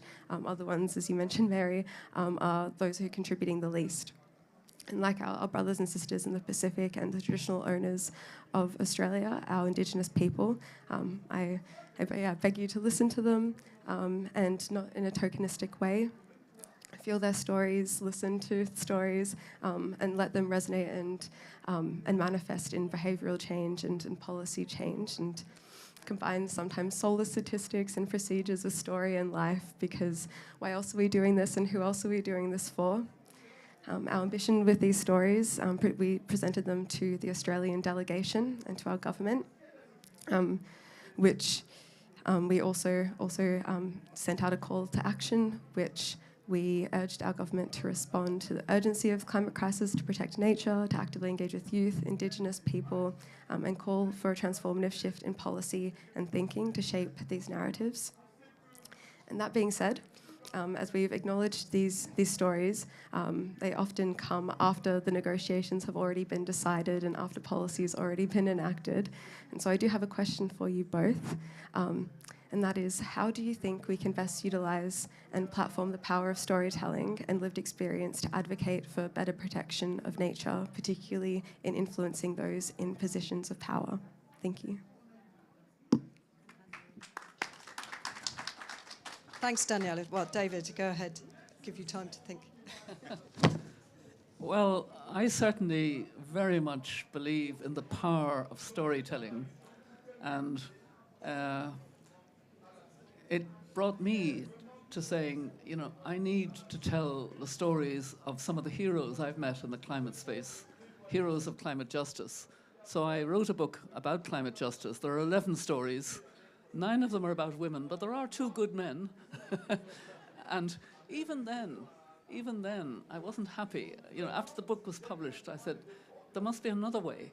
And I wanted to make a documentary. And I was told, no, it takes too long, and you're not really the right person to do a documentary, which is probably very true. They said, why not do a podcast? Now, this was about 6 years ago, and I had to ask the question, what's a podcast? I'd never heard of it. And I did a podcast, and I'm doing a podcast called Mothers of Invention with a comedian. It's very funny, and it's very serious, which is a great combination. And it's real storytelling. And we started with, she's Irish, the comedian.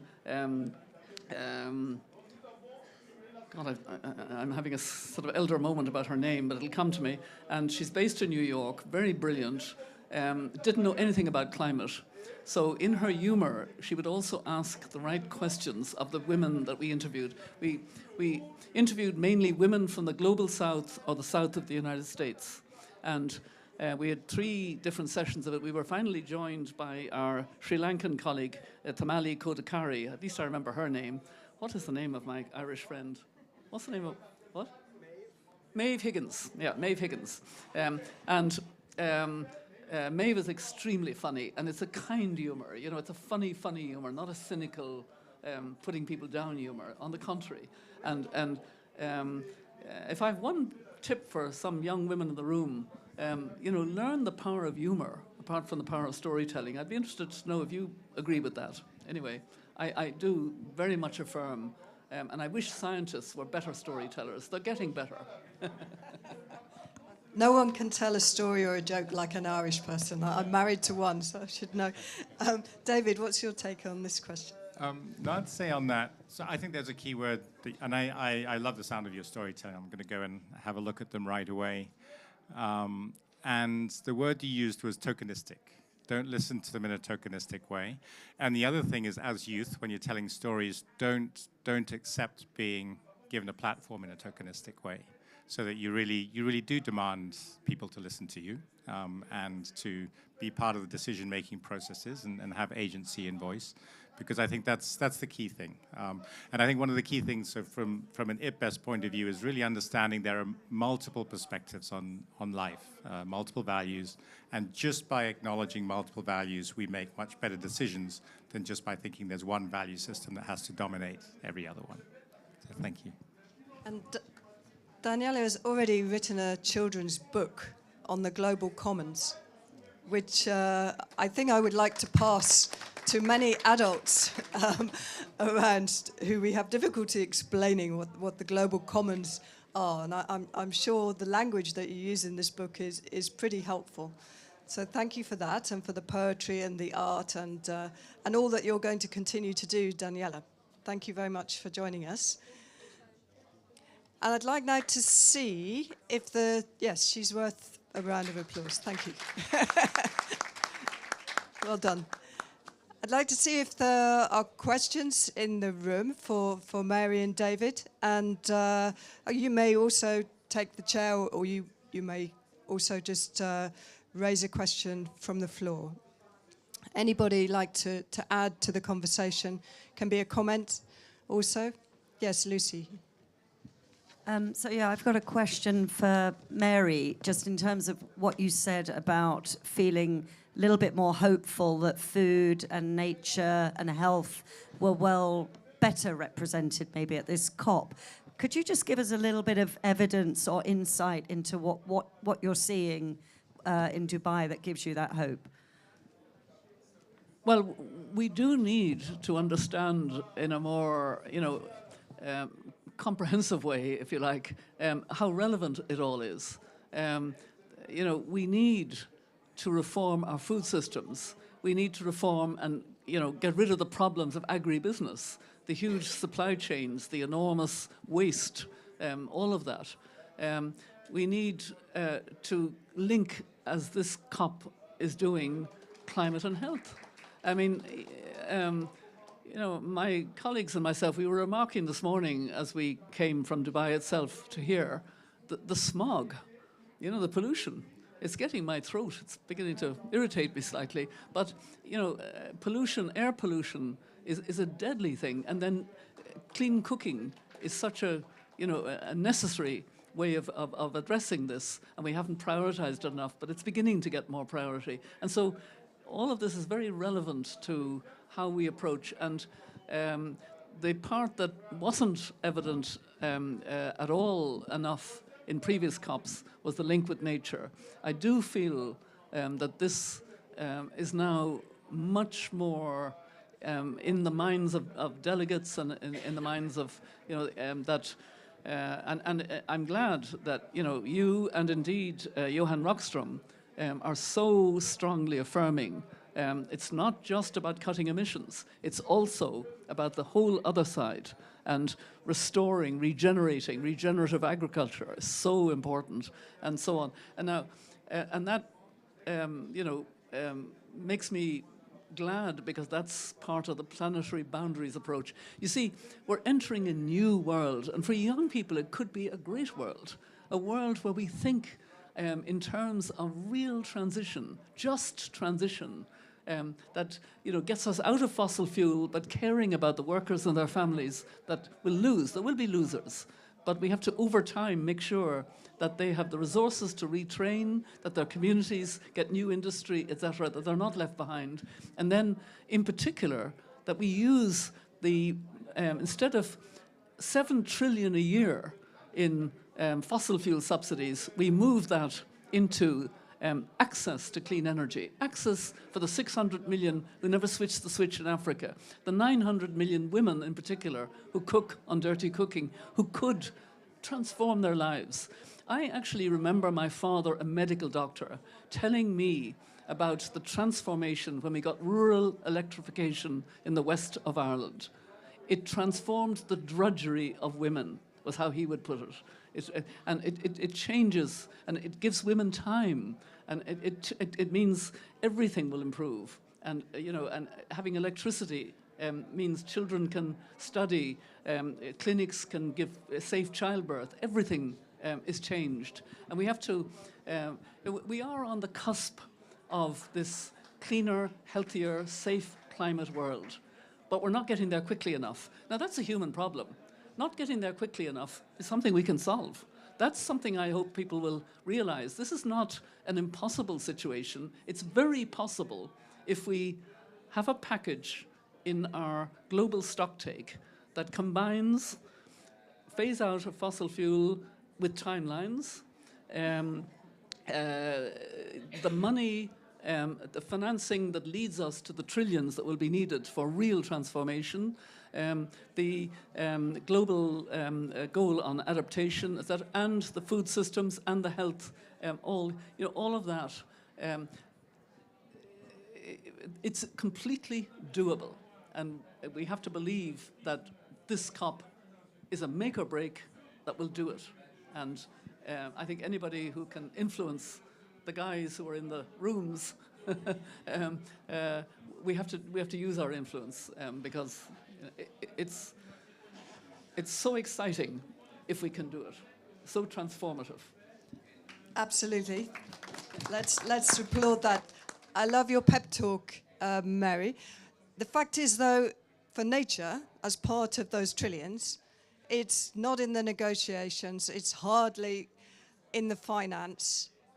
We're told it's on the menu. I mean, you're completely right. If you talk here or in many of the pavilions, it's not an issue, it's accepting. We can't tackle climate without nature, but it's not happening, at least it's not happening fast enough or big enough. And that's a real problem for any climate commitment that is made. So, David, how are we going to elevate this? Let's talk about nature-based solutions. Why is this not scaling up in the way that we envisage, and what can we do to bring it there? Thanks. Yes. So all of these conversations lead in a certain direction, and I certainly believe that the change that Mary just described, we can't change in a moment where we direct our finances. It's just a decision that needs to be taken. But it depends on valuing the right things. Now, nature-based solutions, nature as a solution, we've heard from economists now that half the global economy is based on nature. So it is the solution. It's not that nature-based solutions are something different from what we should already be doing. It's just that everything we are doing in our economies should be done in positive ways for nature rather than negative ways. Make sure that you're increasing benefits, not degrading biodiversity or restoring it in places where it is undermined. So the challenge in the climate space has been that, of course, there's awareness about nature, but the nature sectors have been on the margins. Even now, it's wonderful to have a nature building at this COP, but it's the last building. You know, the next COP, I hope to see this building will be in the center, close to the hub, and we'll have food in it, we'll have health, we'll have agriculture, and all these other sectors as well. And we need to really be planning nature-based solutions with the knowledge holders about how natural systems work, or about how food systems work, and health systems, urban systems, because nature's solutions in these spaces is really about what's known locally and providing benefits to people in sustainable ways and increasing those benefits. So I think nature-based solutions are absolutely the right thing. I've been part of the sort of Africa processes in the climate space and biodiversity, and African delegations are really suspicious of this term nature-based solutions, because our experience has been, you know, this company coming in, as they have been doing before this COP, buying up tens of thousands of hectares of rights over land and wanting to plant trees that don't belong there so they can continue emitting fossil fuels where they are. So that's a UAE company, but which is a subsidiary of a UK-based company. So, you know, we just should not be allowing these things. There should be no space for these things to be happening anymore, for us to really identify what is a nature-based solution and really be held accountable on all the ecosystem, the biodiversity, and the social and economic benefits that entail from the right solutions. Fantastic, David. Let's make that a plan for the next COP, nature at the center and all the sectors around and connected. Back to something, if I may, that one of my fellow elders, Gru Brundtland, talked about more than 25 years ago, that we should leave this world in a better place for our children. And that meant, you know, it didn't have a fancy title like planetary boundaries, but it was a very real sustainable development, you know, and we didn't implement in that way, and we went the silo way, and I think we're still trying to come now into a more holistic, which we need to reinforce. Indeed, we're getting there. Is there just one last question from the floor? Yes, and then I'm going to ask you both for a final word.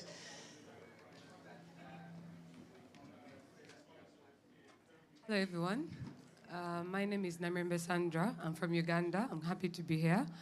My question is, I think nature-based solutions are very important for a climate-just transition than science. Personally, I really believe. But my question is, how much money has been directed to finance nature-based solutions? So do we have the statistics? Do we know how much money has been directed to this in this COP28? I think it's really important for us because nature-based solutions they can work together with the science solutions, but I believe nature will work way better. But do we know how much money has been directed to this? It's really important for us. Thank you. You have an answer? Okay, I don't have a precise answer for the amount of money that is being directed to them, but we know that it's nowhere close to being enough. I mean, so from the biodiversity side, we had the Global Biodiversity Framework agreed last year, and we identified that we want 200 million in finance for biodiversity, and that there are $500 million worth of negative subsidies, or harmful subsidies that need to be reversed, taken away, or repurposed to positive. But even these amounts are tiny compared to the amounts of money that Mary just mentioned about fossil fuels and so on, and the subsidies that are really, really harmful. So I think is that if we can get this nexus approach, you know, adopted and accepted, that the profit margins will decrease. We can't sustain the types of economic activity we've had recently. But you use that money in investing in nature, investing in people, in social systems, so you do no damage. At least do no harm should be a principle, and you can actually have a lot of co-benefits and synergies across multiple different things that maybe not so important to you, but are important to other people. You share the benefits that way. I think if we could turn that around, then that half of the global economy that is dependent on nature will be directing nature in positive directions and leaving the planet better for future generations, as Mary said, rather than worse. And it may be a redistribution of those profits across more of the people rather than only going to a certain part of the sector. That's the possibility. Mary. And I was just going to add, as I said, it is really important that we get a proper global goal on adaptation with, a real understanding that it's not one thing like staying at or below 1.5. It's easy to say in the case of emissions. It's that complex of exactly what's happening at community level. How do you build resilience in communities? The need for far more.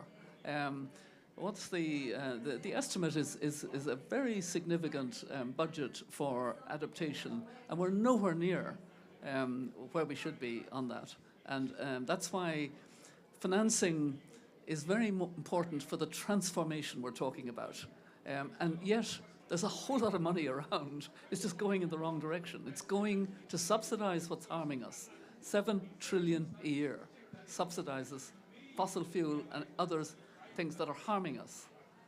Switch it, move away, move out of that into supporting what communities are doing to build resilience and to build regenerative agriculture, all the things that we need, reforesting, everything that will help us to get back into a harmonious relationship with nature. We are nature, and that's what we need to do. Well, I think that's I think they're trying to cut me off. I think that's the perfect ending point, Mary. Thank you so much. And I'd just like to thank you, David. Thank you, Mary, for sharing your wisdom, your stories, your call to action, your analysis with us so freely this afternoon. Thank you to the audience, too. I think we'll close the session here with a round of applause for David, Mary, and Daniela.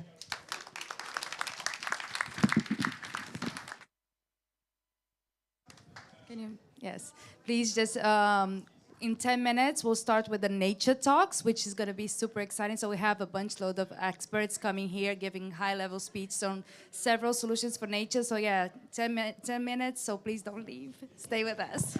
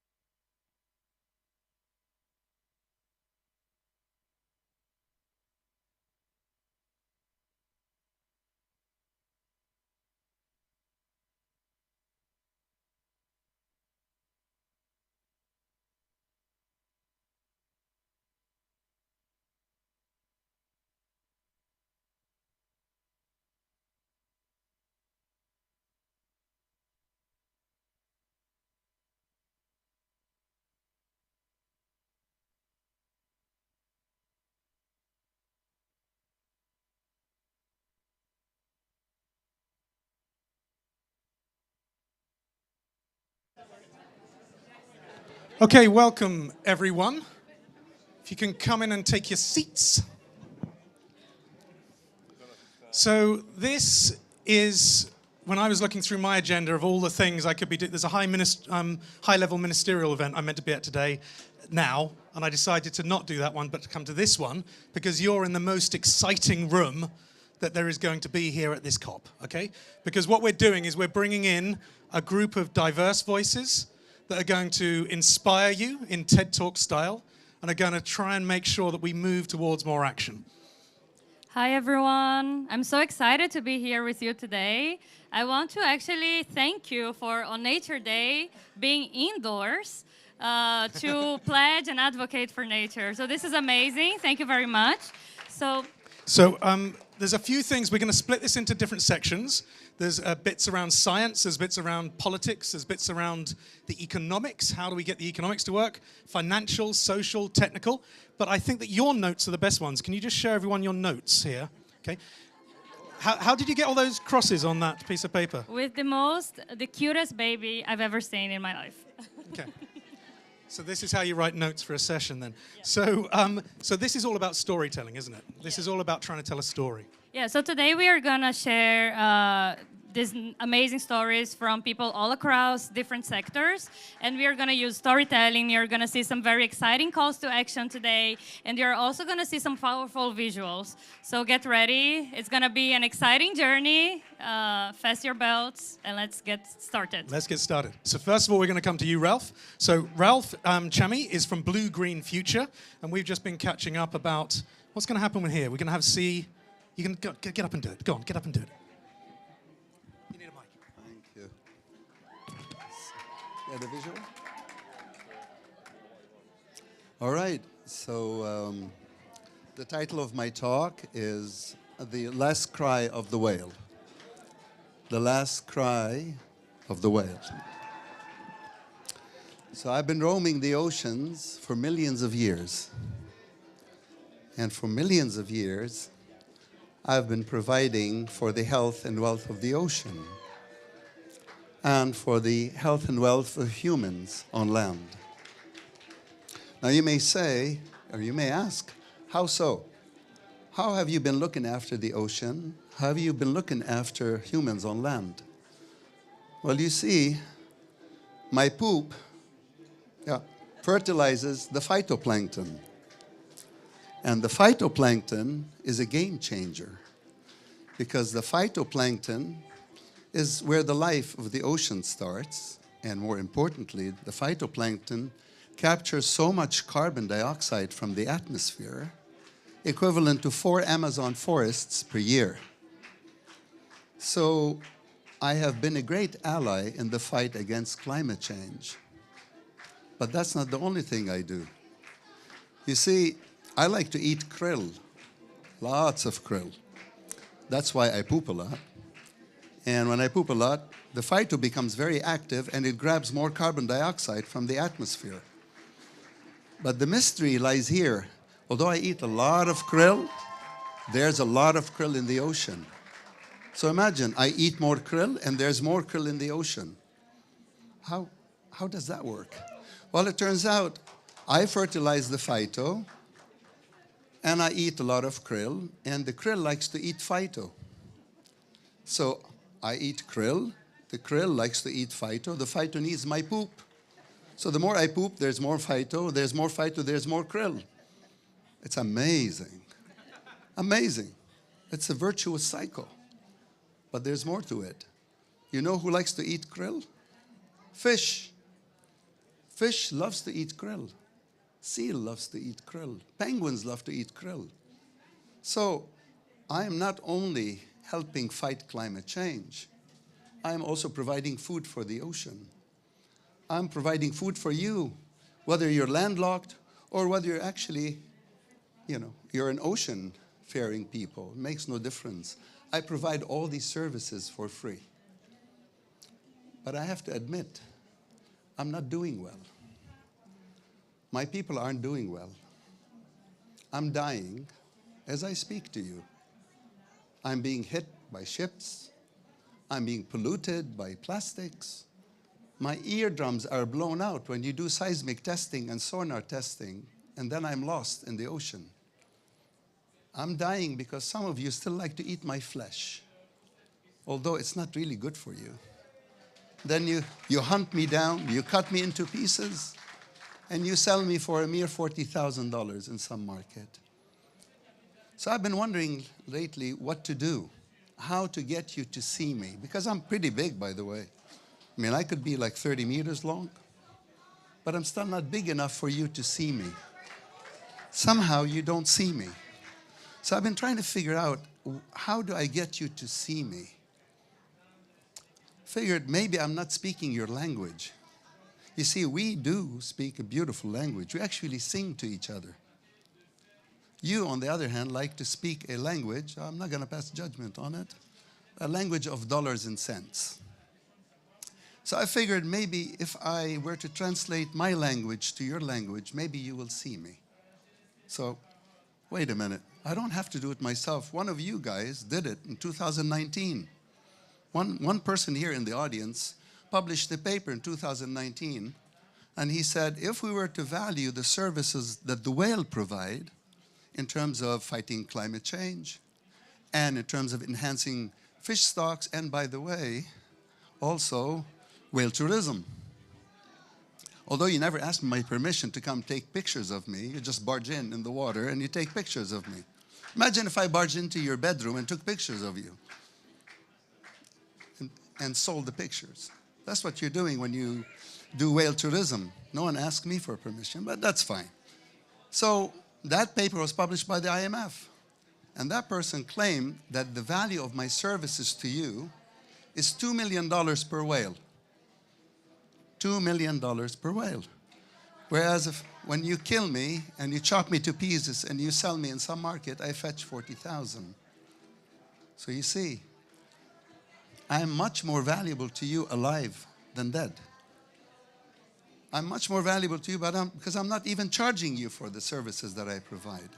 I'm just asking for one thing, which you allow for yourselves, which is the right to decent living, the right for me to move in the ocean freely, like nature deemed it so.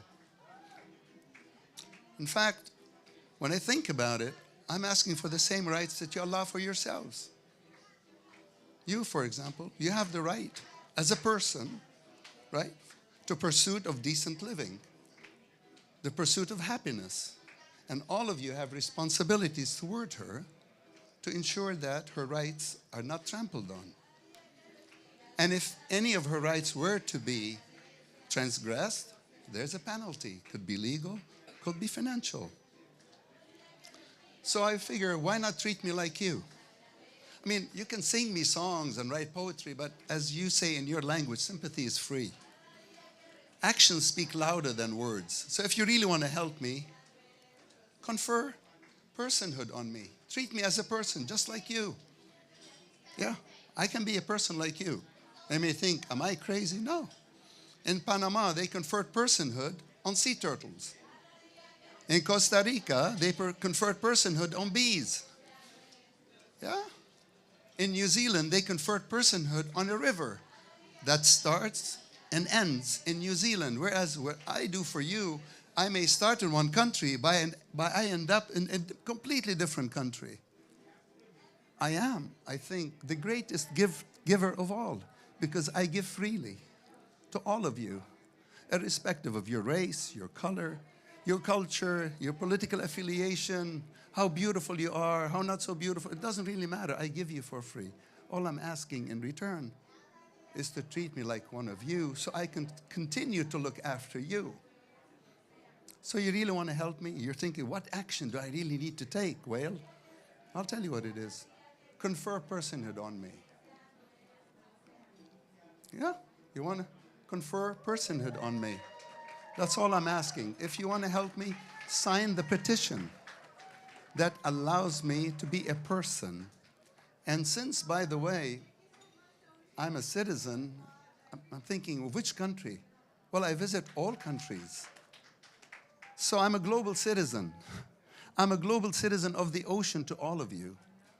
So why not declare me like the ambassador of the ocean to the United Nations? So if you want to help me, please sign the petition. Thank you. Thank you. So those of you that know me, something very close to my heart, the value of nature. Who have we got next? Thank you very much for talking about whale poop. I love it. So now coming from poop to trees, I'm very excited to invite to our panel now Carl, and he's an indigenous leader from Brazil. He's the co-founder of the Institute ZAG. Bem-vindo.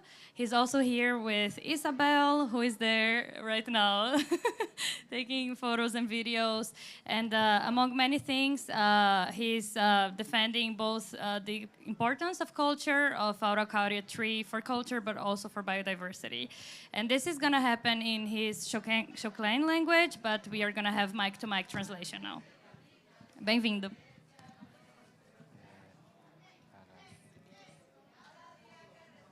Em Kakeon, Alimakemo, em último Kaunga Krama, em Cho Anglenito Angoicato Xoclen, Macuna Cuteto Brasil do Teleto Mata Atlântica Catemo, em Cho Aveia Catema. Hello, my name is Kar Gakran. I'm an indigenous Xoclen living in the Atlantic rainforest in southern Brazil. Chocuteto Dr. Lene Yeto Pai do Nhangma, Cuna Prêmio Equatorial Pronto 2023, PNUD To Anlique Cuteto Lene na Mecambermo. I am the president of the ZAG Institute, an indigenous environmental preservation organization. We are the winners of the Equator Prize 2023, promoted by the United Nations Development Program, UNDP. Ang ato the clarity yeto akligma, kikleprokti teyete, ato kuteto leli yena to vaite. We protect the majestic ZAG tree, which can grow for over 1,000 years. We are the guardians of that forest. Pachuca dugogu e yukti kanglangmo, oktokuteme nikukek veku cho yu omble nyalema dugogu in 100 years ago, my people suffered a great genocide for not accepting contact with the colonizers. I am one of the survivors. Instituto Dagmo Kodei Kambuka Kagmo, Dugomo ang Yopalagmo, Ki ang Yokreti Tovai Kitunate, Ki Kangling Je, Anganato Gotokchi Tovai Tunte. Our job is to be stewards of nature. We not only protect, but also reforest our biome, which is sacred to my people. The ZAG Institute has already planted thousands of trees using our ancestral technology to germinate seeds from almost extinct species. We also fight illegal logging in our territory, remove invasive species, and restore degraded areas. Dugomo Tongomble Kuteme Kenu Kemu Dongdente, Koto Vangong Nonde Okto Toleneva. We are the forest protecting itself. Today, we are gathered to recognize not only the beauty, but the vital essence of our planet, nature.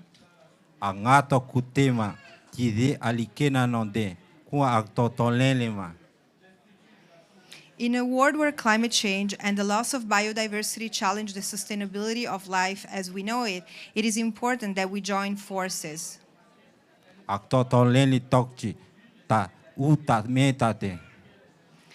Nature is not just a beautiful landscape, it is the basis of our existence.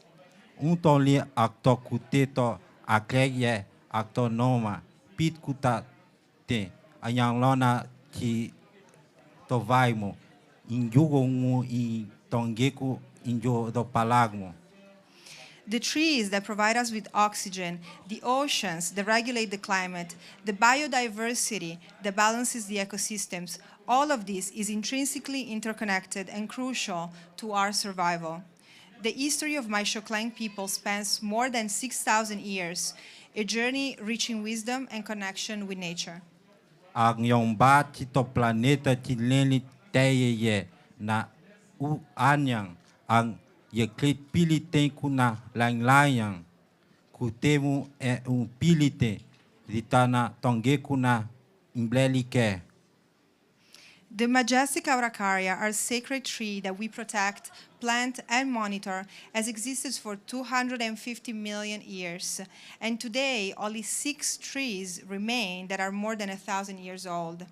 This is a stark reminder of the fragility of our environment. Kodeito ang yanglele ang monem.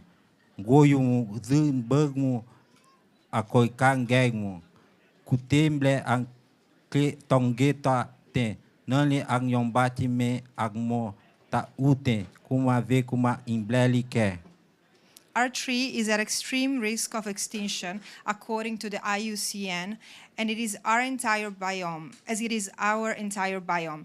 It wasn't us who destroyed the forest, but now it is up to us to recover it.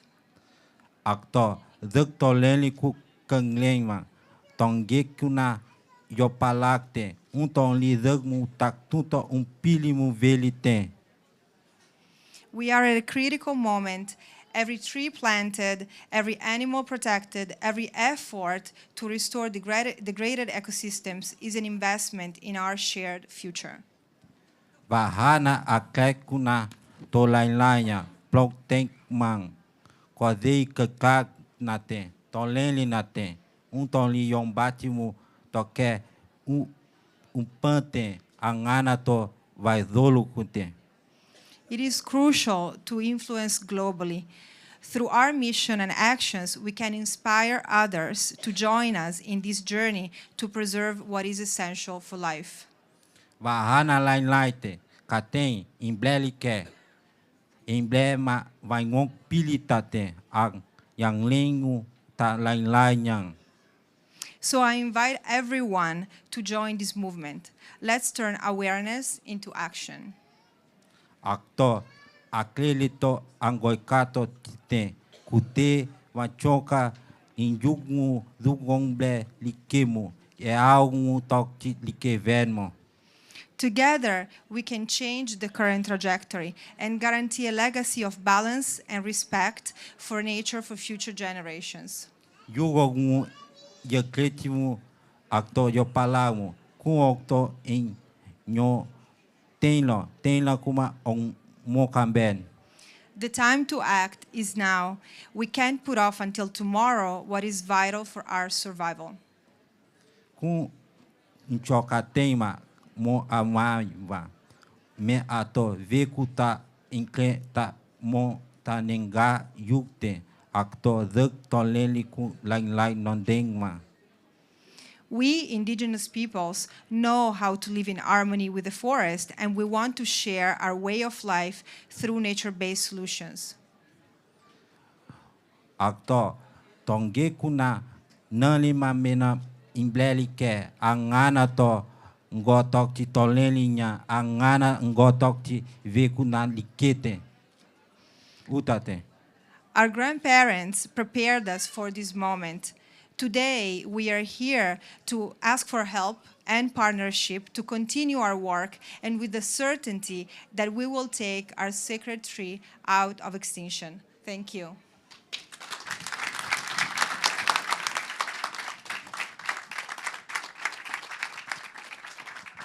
Muito obrigada pelas palavras. Thank you very much. Thank you. That was wonderful. We had from Ralph earlier on a piece around natural capital. We're now going to hear from Hiba, who's going to tell us, take the blinkers off our eyes about 1.5. So over to you, Hiba. Thank you. Can you hear me all right from here? Great. So when we were preparing these talks, we were asked to think about if what we were presenting was something new to you, something that you hadn't heard of before. And I was struggling a little bit with that. And the reason is that today I wanted to present our work that we are nowhere near of reaching the 1.5-degree targets. So I think everyone here in this room can agree that our lived experiences are telling us that this is something we already know is happening. This year has been the world's warmest year on record. We have extreme ocean storms, we have forest fires, floodings, and droughts are all making the headlines. And the thing is that every additional fraction of a degree makes a huge difference. A future beyond 1.5 degrees will look drastically different from the world as we know it. And the disruption and human cost in terms of displacement, livelihood destruction, and loss of life will be unprecedented. Vulnerable communities, largely in lower income economies with inadequate resources to cope with, let alone avoid the destruction, will be disproportionately impacted. So I'm just going to set the stage in terms of the projections and the trajectory. So it's been estimated that there is a 66% chance of us breaching this very important threshold, at least a year. And other scenarios suggest that this sustained breach may come as early as in 2026. That's not far away. And the International Energy Agency recently concluded that our current approach to climate targets and mitigation is putting the world on track for an average temperature increase of 2.4 degrees this century. 2.4. The same stark reality holds true for nature, which underpins our global economy and is the keystone in combating climate change. And global biodiversity, we all know this, is being degraded faster than at any other point in time in history. So I personally think that if we ignore and address this issue, that surely should be a crime against humanity. And that is a very stark statement. Why? Because it mostly will impact those that are least able to cope with it and the ones least responsible for it. So at 1.5 degrees warming, about 14% of the world's population will face severe heat waves at least once every 5 years. At 2%, that number jumps to 40%. And just to put it into context, that's the equivalent of the combined populations of China, India, and the entire of Americas. And at 2 degrees, up to 1/3 of the world's population will experience chronic water scarcity and destructive impacts on violent extreme weather events on homes, basic infrastructure, food security, and livelihoods. So why do we hold false hopes? That's the big question mark. It's not that we lack neither the knowledge, the technology, or the finances to get the job done. But if you look at the lack of political will or the lack of private sector buy-in, there's not enough action being taken. In fact, the disturbing trends reveals exactly the reverse. And I want to highlight 2 problems with the ambition of staying below 1.5 degrees. First of all is that it prevents us from preparing as we're moving beyond the targeted maximum temperature rises. We do need to get planning in terms of the life in the future and what it will be like. And the second problem is, and it's quite a perverse one, is that unintentionally, it actually suppresses our willingness to take more drastic actions. So bear with me here. I know it all sounds doom and gloom. And it's not it's not a reason for despair. It's quite the reverse. And I think that history tells us how seemingly unassailable truths can be replaced by new ways that were previously seen as beyond imagination. And here, 2 very recent examples is the global financial crisis or the COVID pandemic, where we saw trillions of dollars being mobilized into drastic measures. So we know we can. So what now? I'm going to outline examples that touch on 3 systemic features that can be addressed that relate to people, food, and money. So putting into context of people, with more than 1 billion people predicted to be forcibly displaced by 2050 due to the impacts of climate change and nature's collapse, can we design a new generation of rights for people who are likely to be permanently on the move? Inspired by how trade unions revolutionized rights in the workplace and formed a basis for systemic, collective action, could similar associations emerge for displaced members, providing access to decent livelihood opportunities and ways to get paid, especially in digital economy that could be accessed from anywhere? And if we look at food, the dilemma is, if we stick to the 1.5 degrees, a lot of the current efforts, primarily focused on regenerative practices, will be redundant. There will be no soil, there will be no water availability. And with recent evidence of excessive profit-taking and misalignment of regulatory arrangements with the imperatives of food security, climate and nature goals, global soft commodities markets are very unlikely either to provide part of the solution. Here I'm thinking, could we mimic the clean tech evolution and turn to capital-intensive solutions such as vertical farming? And given their ability to underpin food security, uncouple from nature-related risks, could we find ways to deploy these technologies at scale in low-income communities and nations? Finally, the money. I think it's self-evident that our collective efforts have spectacularly failed to pivot financial flows into alignment with climate and nature goals. The problem, put simply, is that the financial community continues to finance fossil fuels and extractive economies. And at the same time, unregulated commitments to transition to net zero can't be taken seriously. So here I'm asking, could we implement mandatory requirements to deliver transition to net zero and perhaps even impose penalties for shortfalls? So closing remarks. I know I have 0 seconds left to here. I think only unconventional, entirely unreasonable, and certainly to many seemingly irresponsible, disruptive measures can help us get a grip on the scale of the challenges we're facing. And more than anything, I think we all here need to be courageous in stepping forward into a new phase of our actions on climate, nature, and sustainable development, preparing for a world beyond 1.5 degrees. Thank you.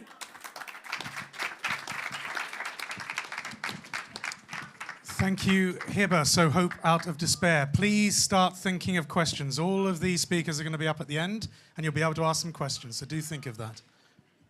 I would like actually to invite the audience to take a deep breath, because I feel we are talking about oceans here and whales and very uncertain and difficult futures and trees that are together with cultures that are threatened.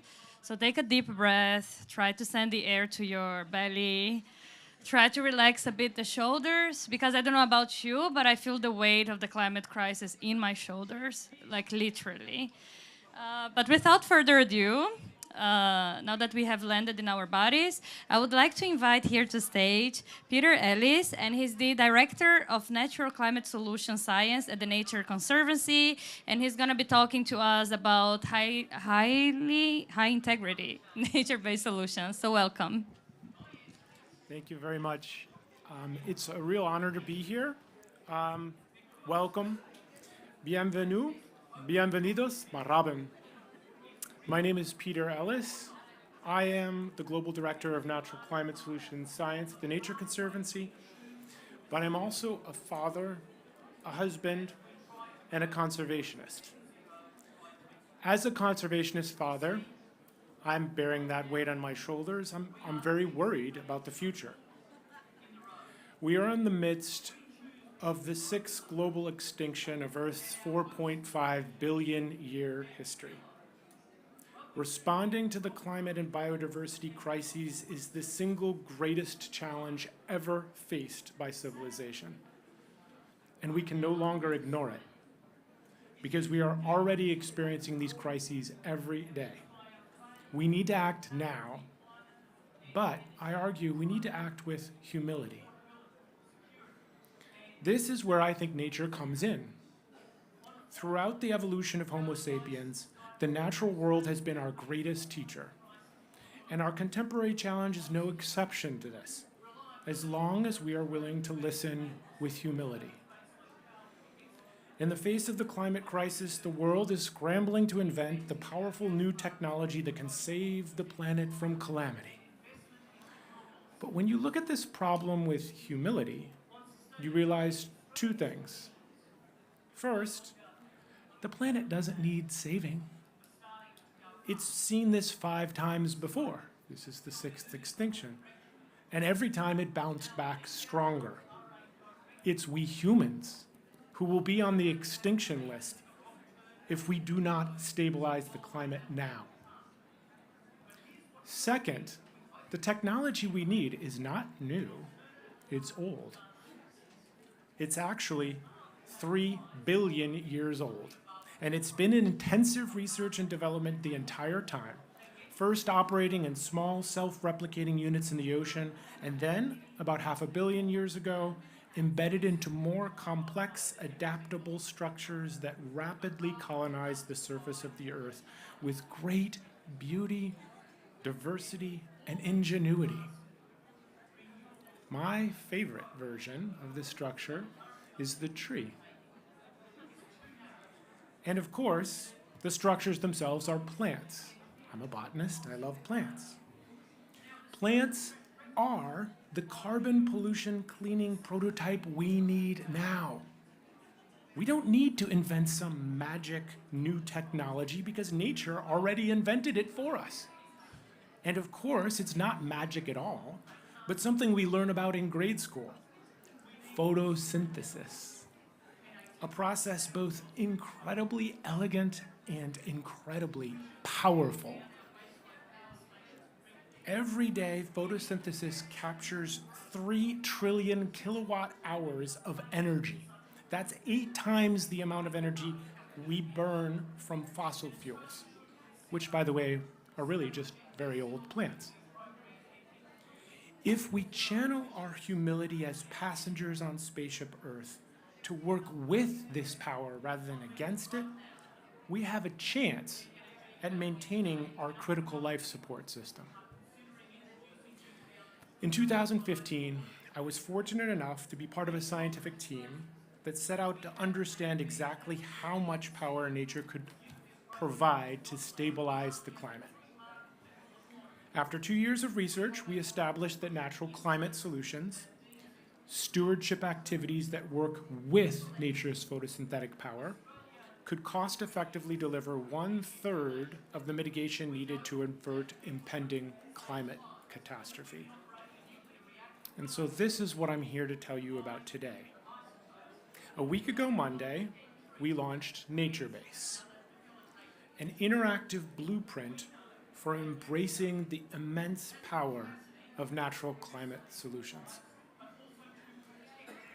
This is not to say that nature is going to bail us out. Nature's power to stabilize climate is impaired by our own industrial greenhouse gas pollution. The other 2/3 of the work ahead of us is about turning down and, yes, eventually turning off that global emission faucet.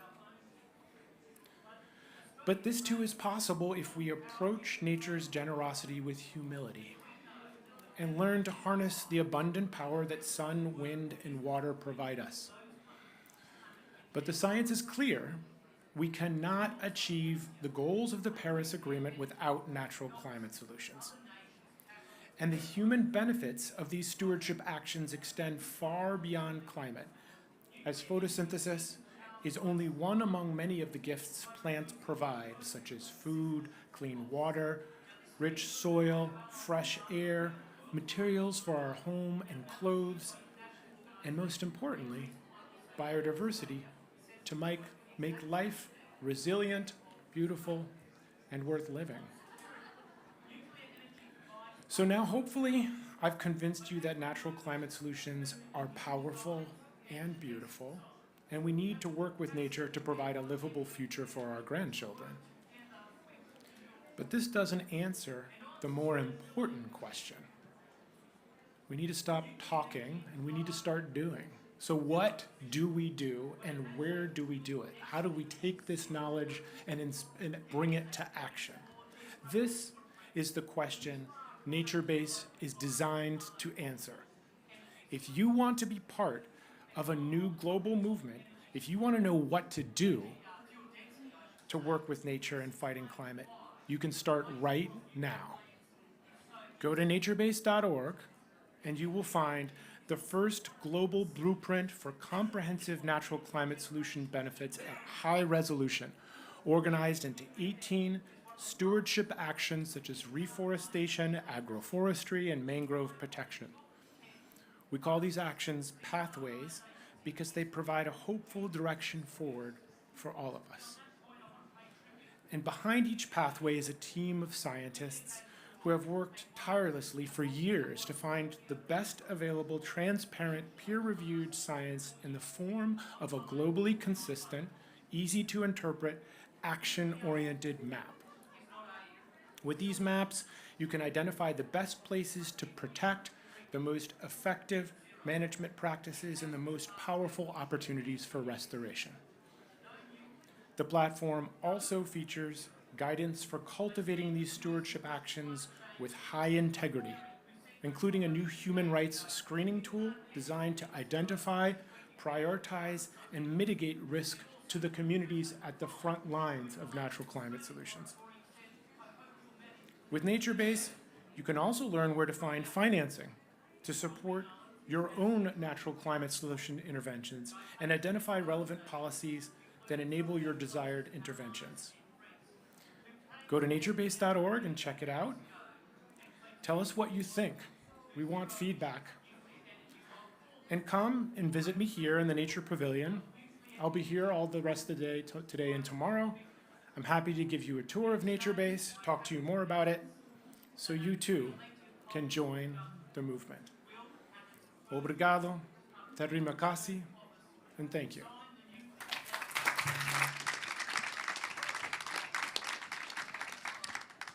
Thank you, Peter. And now we're going to have Joyce Name. There you are. From the Programs Manager and DUAPA Reforestation Project Lead, who's going to talk to us about youth leadership. Hello. Good afternoon. I'm just here trying to understand what has been going on at COP and even here at the talk. Let's see how poop has been very important, how the tree that has stood for like 1,000 years is still important because of our culture, and also trying to see where we can get the money and see how technology can be used for research. Join me on my story. I grew up in a city which was known as the Garden City. It's in one of the regions in Ghana. As I grew up, I was privy to the greenery scenery that we had. Listen to the name, the Garden City, and it was the Garden City of Ghana. As I became a teenager, I could see nothing but dry and brown nature. It began to dawn on me that this greenery that I was seeing was becoming gray, and that was scary. So this nurtured my interest for social and environmental justice.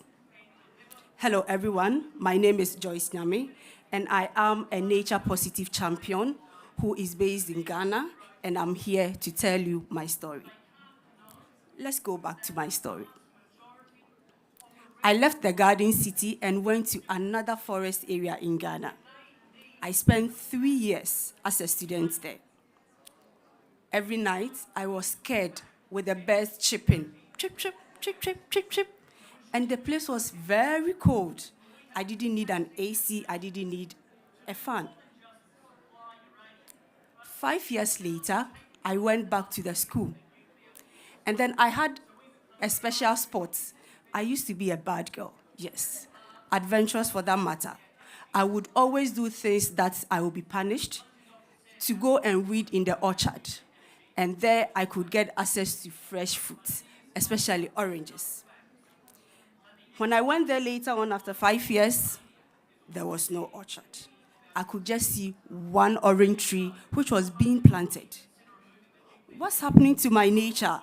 What's happening to the garden city? I said, okay, how can I support? I decided in 2012 to take a master's course in human rights. Why human rights? I was trying to interrogate human actions and nature. Nature is where the whales are staying, where the trees are staying. Imagine if nature wants to be a citizen. That would be a wild fight. So I went to The Hague. You know The Hague, Netherlands, is built on water. So I went to learn human rights there. I came back home and I joined a movement, the women's rights movement. And then in the movement, I just became aware of the need for us to restore and revive nature. For me to be able to go back to the garden city with my kids. Anyway, I'm a mother of 3. With my kids, so that my kids will say that, oh, this is nature. How can they relate to nature if we lose nature? Then, in 2020, I joined the Youth Bridge Foundation, a youth-oriented organization, which is interested in making sure that young people are interested in nature. And when I say nature, I'm talking about what governs nature. So I was made the programs manager for Youth Bridge Foundation. Then in 2002, the government of Ghana launched its Green Ghana agenda, meaning all over Ghana, we needed to green Ghana. But one thing was missing in that agenda, how young people are able to be galvanized to be in that campaign. So the Youth Bridge Foundation led that campaign. Then we came to Diapa. What is Diapa? If you hear Diapa, it's a good tree back home in Ghana. What is a good tree? We are trying to plant trees and make sure that the nature that is going gray, the lands that are going brown are green, and then also we have enough trees. We have enough oceans where the poops can be recycled, and then we can get finance. So, what does Diapa do? And that is where my story and love for nature comes in. We mobilize young people across Africa, and we use nature technology to document our processes in trying to restore the nature. So I see Bosco here from Kenya. I see Robert from Uganda. I see Esther. These are what we are doing to restore the nature. Okay, so as you restore the nature, there are certain things that excite us. You need to be excited of the work that you do. You don't just have to restore nature. So there is this young person back in Ghana called Lucinda Afo, a 22-year-old girl who is part of the Diapa team. She is using technology to document her journey in restoring nature. What am I saying?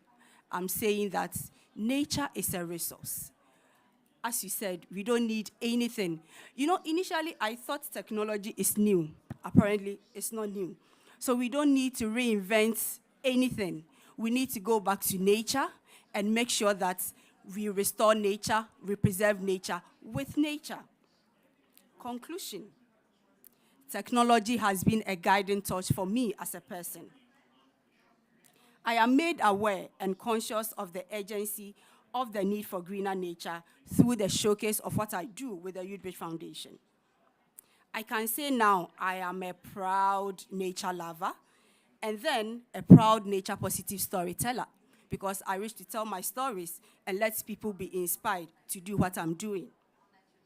So, hope you enjoyed my story and then you have been provoked to move with our words. Let's move like the angry cheetah and go and restore nature. Thank you.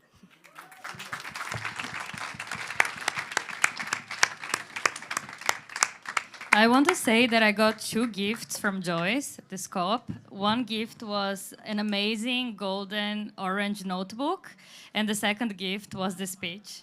Thank you very much. So now I'm happy to introduce our second speaker, which is Tom Crowder. He's the professor of ecology at Zurich and the founding chair of the board for the UN Decade on ecosystem restoration. And he's going to talk about needing nature for climate action and climate action for nature. Welcome. Thank you so much. I appreciate it. You don't need a scientist standing here telling you all the value and importance of nature. I'd be preaching to the crowd, to the choir, but that is exactly what I'm going to be doing. But I'd like to take you a little bit through the journey that I took to get here. I'm just trying to go through the slides. Maybe that's not an option right now. Oh, okay. So, until then, do you want to hear a joke? I shouldn't have said that. All right, I'm really into bushcrafting. Oh, wait, it's begun, thank God. All right, okay. So, we're on slide 3 or 4 here. Oh, I'm just going to go back. Oh, you're seeing the whole thing anyway. Okay. I can't remember which order the slides go. We study the global forest system and the biodiversity within. We are interested in the connectivity and the infinite complexity of these systems to try and get a handle on this very tricky and sometimes contentious role of nature in climate. And I think everybody is very familiar with this tricky topic that we're tackling here. So the magical forest system is obviously built from the full diversity of microbes, plants, and animals, and we build models that spread across all those different organism types. But in 2019, this journey for me started when I interacted with the UN Billion Tree Campaign. They wanted to know what is the potential of scale, what is their contribution to the global environmental footprint, and for that they needed to understand the scale of the global forest system. So we started building a huge database of experts across the planet who have been studying the global forest system. And with millions of locations across the globe, we were able to see the variation in patterns in diversity and structure and height and heterogeneity and carbon storage across global forests. This was a fundamentally useful database because it allowed us to build a new generation of models from the bottom up rather than from the top down. And in 2015, this showed us that our Earth is home to just over 3 trillion trees, which was a very exciting moment. It was also a pretty overwhelming moment because it's the first time our research sort of entered the media or the public sphere, where you get a lot of enthusiasm, but also a lot of, let's say, constructive criticism. We had some furious messages from the Vatican City because we'd missed the 12 trees that are in there, so that number should be 3 trillion and 12, but we're updating it all the time. But with those models, we're also able to evaluate how the natural existence of forests that would be in the absence of human activity. And we realized that we've reduced the number or the scale of the system by about 50%. But outside of the urban and agricultural lands, we were quite excited to see that there's this really great opportunity for regeneration. If we could protect these ecosystems and allow them to naturally regenerate, that there might be room for just over 1 trillion new trees. And that, if they could recover to full maturity, would be about 205 gigatons of carbon. This would be a spectacular contribution to our global climate targets. Now, for me, as a young scientist, this was one of the most exciting moments of my career, but also it quickly became one of the most overwhelming and devastating moments of my career, because somewhere along the line, and I must take huge responsibility for this myself, but along the line of communication towards the media, that got simplified as, we'll save the world by planting 1 trillion trees. And I'm sure many of you have heard this concerning slogan that dragged this research into a dangerous debate. So headlines went around the world. Within 2 days, it reached 65 million people, and that trend didn't stop for a good couple of years.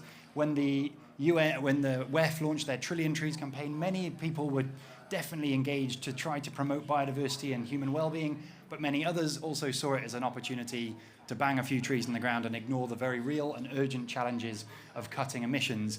And this gave rise to a pretty dark phase in the environmental movement, with massive concerns around, or misconceptions around, the role of mass tree planting to capture carbon. I'm sure I'm preaching to the choir when I say this, but this focus of trees and of only trees and carbon led to an absolute misinterpretation of what nature truly is. It can be devastating for local biodiversity. It can also be, they're often used as an excuse to avoid emissions cuts, which is so much more devastating because they'll only destroy those ecosystems in the long run anyway.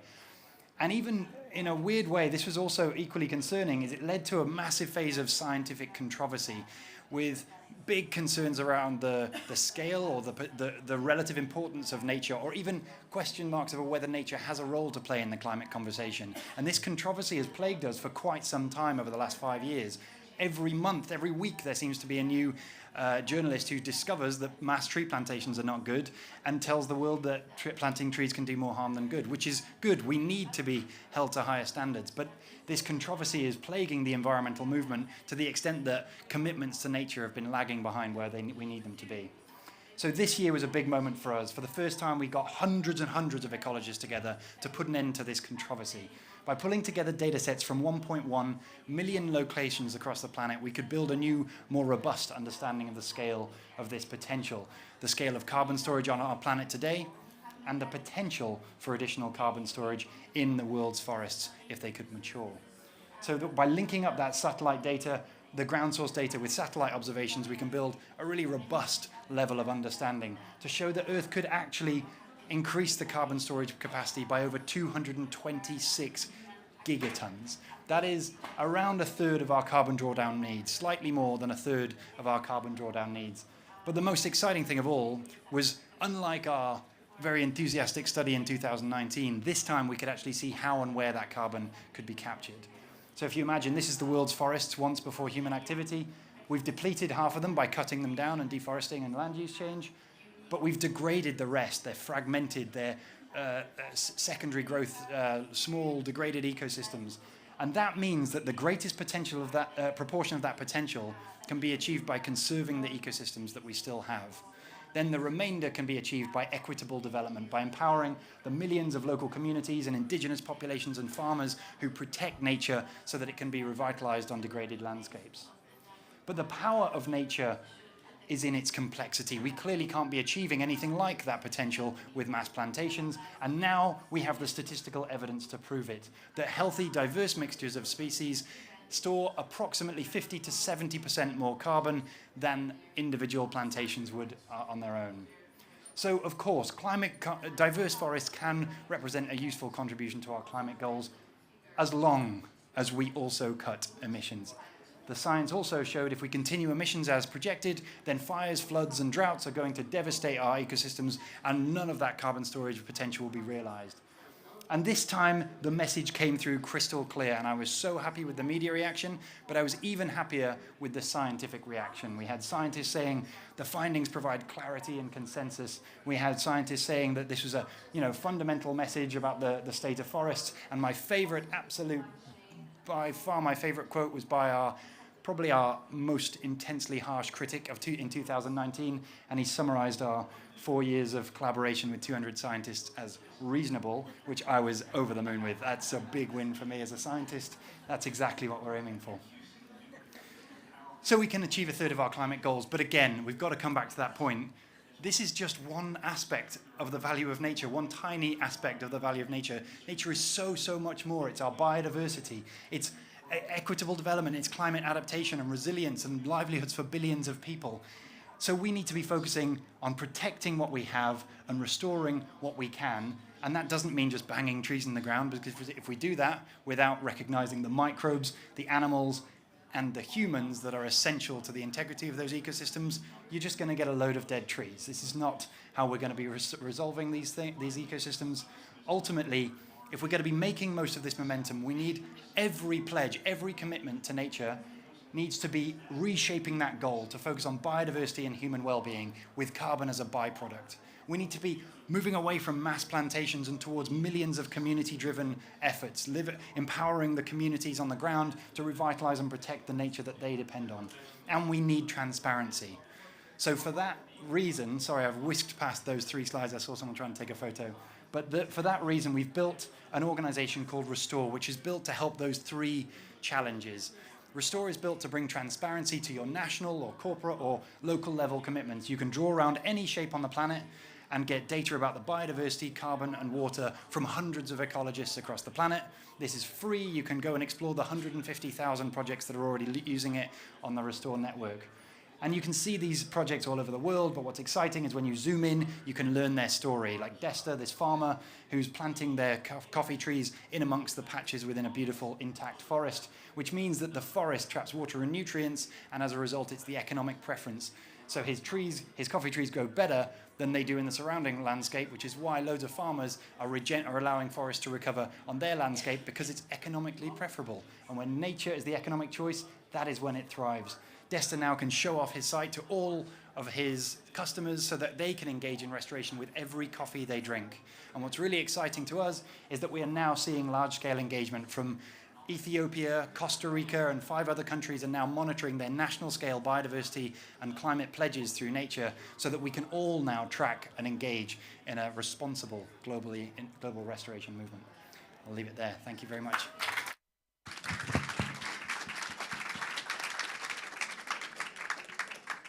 Thank you, Tom. And so we got the punchline of the joke then. It's reasonable, which is good. And next time I'm doing a PowerPoint, maybe you can help me with it, because that was amazing. So the next person we've got coming up is Dima Zoghib from Arup, and you're going to help us to talk about nature-positive cities. Yes, so actually I'm bringing us back to cities, because we are in a city today, and we need to think about nature in cities as well. Is that working? Oh, 1 second. I don't have a joke.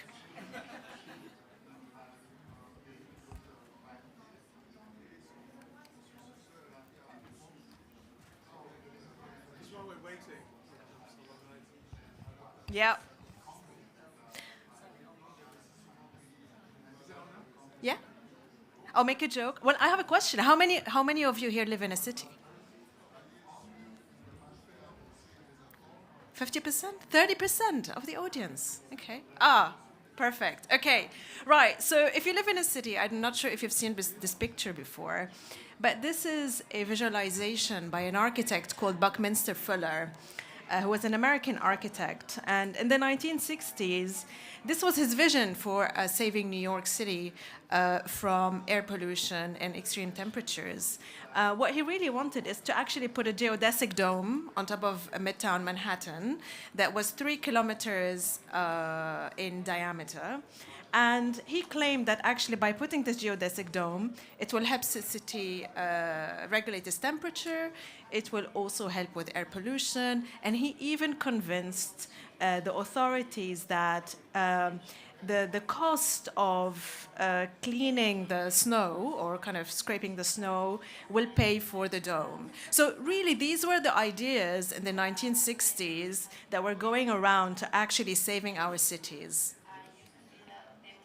And then, this is the image of the Earth from Apollo 7 or Apollo 8 in the 20th century, and it became the most powerful image of the century. And this is what sparked the environmental movement and the Earth Day. This is the first time that people saw that we all live on one planet, and that actually we really need to save the planet. If we look at the environmental protests of the 1960s, we can actually see a lot of the things that we actually today still protest about: air pollution, temperatures, etc. And we're 60 years on, and we're still talking about the same challenges. And I'm sure many of you know the Planetary Boundaries Framework. And what we see today is that actually we have passed 6 of the 9 boundaries. Again, this is alarming. The recent World Economic Forum Global Risk Report has shown actually what the risks are over the next 2 years versus over the next 10 years. And what we have seen is we've seen a significant shift towards more environmental challenges. So if you look at the top 4 challenges, they're all about climate and biodiversity. So what do we mean by nature-positive cities? We know that historically cities and the built environment has contributed negatively to both climate and nature. So what we mean by nature positive cities is that we need to design nature into all our urban systems to meet the city's net zero ambitions, the 1.5 degree targets, and reduce the impact of climate change. This is a Nolli plan. Nolli was an Italian architect, and it was the first time. This is of London, but the black and white plans are very famous for Nolli, and it was the first time that actually people saw the number or the area of open spaces in cities. And what you can see here is that more than 50% of cities is open space. And that includes roads, that includes roundabouts, that includes plazas, that includes rooftops, even courtyards were drawn in these maps. But what this actually means is that if we want to make our cities nature positive, all of these spaces have to play a role. We have 50% of our cities as open space. They need to play a role in bringing nature in. But what do we mean by nature? Historically, we have actually designed our open spaces to be beautiful and just to kind of deliver on aesthetic characteristics. We never really thought of them as actually delivering a function or thinking of these spaces working harder. So we really need to move from aesthetic to functional high-performance infrastructure in our cities.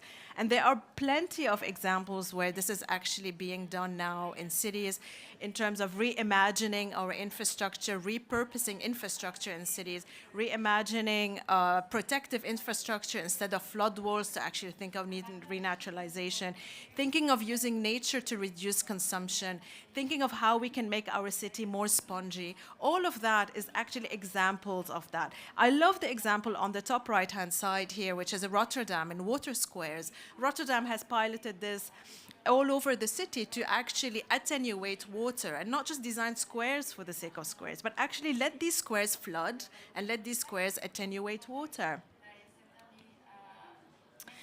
But all of that is great, but we need to make it evidence-based. We still know that actually financing and funding adaptation and nature in cities is actually really, really difficult because we cannot make the case, because it's not investable enough. So we need to make it evidence-based. We have the tools out there, AI tools and satellite imagery and some of the tools that were shown by colleagues earlier to actually make that evidence-based, to be able to quantify the benefits on nature, whether this is carbon sequestration or reduction in urban heat or flood resilience or impact on health. So we really need to make it evidence-based. But also, I think in cities, we really need to think about, we always work for clients like developers or city authorities. But if we were able to kind of change our mindset and think, what if nature was the client? What would it be asking of us? And I think it will be asking of us 4 things. There might be 10 things. But first of all, I think it will be saying, heal me. I'm wounded, heal me. Second, don't harm me. 3, increase me. Add me, more of me in the city. And 4, let me help you. So really thinking of nature as a solution. Thank you.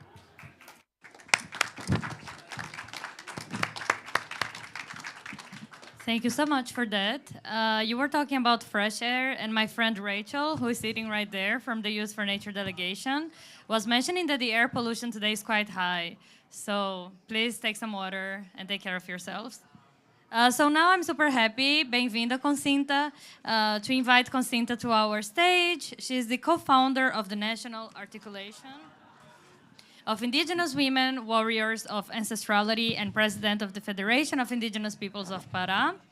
And we are going to have mic-to-mic translation as well, and Patrícia here is going to translate. Boa tarde a todos. Good afternoon all. Já fui apresentada. Sou do sudeste do Pará, sou do povo xerente e estou aqui neste momento como mulher terra. I am from the southeast of Pará. I was already introduced. I am here as an earth woman. Por que mulher terra? Nós temos uma articulação nacional das mulheres indígenas, guerreiras da ancestralidade. And why an earth woman? We have an indigenous associations of warrior women. E essas mulheres se identificam como mulheres terra, raízes, semente e água, numa rede de conexão, levando suas vozes como corpo, território. These women identify themselves as earth women, as roots and water, connecting it all. Seeds. And seeds. Roots, seeds, and water, connecting it all. Porque entendemos que somos parte da terra, somos parte da natureza. Então, nossos corpos, eles têm uma ligação e eles não estão desconectados do meio em que vivemos. Because we are part of nature, we're part of it also. Our bodies are also connected.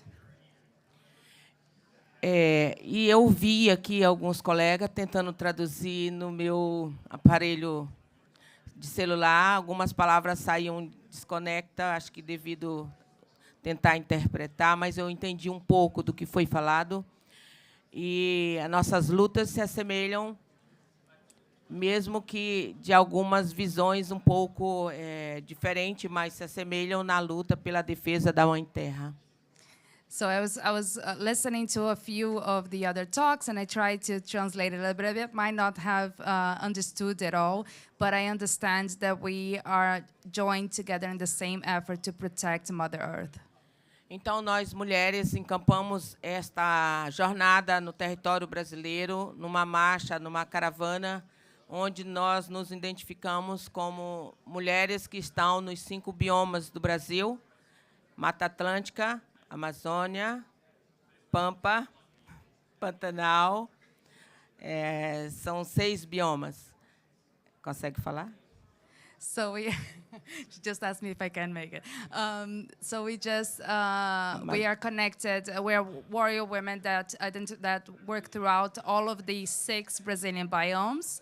I personally don't know exactly the translation of them all, but it's Cerrado, the Atlantic forest, the Amazon forest, the wetlands, so the Pampa, Pantanal, and the grasslands. Caatinga is kind of like a savanna also with Cerrado, so very particular names, but it's wetlands, forests, and grasslands across Brazil. Porque, independente das regiões, o bioma, eles se conversam. So regardless of the regions they are, all of the biomes, they converse with each other, they interact with each other. E tudo que o cerca, todas as cosmovisões, todas as espiritualidade. And all of the visions and the cosmovisions and the spirituality also connect. Então nós, as mulheres guerreiras da ancestralidade, nos conectamos também sobre a cosmovisão dos nossos antepassados, dos que estão aqui. So we are also connected by the vision of our ancestors and the cosmology and spirituality of the ones that are here and the ones that are past. E o espiritual. And the spiritual. E aqui eu quero falar. Vocês falaram muito da natureza, uma natureza que vocês conseguem ver. As plantas, os rios, o verde, todo esse ecossistema que cerca, que está na Terra.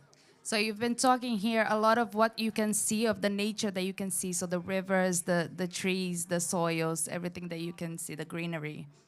E muitas propostas, a maioria tem se transformado em derrota para se preservar essa natureza. And a lot of the solutions that have been proposed also may turn into failure, have been turned into failures. Porque estamos lidando com uma natureza interior que essa a gente não consegue dominar. Because we are dealing with an internal nature that we cannot dominate. A natureza exploratória que cada um carrega, do meu, do querer, do se apropriar daquilo que não é nosso. The individual exploratory nature of what you want and you can't carry and you just want it more. E o homem não tem conseguido dominar a sua própria natureza egoísta de querer tudo para si e não querer compartilhar. So man cannot control its own nature of being selfish and trying to conquer and not wanting to share. Essa luta já é vencida. This is already a won fight. Agora nós, mulheres indígenas, viemos falar do reflorestamento. Now the indigenous women came here to talk about reforest minding. É o projeto mais sustentável que a gente pode colocar aqui para vocês, porque parte do princípio de que é necessário a gente se despir. So we came here to talk to you about this because it starts with the principle that you need to undress yourself. Se desintoxicar. To detox yourself. Sair de você. To get out of your body. E colocar novo pensamento. And put back in a new way of thinking. De que você precisa amar. That you need to love. De que você precisa respeitar. That you need to respect. E que você precisa estar aliado a nós.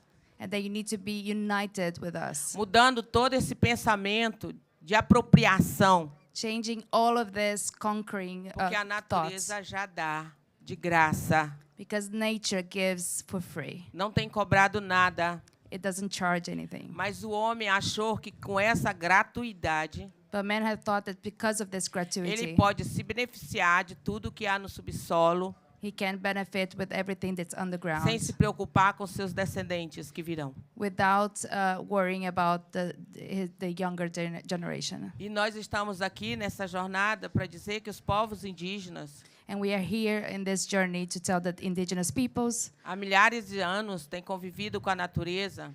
For thousands of years have lived within the forest and the nature. Porque sabe agradecer, sabe repartir e sabe conviver harmoniosamente com ela. Because they know how to be thankful, how to share, and how to live in harmony with it.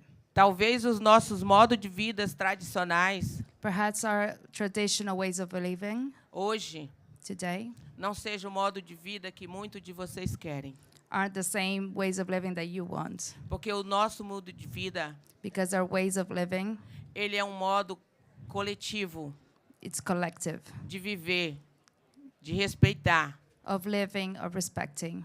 Por isso, that's why que os nossos mais velhos, our elders, dizem que quando a gente vai na mata, que a gente pega uma caça para se alimentar, our elders say that when we go to the woods to get to hunt, essa caça tem dono, tem pai. This animal has a father. Então ele nos dá para nos alimentar, mas nós não podemos pegar os restos mortais, o corpo, e jogar de qualquer jeito, como se não tivesse respeito por aquilo que foi nos dado. So he gives us to feed, but we can't, for example, just steal in any way with the body remains. E eu estou fazendo essa analogia. And this analogy is to serve a purpose. Entre a caça e o alimento. Between the hunted animal and the food that you get. Para vocês entenderem. So that you understand. Que todas as riquezas dos subsolos. That all of the riches of the soils tem sido nos dado para garantir a vida. Are given to us to ensure life. E que se nós não soubermos como fazer com ela, and if we don't know how to deal with it, vai haver uma retaliação. There Já está havendo uma retaliação. There are consequences, and the consequences are here. As mudanças climáticas, the climate change, é a resposta dessa retaliação. Are the answer to these consequences. Quando se queima na mata, when you burn the forest, que a floresta morre, and the forest dies, as que estão vivas, the ones that remain, não consegue ter força para neutralizar os ventos. Are not strong enough to block the winds. E as árvores começam a cair. So other trees die. Com as fortes chuvas que têm chegado na nossa região. Especially with the não major é só rainfalls. O fogo que tem derrubado a floresta. It's not just the fire. Mas essa mudança louca que tem aumentado o vento. It's not just the fires that are knocking down the forest, but it's the whole holistic change. Então nós mulheres indígenas temos uma proposta de vida. So the indigenous women have a proposal of a way of living. Mas para isso, but in order to do that, vocês têm que querer gostar de nós. You need to like us. Ou aprender conosco. Or learn from us. E se juntar a nós. And join us. Porque por mais que os nossos modos de vida, Because even if our ways of life parece atrasado, could seem to you as old, and é o que está dando sustentabilidade para a Terra e para muitos de vocês. it's what's been sustaining you and your life. Os nossos modos, com as nossas cosmovisões do mundo, é que tem dado sustentabilidade para a Amazônia. Our ways of living and our vision is what has been sustainable for Amazon. Por Cerrado, for the Cerrado, and para all of- Caatinga, para o Pampa e para as fontes mananciais de água. to all of the biomes and the river basins. Porque a gente tem um modo de vida de amar, de ensinar, e nós, mulheres, é que transmitimos isso para os nossos guardiões das florestas, que são os nossos filhos. Because we live founded by love and by respect and by sharing, and us women are the ones that teach this and that preserve this by teaching our children, the guardians. Então, nós decidimos sair do território também. So we also decided to leave the territory. E hoje o corpo território, que somos nós, estamos nas universidades, estamos na política, estamos ocupando os espaços para que talvez a gente consiga levar um pouco dessa mensagem do reflorestamento.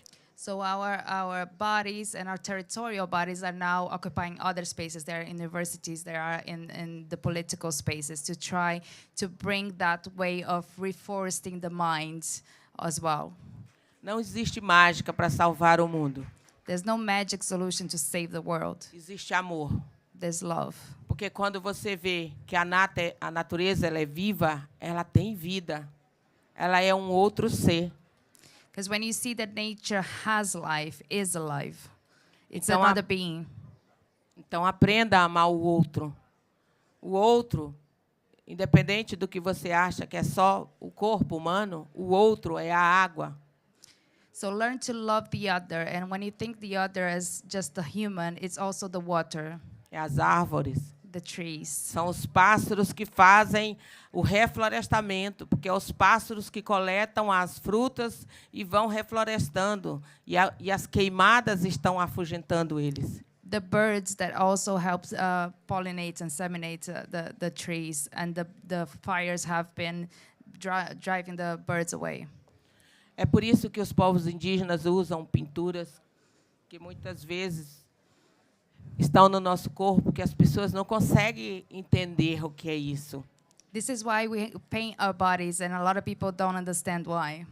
Mas as pinturas que o nosso corpo, como tela, carrega, the paintings that use our body as, painting screens, é dos nossos parentes, os peixes, os animais, as árvores, porque eles estão em nós.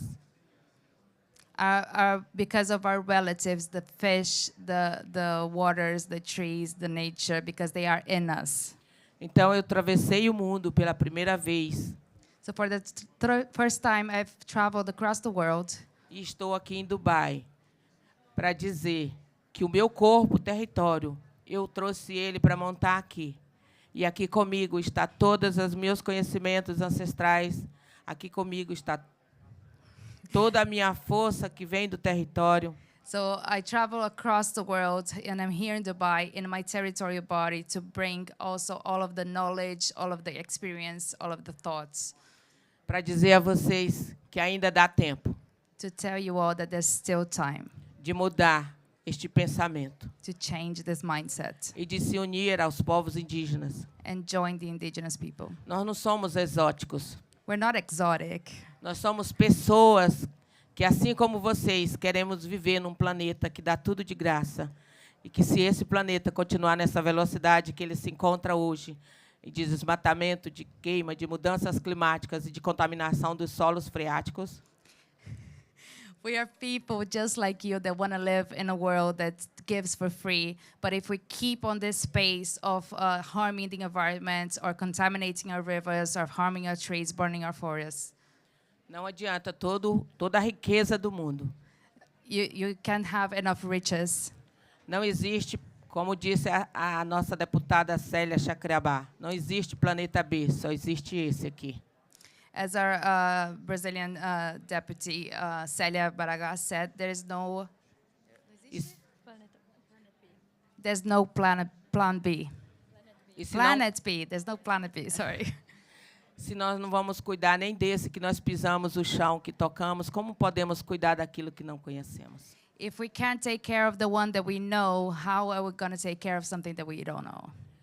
E eu convido vocês para estarem conosco na nossa 4ª Marcha das Mulheres Indígenas, se realizar em 2025, em Brasília, para conhecer um pouco dos nossos corpos territórios. And I invite you all to the 4th March in Brazil in 2025, 4th Women's March, to meet our territorial bodies. Obrigada, Concita, por nos lembrar de todas essas redes que estão sustentando nossa vida. I've heard we have a surprise speaker. Is that true? We do. And we started with whales. We're actually going to finish with whales as well. So Ed Goodall is going to come up here from the Whale and Dolphin Conservation Society and to end us off on this session here. Thank you very much. I have no idea what was said in the whale presentation earlier on. So apologies for if there's additional whale content here, but I don't think there can ever be enough whale content. I did also have some slides, but we've had some technical issues, and we don't have them, so you'll just have to imagine what I'm about to say. So my name's Ed Goodall, and I work for Whale and Dolphin Conservation. And I just want us to imagine that we're just going back in time to the 1960s. So in the 1960s, the world was at war. There was a lot of political uncertainty. And whales were being hunted relentlessly, more efficiently than ever before, in every corner of the global ocean. We knew that we were driving them to extinction. The science had been showing us for decades. An international body, the International Whaling Commission, had been set up a few decades before to try and tackle this problem, when we realized that we needed to reverse the trend. But we carried on regardless, knowing the future that we were going to get to. And I did have a really nice slide here of us killing whales, and the graph was going right up like that, and then there was another one next to it of the hockey stick graph of carbon emissions, and it was a wonderful parallel, so you'll just have to imagine that. But in 2023, we still have whales, certainly not as many as we did. 3 million of them were killed, and some populations were reduced down to less than 1% of their historical maximum, but they're still here. So what happened, and what lessons can we learn from that? So we learned to listen. In the 1970s, Dr. Roger Payne and his wife Katie taught us that whales have songs. They put them on records in the National Geographic magazine and sent them all around the world, and it sold millions of copies. And people felt more connected to whales than they ever had done before, just as ancient cultures did and modern oceanic indigenous people do today. And there was outcry, and there were protests, and there was a mass mobilization of people against the interests of a few in a dying industry. And it took a few years, but commercial whaling was largely halted. And some species, especially humpbacks, have undergone a tremendous recovery in those intervening decades. And humpbacks, some populations are almost back at their baseline levels, so it just shows what we can do. Other species are slower to recover, but it was a widespread human connection that changed, a widespread human connection to nature that changed the fate of the whales. We stopped that incessant slaughter, but whales do still, unfortunately, suffer from many threats today, from entanglements in fishing gear, to noise pollution, to interactions with vessels, and climate change itself. We have to save the whales all over again. But now we know some really interesting things about whales that we didn't know back in the 1960s. We know that they, along with lots of other animals, are playing really important roles in their ecosystems, and roles that we have to start taking seriously. Whales contribute to essential nutrient cycling within the ocean, and by extension, they have a role in the carbon cycle. They contribute directly to carbon sequestration, as they're really large animals. They have a lot of carbon-based life forms, like we are. And when they die, a lot of the time, they sink to the bottom of the sea. And when they sink below 1,000 meters, you may have heard some of this earlier on, that carbon can be considered sequestered into the deep sea. When they're alive, and they're not just valuable when they're dead and sinking to the deep sea, when they are alive, they are feeding at depth, coming up to the surface and bringing nutrients from deep in the ocean to the upper layers of the ocean, where that's used by phytoplankton. And phytoplankton are the base of the entire marine food web, but they're also fixing carbon into the ocean, and some of that carbon can be stored into ocean life, and some of that carbon can also be sequestered later on. There's a lot of uncertainty around this at the moment, but it is fundamentally a positive feedback loop mechanism. But because of that uncertainty, whale and dolphin conservation have created the Climate Giant Research Programme, and we've identified key knowledge gaps within this particular area of science through the International Whaling Commission and Convention on Migratory Species, and we are fundraising for and investing in these kinds of projects to fill those knowledge gaps so that we're able to advance that knowledge and understanding and then take that into meaningful policy change. We also have a rather large problem in 2023 with knowing how many whales there actually are, which is bonkers. Blue whales are the biggest creature that has ever lived, but we know that there's somewhere between 5,000 and maybe 15,000 of them. We only found out a couple of weeks ago in a new peer-reviewed paper where some of them go to breed, which is just crazy. And if we want to enact the conservation interventions needed to restore populations, we need to understand where they're going, what areas are important for them. So we have a partnership project with a company in Germany called, the company's called Bioconsult, and the project is called Space Whale, because now we have the modern technology to use very high resolution satellite imagery and artificial intelligence to actually find where whales are across the entire global ocean, reducing the amount of people, time and power that's needed.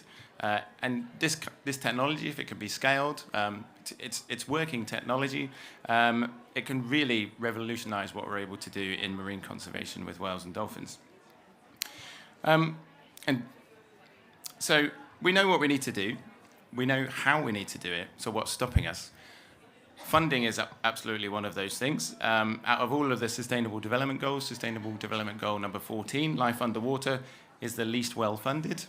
Less than 1% of philanthropic giving goes to the ocean projects. It covers 71% of our planet, and without it, and without their life within it, Earth would be 35 degrees centigrade hotter than it is now. None of us would be here. The other thing stopping us is our own inherent connection to nature.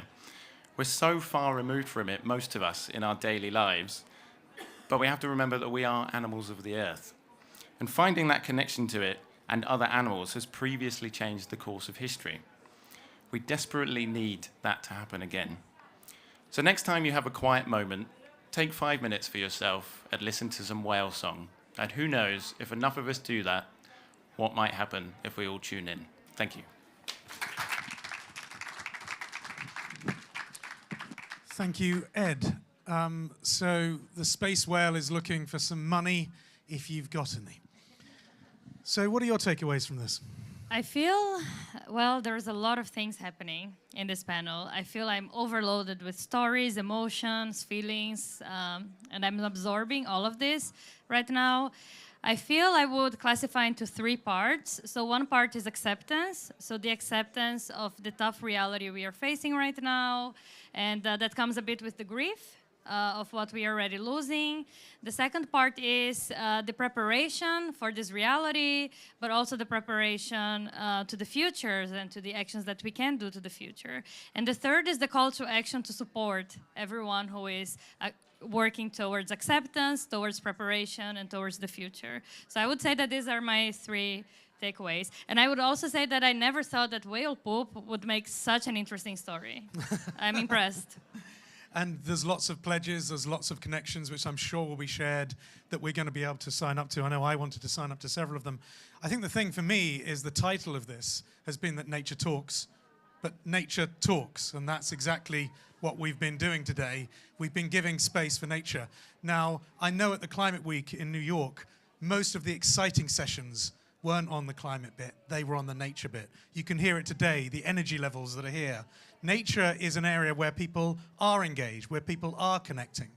We've got to make sure that that is connected to the climate, which is what we're doing here, to people as well, and to the heart, and the stories we've heard today is going to be essential. We're not going to do Q&As now. The audience is thinning as people go on to other things, but there's lots of the speakers still around, so please do find them. talk to them, listen to them, but also tell them your stories about what you're doing. Let nature talk through you as well. And we're now being pointed at because you want to steal the mic. Excellent. And while the mic is being stolen, please also talk to the moderators. We also like to talk to people. Yeah, now that that was incredibly rude, I'm sorry. So just if you want to hang around, we'll have 2 receptions later today starting 5:15. But in the meantime, we do have a couple of videos to show you if you want to watch. They summarize a little bit of, all of the crazy, happenings of COP and around nature. So it might be good to try to sort, the thoughts around. But yeah, feel free and do come back at 5:15 for the receptions, and then we can eat something finally.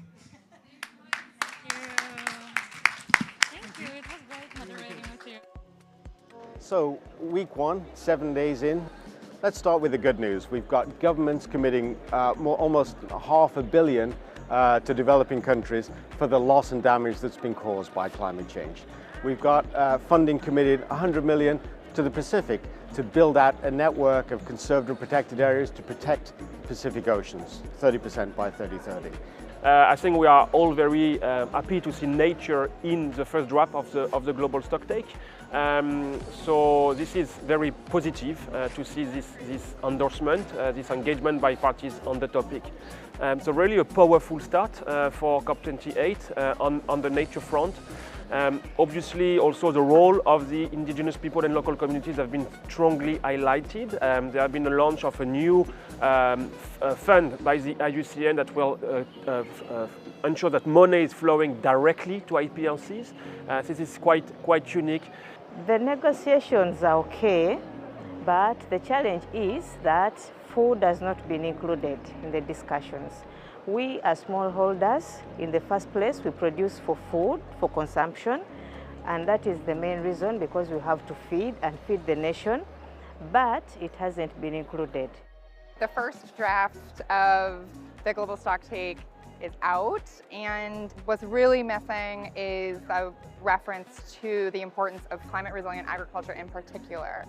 Negotiators were talking until very late, and there were, again, very strong calls from a good number of parties that food systems and agriculture must be reflected in an ambitious stocktake outcome that will make or break whether or not the stocktake outcome is really the guiding post for how we need to get to a nature positive future.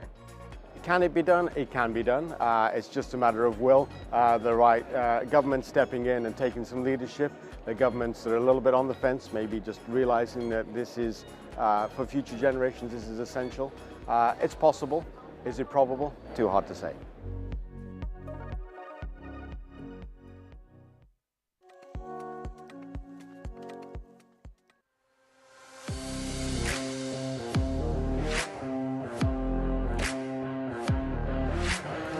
My name is Mike Fleisch with the Global Commons Alliance. I created this baton that says Nature Positive.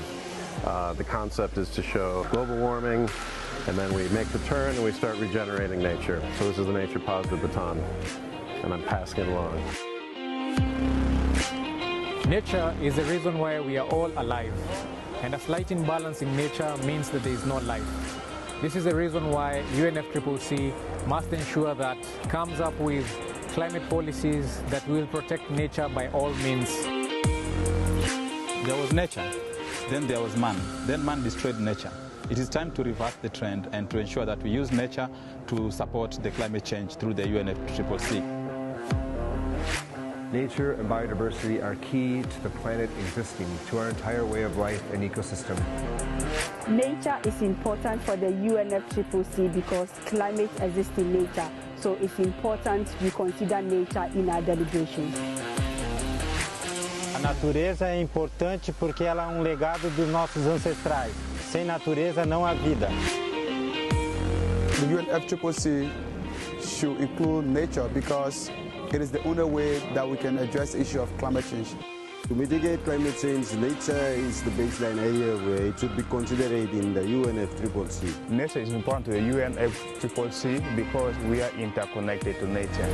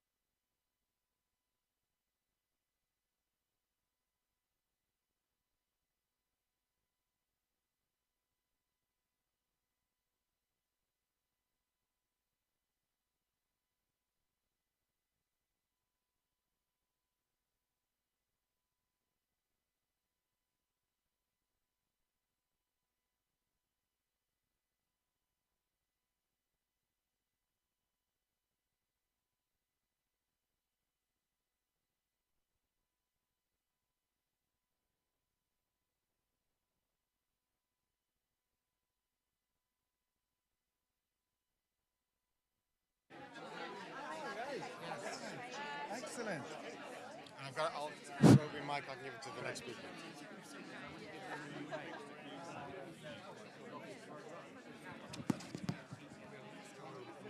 No, we're like 2 minutes after. So we're right on. Right on time. We can go a little bit. The ball won't stop for a few more minutes. We'll get everyone in first and settled, and then we'll start serving alcohol later.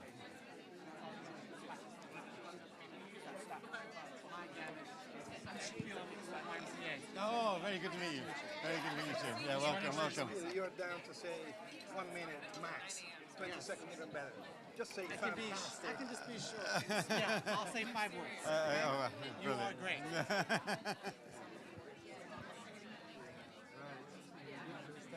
I think so, yeah. Who are the first 2 speakers? Should we get them close? Or? Annie and yeah. So, Annie's not here. Eva's here.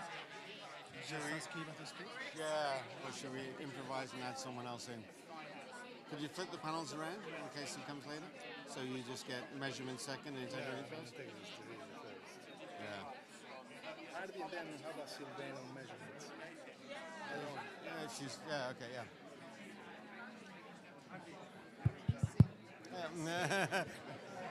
No, I'm just microphone running. Yeah, exactly.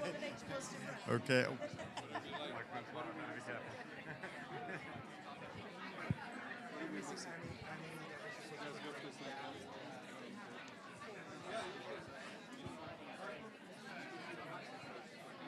I'll do what you ask me.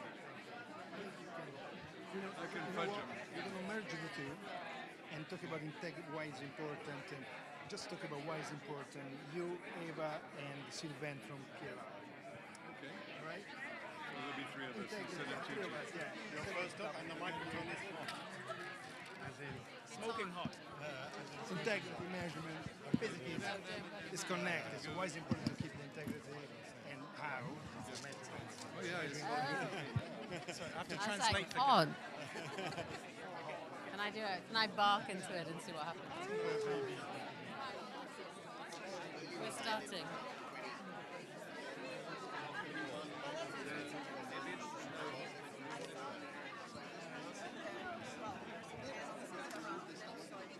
No, I can just say You're going to do some shouting, are you? Excellent, good. So it's been a bit of a mess.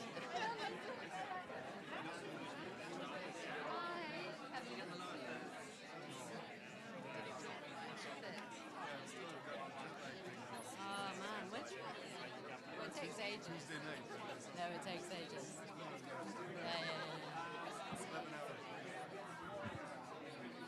So just by the time you're ready to go back.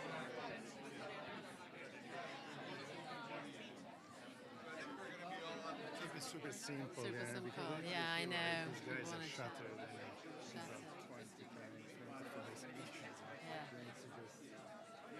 But where's Annie? Do you need to settle everyone down? No.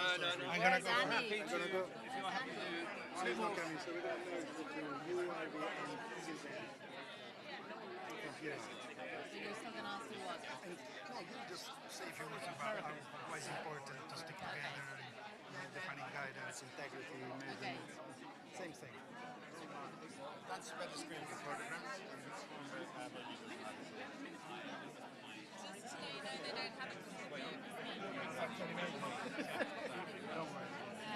I'm trying to stay here. What is this shot? Yeah, I think it's like just. It's like a line. You can ask people to stand outside of it. Do you want me to bring them forward? Should I bark? I'm gonna say a few words. Do you want me to bring them forward? I can shout at them as well. I will. No, don't worry. You're happy to If do you that? go there and kind of Push. gently. In a loosely persuasive manner, yeah, I got it. Okay. How do you do that? Hello, everybody. Hello, everybody. And thank you so much. Okay. Yep. So, hi, everybody. Thank you so much for coming tonight. This is going to be a super informal reception. Come closer. We don't bite normally, so just a few steps. Normally, yes. Patricia, she knows. And now take 2 steps to the right, put your hands up, turn around. So it's been a long day. It's not yet the end of it for many of us, but thanks again for coming to this, what is a really meet and greet with the Nature Positive initiative. This is, I don't like to call it a new initiative because in fact it's more an evolution of many initiatives that are converging and try to align and come together and together push the Nature Positive concept to the next level. As you know, we've been, many of you here in the room, definitely the ones here on stage, been all very active in achieving this amazing result of having the Global Biodiversity Framework mission worded as it is, halt and reverse biodiversity loss by 2030, which is basically is what we've been advocating in terms of having a global goal, a clear direction on nature that was missing, had been missing for so long. And the whole Nature Positive concept is exactly about that. It's exactly about a global goal for nature, societal global goal for nature, measurable, halt and reverse nature loss by 2030, measured through biodiversity indicators, biodiversity outcomes, and bringing the whole of society to deliver it. With that, we will move, we hope, and we must move from guesswork to science-based goals and targets, from trying or doing whatever we can to actually doing what's necessary to bend the curve of biodiversity loss. We've been hearing for too many years, too many decades, companies, governments saying, we've done this for nature, we've done that, great claps in conferences and COPs.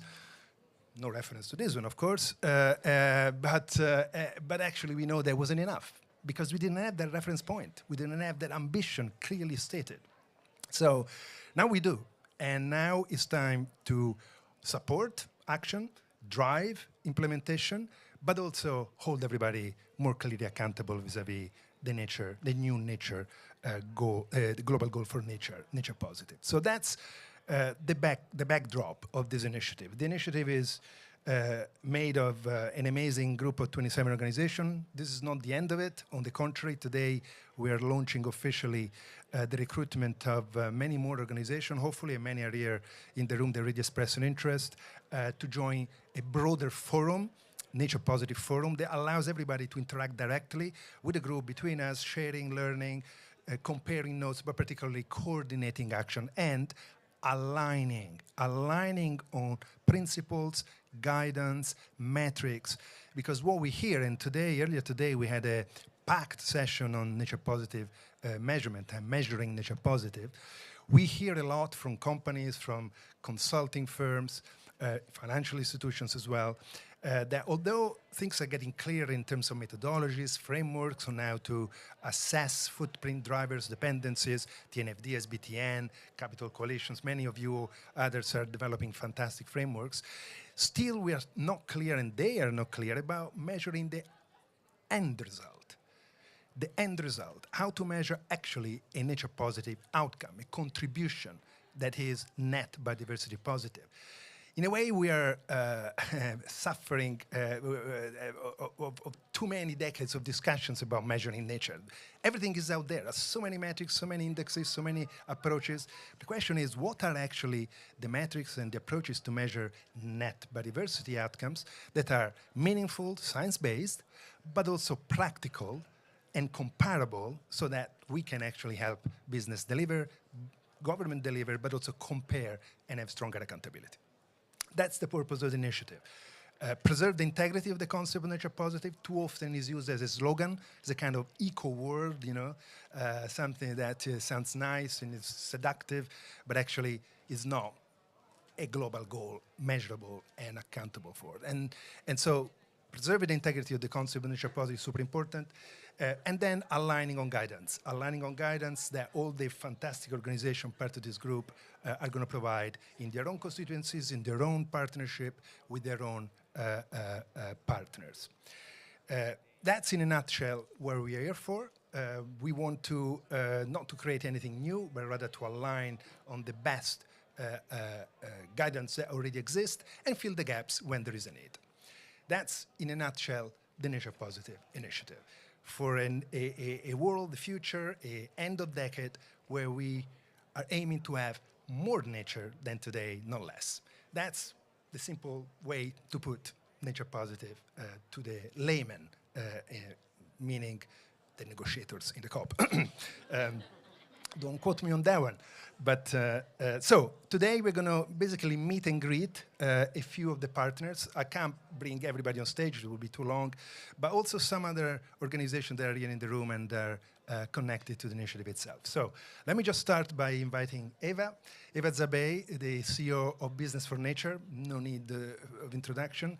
Harvey Locke is the deputy is part of the IUCN Protected Areas Commission and is focusing on the nature positive dimension of it. And then I think we have Sylvain here. Is Sylvain? Here she is. How can I miss you, Sylvain?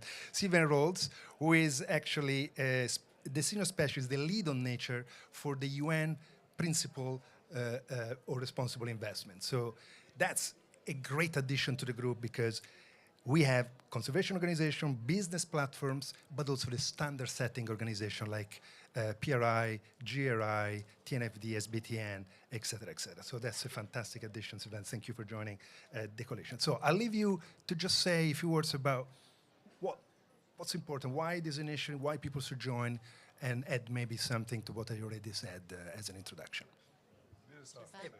Thanks so much, Marco. And given that none of you have drinks yet, you can all start by giving Marco an amazing round of applause because he's been leading. Thank you so much of this convening. Thank you, Marco. I'll keep this short. Hi, Annie.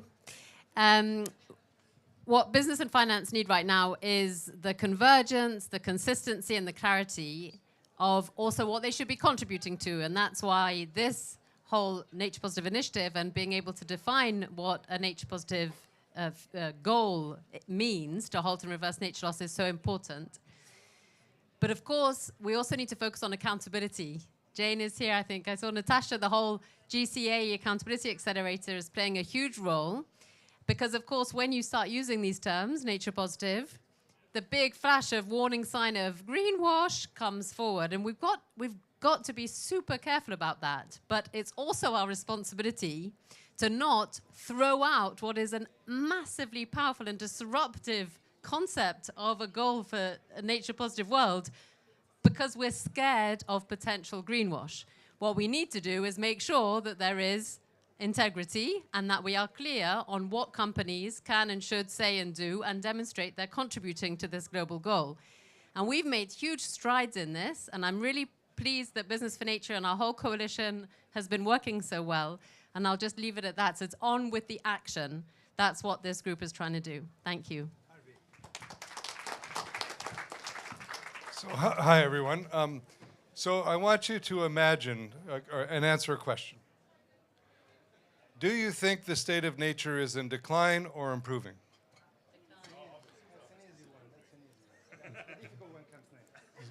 So we know we can measure nature positive, right? Because we want it to go up, not down. In simplest terms, that's what this is about. And we all know that it's in decline. So the idea as we crystallize it was from a baseline of 2020, which is the year the Convention on Biological Diversity was supposed to have its closure. And there were very many papers published targeting that date, so it's a good one.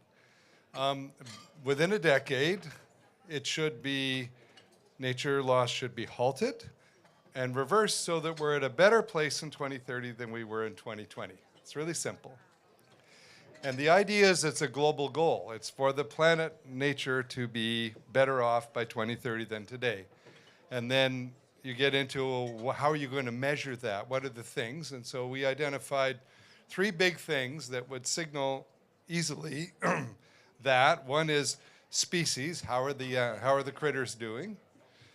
One is ecosystems, which is the interaction of species assemblages with what are called abiotic processes. So think of the tides on the coast that drive coastal ecosystems, or freshwater rivers that drive terrestrial ecosystems, and mangroves and things like that.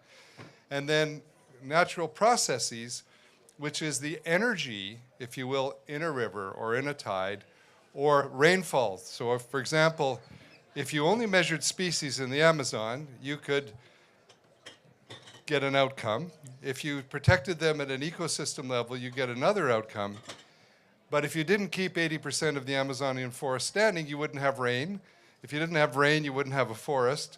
You'd actually have, and there's this called the tipping point, where it would actually flip to a savanna. So you have to think of all these scales to be nature positive.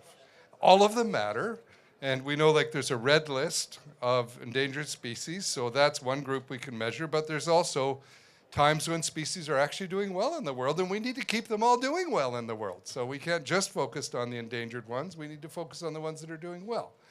And the aggregate of all that is, if things are good, we got to keep them good, and if they're in decline, we need to turn it around. But we've got to halt, meaning not just focus on restoration, but keep what's intact, and do restoration. That's the big idea.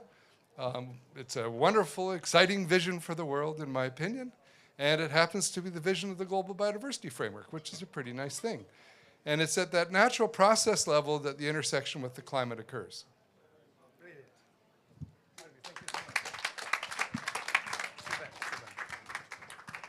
Thank you very much. I think from our perspective, especially coming from the PRI, we need to see, echoing Eva's word, in terms of that accountability and integrity, including from private sector actors to contribute to our global efforts towards that end goal that you're talking about, Marco. We know how challenging it is to measure the state of nature, to look at those ecosystems, those species, those genetic processes. So we do need to also acknowledge the need to measure impact drivers and dependencies. Now, there's been a lot happening in the last few years on that topic, and I would absolutely commend the work of the TNFD in compiling all this work into an inventory.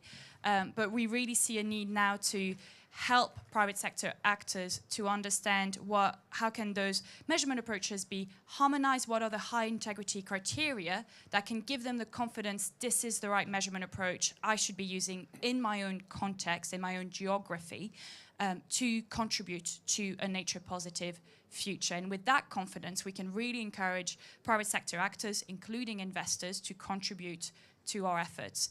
It's within their core fiduciary duty to ensure long-term value for their end clients. And so it is actually within their core fiduciary duty to contribute to our global efforts. And this is why we're also very happy to welcome them into the Nature Positive Initiative Forum, because we want their voice added into this conversation alongside our business organizations. Thank you, Sylvain. Thank you. And now we've been joined also by Ani Dashgupta, President CEO of the WRI, World Resource Institute. So Ani, you've been in this journey from the very, very beginning. So maybe a few words about the next steps, how you see them. First of all, I thought there were drinks involved. That's, well, maybe they're coming, right? Thank you. Thank you. I just want to say, look, this is a climate COP. We at WRI, we strongly believe there's no 1.5 degree without nature. And if climate keeps destroying the world, nature will destroy. So we've been part of this before this had a name, with Marco since 2019. And I just want to say, first of all, thank you to Marco from all of us for bringing us together, bringing all of us together.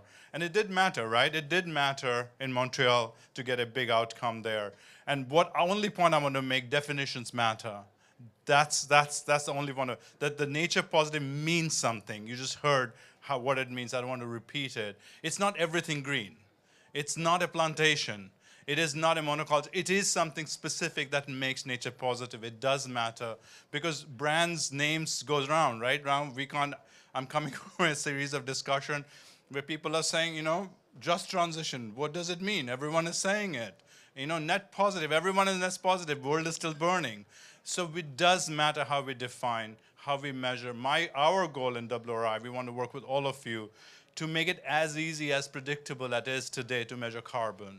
We want to measure, so it's easy for companies. It's predictable, it's dependable, and then we are confident in what we're doing so the market can work for it. So that's our commitment, and I hope we are going in that direction together with Marco, with all of us, because we want to make the integrity of this discussion as high as we can. Thank you. Brilliant, Annie. Thank you so much. Thank you. Well, now there is another key partner in the whole initiative from the beginning. I mean, there are many others, of course, but here in the room is Gretel. Gretel, I don't know whether I should call you still the new DG of IUCN. I don't know how that, but you know, I think we should give her an applause because of encouragement and of celebration. So Gretel, IUCN is a pillar of science on nature. Has been a pillar for forever, and so a few words from you as well in terms of the initiative and how you see this going forward. Thank you, Marco. My first words go to you. I think I join everybody who thanks you because you have really, truly been a leader putting many organizations together. Nature Positive can only be achieved if we work together. And when I say we work together, it's the private sector, indigenous peoples, governments, and private sector, and all of us. I think, and I'm very happy to hear that we keep adding people and organizations, because this is so key. I really enjoy that we can have a single definition of nature positive. I think that this is important, that if we go that way and if we keep working that way, then we will achieve much more than the individual organizations working in separate boxes. No? So this is already a huge achievement. To have all the organizations together working for one single purpose, that is nature conservation. I think that is the biggest part of this. As a IUCN, I see many faces here that are IUCN members.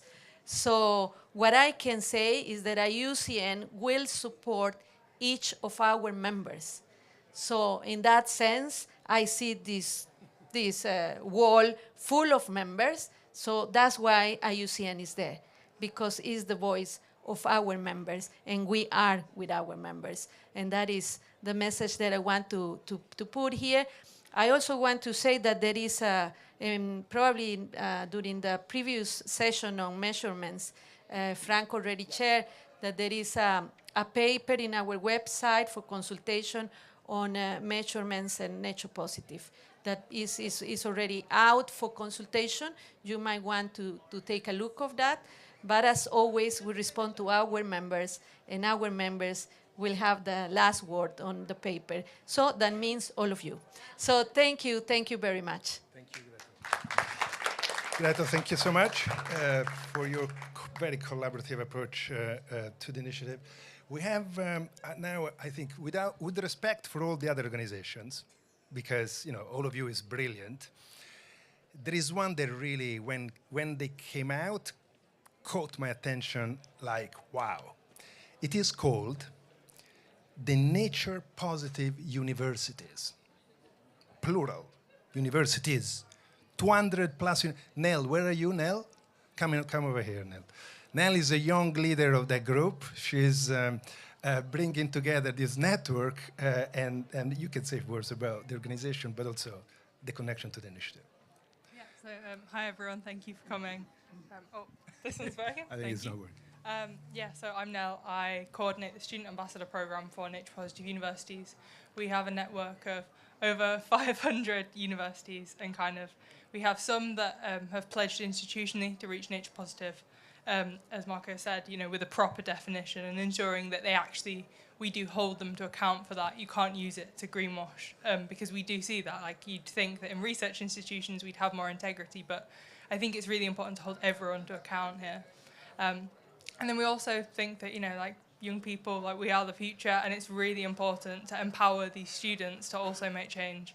And for us, it's so important to be part of such an amazing initiative, to not only to have the researchers and have the capacity of universities to be a part of this fight, because we are cornerstones of everything. We produce research, but we also produce students of the future, the change makers of the future.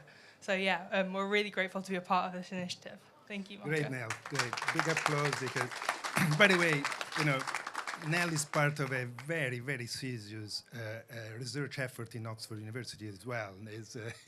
They're delivering some really interesting cutting-edge thinking about measuring nature positive. Thank you, Nell. Thank you very much. So we got also in there, with so many, but Sarah, the nature lead of KPMG, we had an interesting discussion about the role of auditing and assurance companies in helping And also, you were very blunt about what you need in order to drive companies to deliver genuine outcomes. Yeah, thank you so much. And I'm not going to be a person who stands between people and their drinks, so I'll keep this pretty brief. And I think everybody said it, actually. I mean, this is a collaboration. We're not going to achieve Nature Positive if we don't all play our part. We all have an important role to play, and that includes the consultancies. But it can't just be KPMG. I'm standing here as KPMG today, but actually this is all consultancies, and we had a great meeting yesterday, actually all of us, to talk about this, talk about that collaboration, and I think that should be a way forwards. And thank you, Marco, for bringing us together like that, actually. It's really important, and we need to make sure that we do all work together, because if we don't, you know, the alternative is not good enough. Thank you, Sarah. Thank you. Thank you very much. Looks like I'm having herding cats in BirdLife and WWF. Now we're herding cats in the Nature Positive Initiative. That's my curse. But these are nice cats, very nice cats. A bit wild, but nice. No, seriously. Then, yes, another organization, we have Clay actually in the room, which is a formal member of the group. But also we have in the room Regions 4, Jordan Harris. Are you here? Oh, excellent, Jordan. Thank you. You were together in a previous meeting as well. Yes, we just saw Jordan, please, a few words from your side. Sure, Local thank you. governance. No, I think it's clear to everyone who's been, at the series of events at COP that there is no path to a net zero future, no path to a 1.5 degrees, nor a path to a resilient future that doesn't pass through nature positivity. And I would add that there's also no path to these things that doesn't pass through territories and localities where subnational governments has a real key role to play. So cities, states, and regions altogether are showing compelling leadership. We've seen a lot of it this past week here at COP, and innovative solutions that are really integrating the climate and biodiversity agendas. I can say that with my colleagues from ICLE, we were just at a ministerial meeting as well. There's Kobe back there, exactly. Where we see that this language is already it's already in the mouths of ministers and in the CBD and the UNFCCC who have released a joint statement today talking about net zero and nature positive futures. So, the work that is going on here is being reflected right in the halls of power, and so I'm very happy to be a part of it and encourage you all to continue the good fight moving forward. Thank you so much. Thank you, Jordan. Now, super quickly, the youth, Shaquille. Shaquille, are you here? Here he is from YMCA. Hi, everybody. Thank you for being here. My name is Shaquille Kareem. I'm a climate advocate for the World YMCA. A lot of you are probably thinking, what does the Y have to do with any of this? We're in 120 countries, impacting 60 million people. Most of those are young people, kids. So when we think about the future and future generations on Earth, the Y here is aiming to be that mechanism, provide that consultation, provide that voice. Thank you. Brilliant, brilliant. And then, of course, there is no nature positive without changing the production and consumption model. And so we have Charlie Worthington. Here he is, another young person. Please, great. Consumer International. Thank you. Yeah, really excited to be here. I just arrived yesterday from the Consumers International Global Congress in Nairobi, and a common theme throughout all of our discussions on nature, on food, on energy, was on the need to not address production and consumption in separate silos, but to really be thinking about these all together. And that's something that the consumer movement has at times been guilty of focusing just on production. And that's why we've maybe been less engaged in the Nature Positive initiative in the past than we could have been, but really keen to bridge that gap, because we see both an opportunity in engaging consumers, but also an imperative to protect consumers through this work on Nature Positive. I think there's areas in which consumers really feel very strongly about nature. It's often a much more accessible way of mobilizing action on environment than the slightly more nebulous issues of emissions and 1.5 degrees. We also see, as I say, that imperative to protect.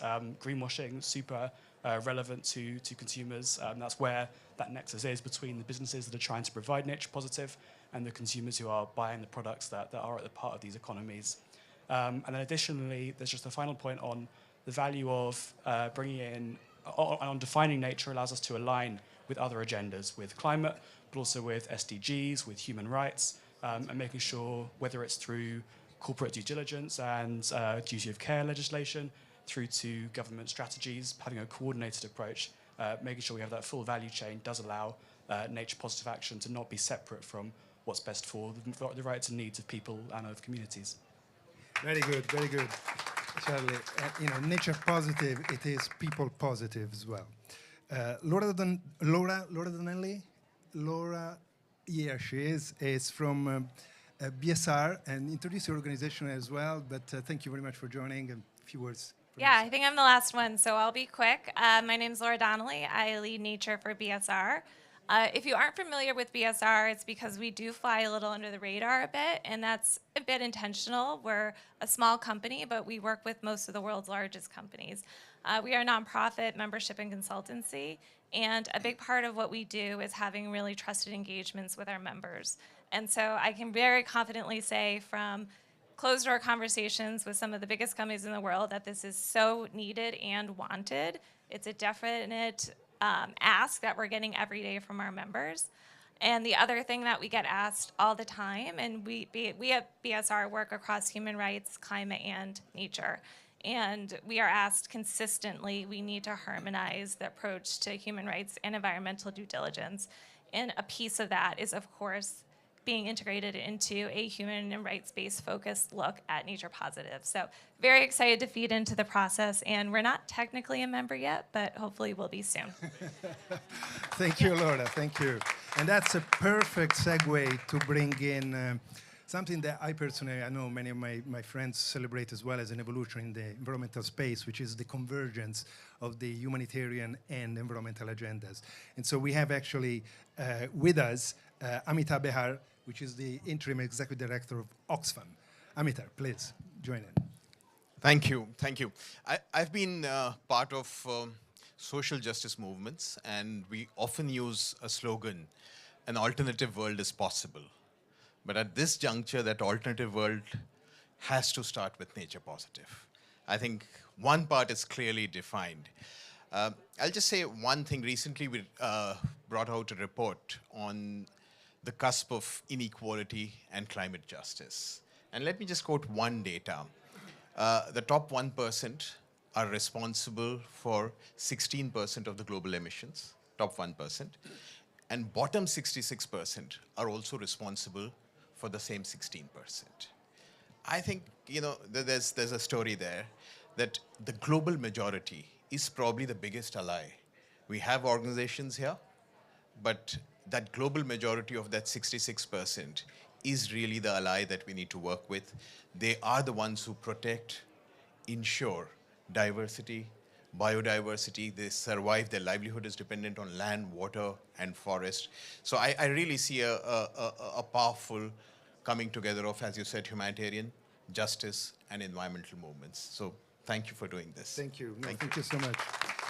And promise, this is the last one. This is the last one. We have a last but absolutely not least. I hope he's here with us. I don't see him, but let's see. Otherwise, drinks come earlier. It's Olim Mike. Olim, are you here, Olim? It's probably late. Well, Olim is the nature lead of WTO, and he's super engaged in this agenda, and so WTO will bring another new perspective to our conversation. But let me just finish by recognizing, because I see new people that are part of the group that I haven't mentioned. I want to just recognize, first of all, Global Common Alliance. Jane was here. I can see Patricia from Conservation International. I can see Alice from WWF. I can see Natalie Bernasconi. Not Berlusconi, Bernasconi. Natalie and I suffer the same curse. She is Berlusconi, I am Lamborghini. So it's like, it's a story of our life, right? Yeah. Unfortunately, that's what it is.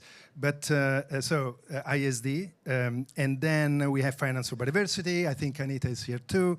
And then Ellen MacArthur Foundation, it's here as well. CDP, IFO, and so many others. So anyway, this is a big family, but like any family, not necessarily agreeing on everything. So we need to come together, but also we are taking on a responsibility of delivering. And Annie took me with his big, long arms in China, the China Council, and said, Marco, this is great, but now we need to deliver. And he's right. He's right. So together we can, and we can also support. Oelim, here he is. Sorry, I just called your name. You know that. That's brilliant. That's brilliant. Now you should know that I said that was the last speech, and the drinks are waiting on the table. So you have a big, yeah. So go for it. Go for it. What can I say? Already It's introduced. between me and your drink, so I have to be really short. Sorry for being late. No. Ho Lim from the World Trade Organization. We were coming from another panel that we were organizing on green hydrogen. Having missed all of your remarks, I will just have to make up that I knew what you said. We had Marco and his foundation and people with us at the WTO during the public forum, and we had already a discussion on Nature Positive. And we talked about trade and how important it is that trade is part of the Nature Positive solutions and initiative.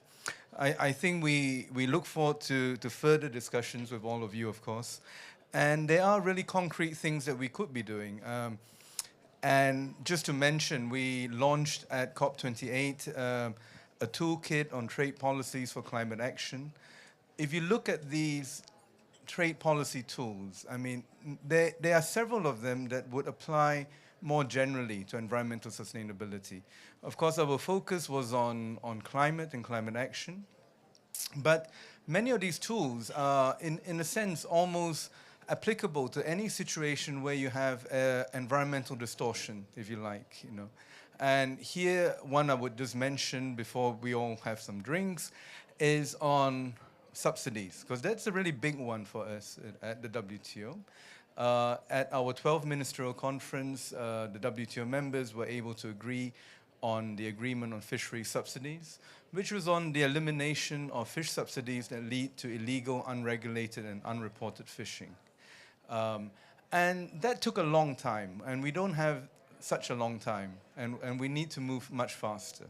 And there's an opportunity at MC13, I hope is more than an opportunity, that it will be a reality, that this agreement will come into implementation. We need more ratifications from governments. We are halfway there, and we need more. So I would really urge you all that this could be a really first nature positive step that you could take. Finally, help the governments to ratify the fishery subsidies agreement by MC13, which will be in February, back at the UAE in Abu Dhabi. So that's one sort of piece of homework I'm giving back to the headmaster, if he could help us with. And more than that, the whole question of repurposing subsidies, I think it's such a big one, and help from you and all of you on thinking about what we could do in this area would be fantastic. There are many other things in the trade policy toolkit that I don't want to go through, of course, but it's just to mention that we have the possibility to make a change here and think about maybe in the future we'll have a trade policy toolkit for Nature Positive. So thank you all very much. That would be amazing. Thank you, Erlen. Thank you, everybody. That's the end of the meet and greet. It's just a little taster of the amazing people and organization. This is all about the people as the organization. This initiative doesn't exist on its own. It's all about the partners, the people, the organizations that will come together. Enjoy the drinks. I can see there is some wine, because I was looking only Coke. I was a bit worried. There is some wine. But anyway, enjoy, mingle, and particularly hold on, and we'll keep in touch under the Nature Positive banner. Thank you so much. Thank you. Thank you.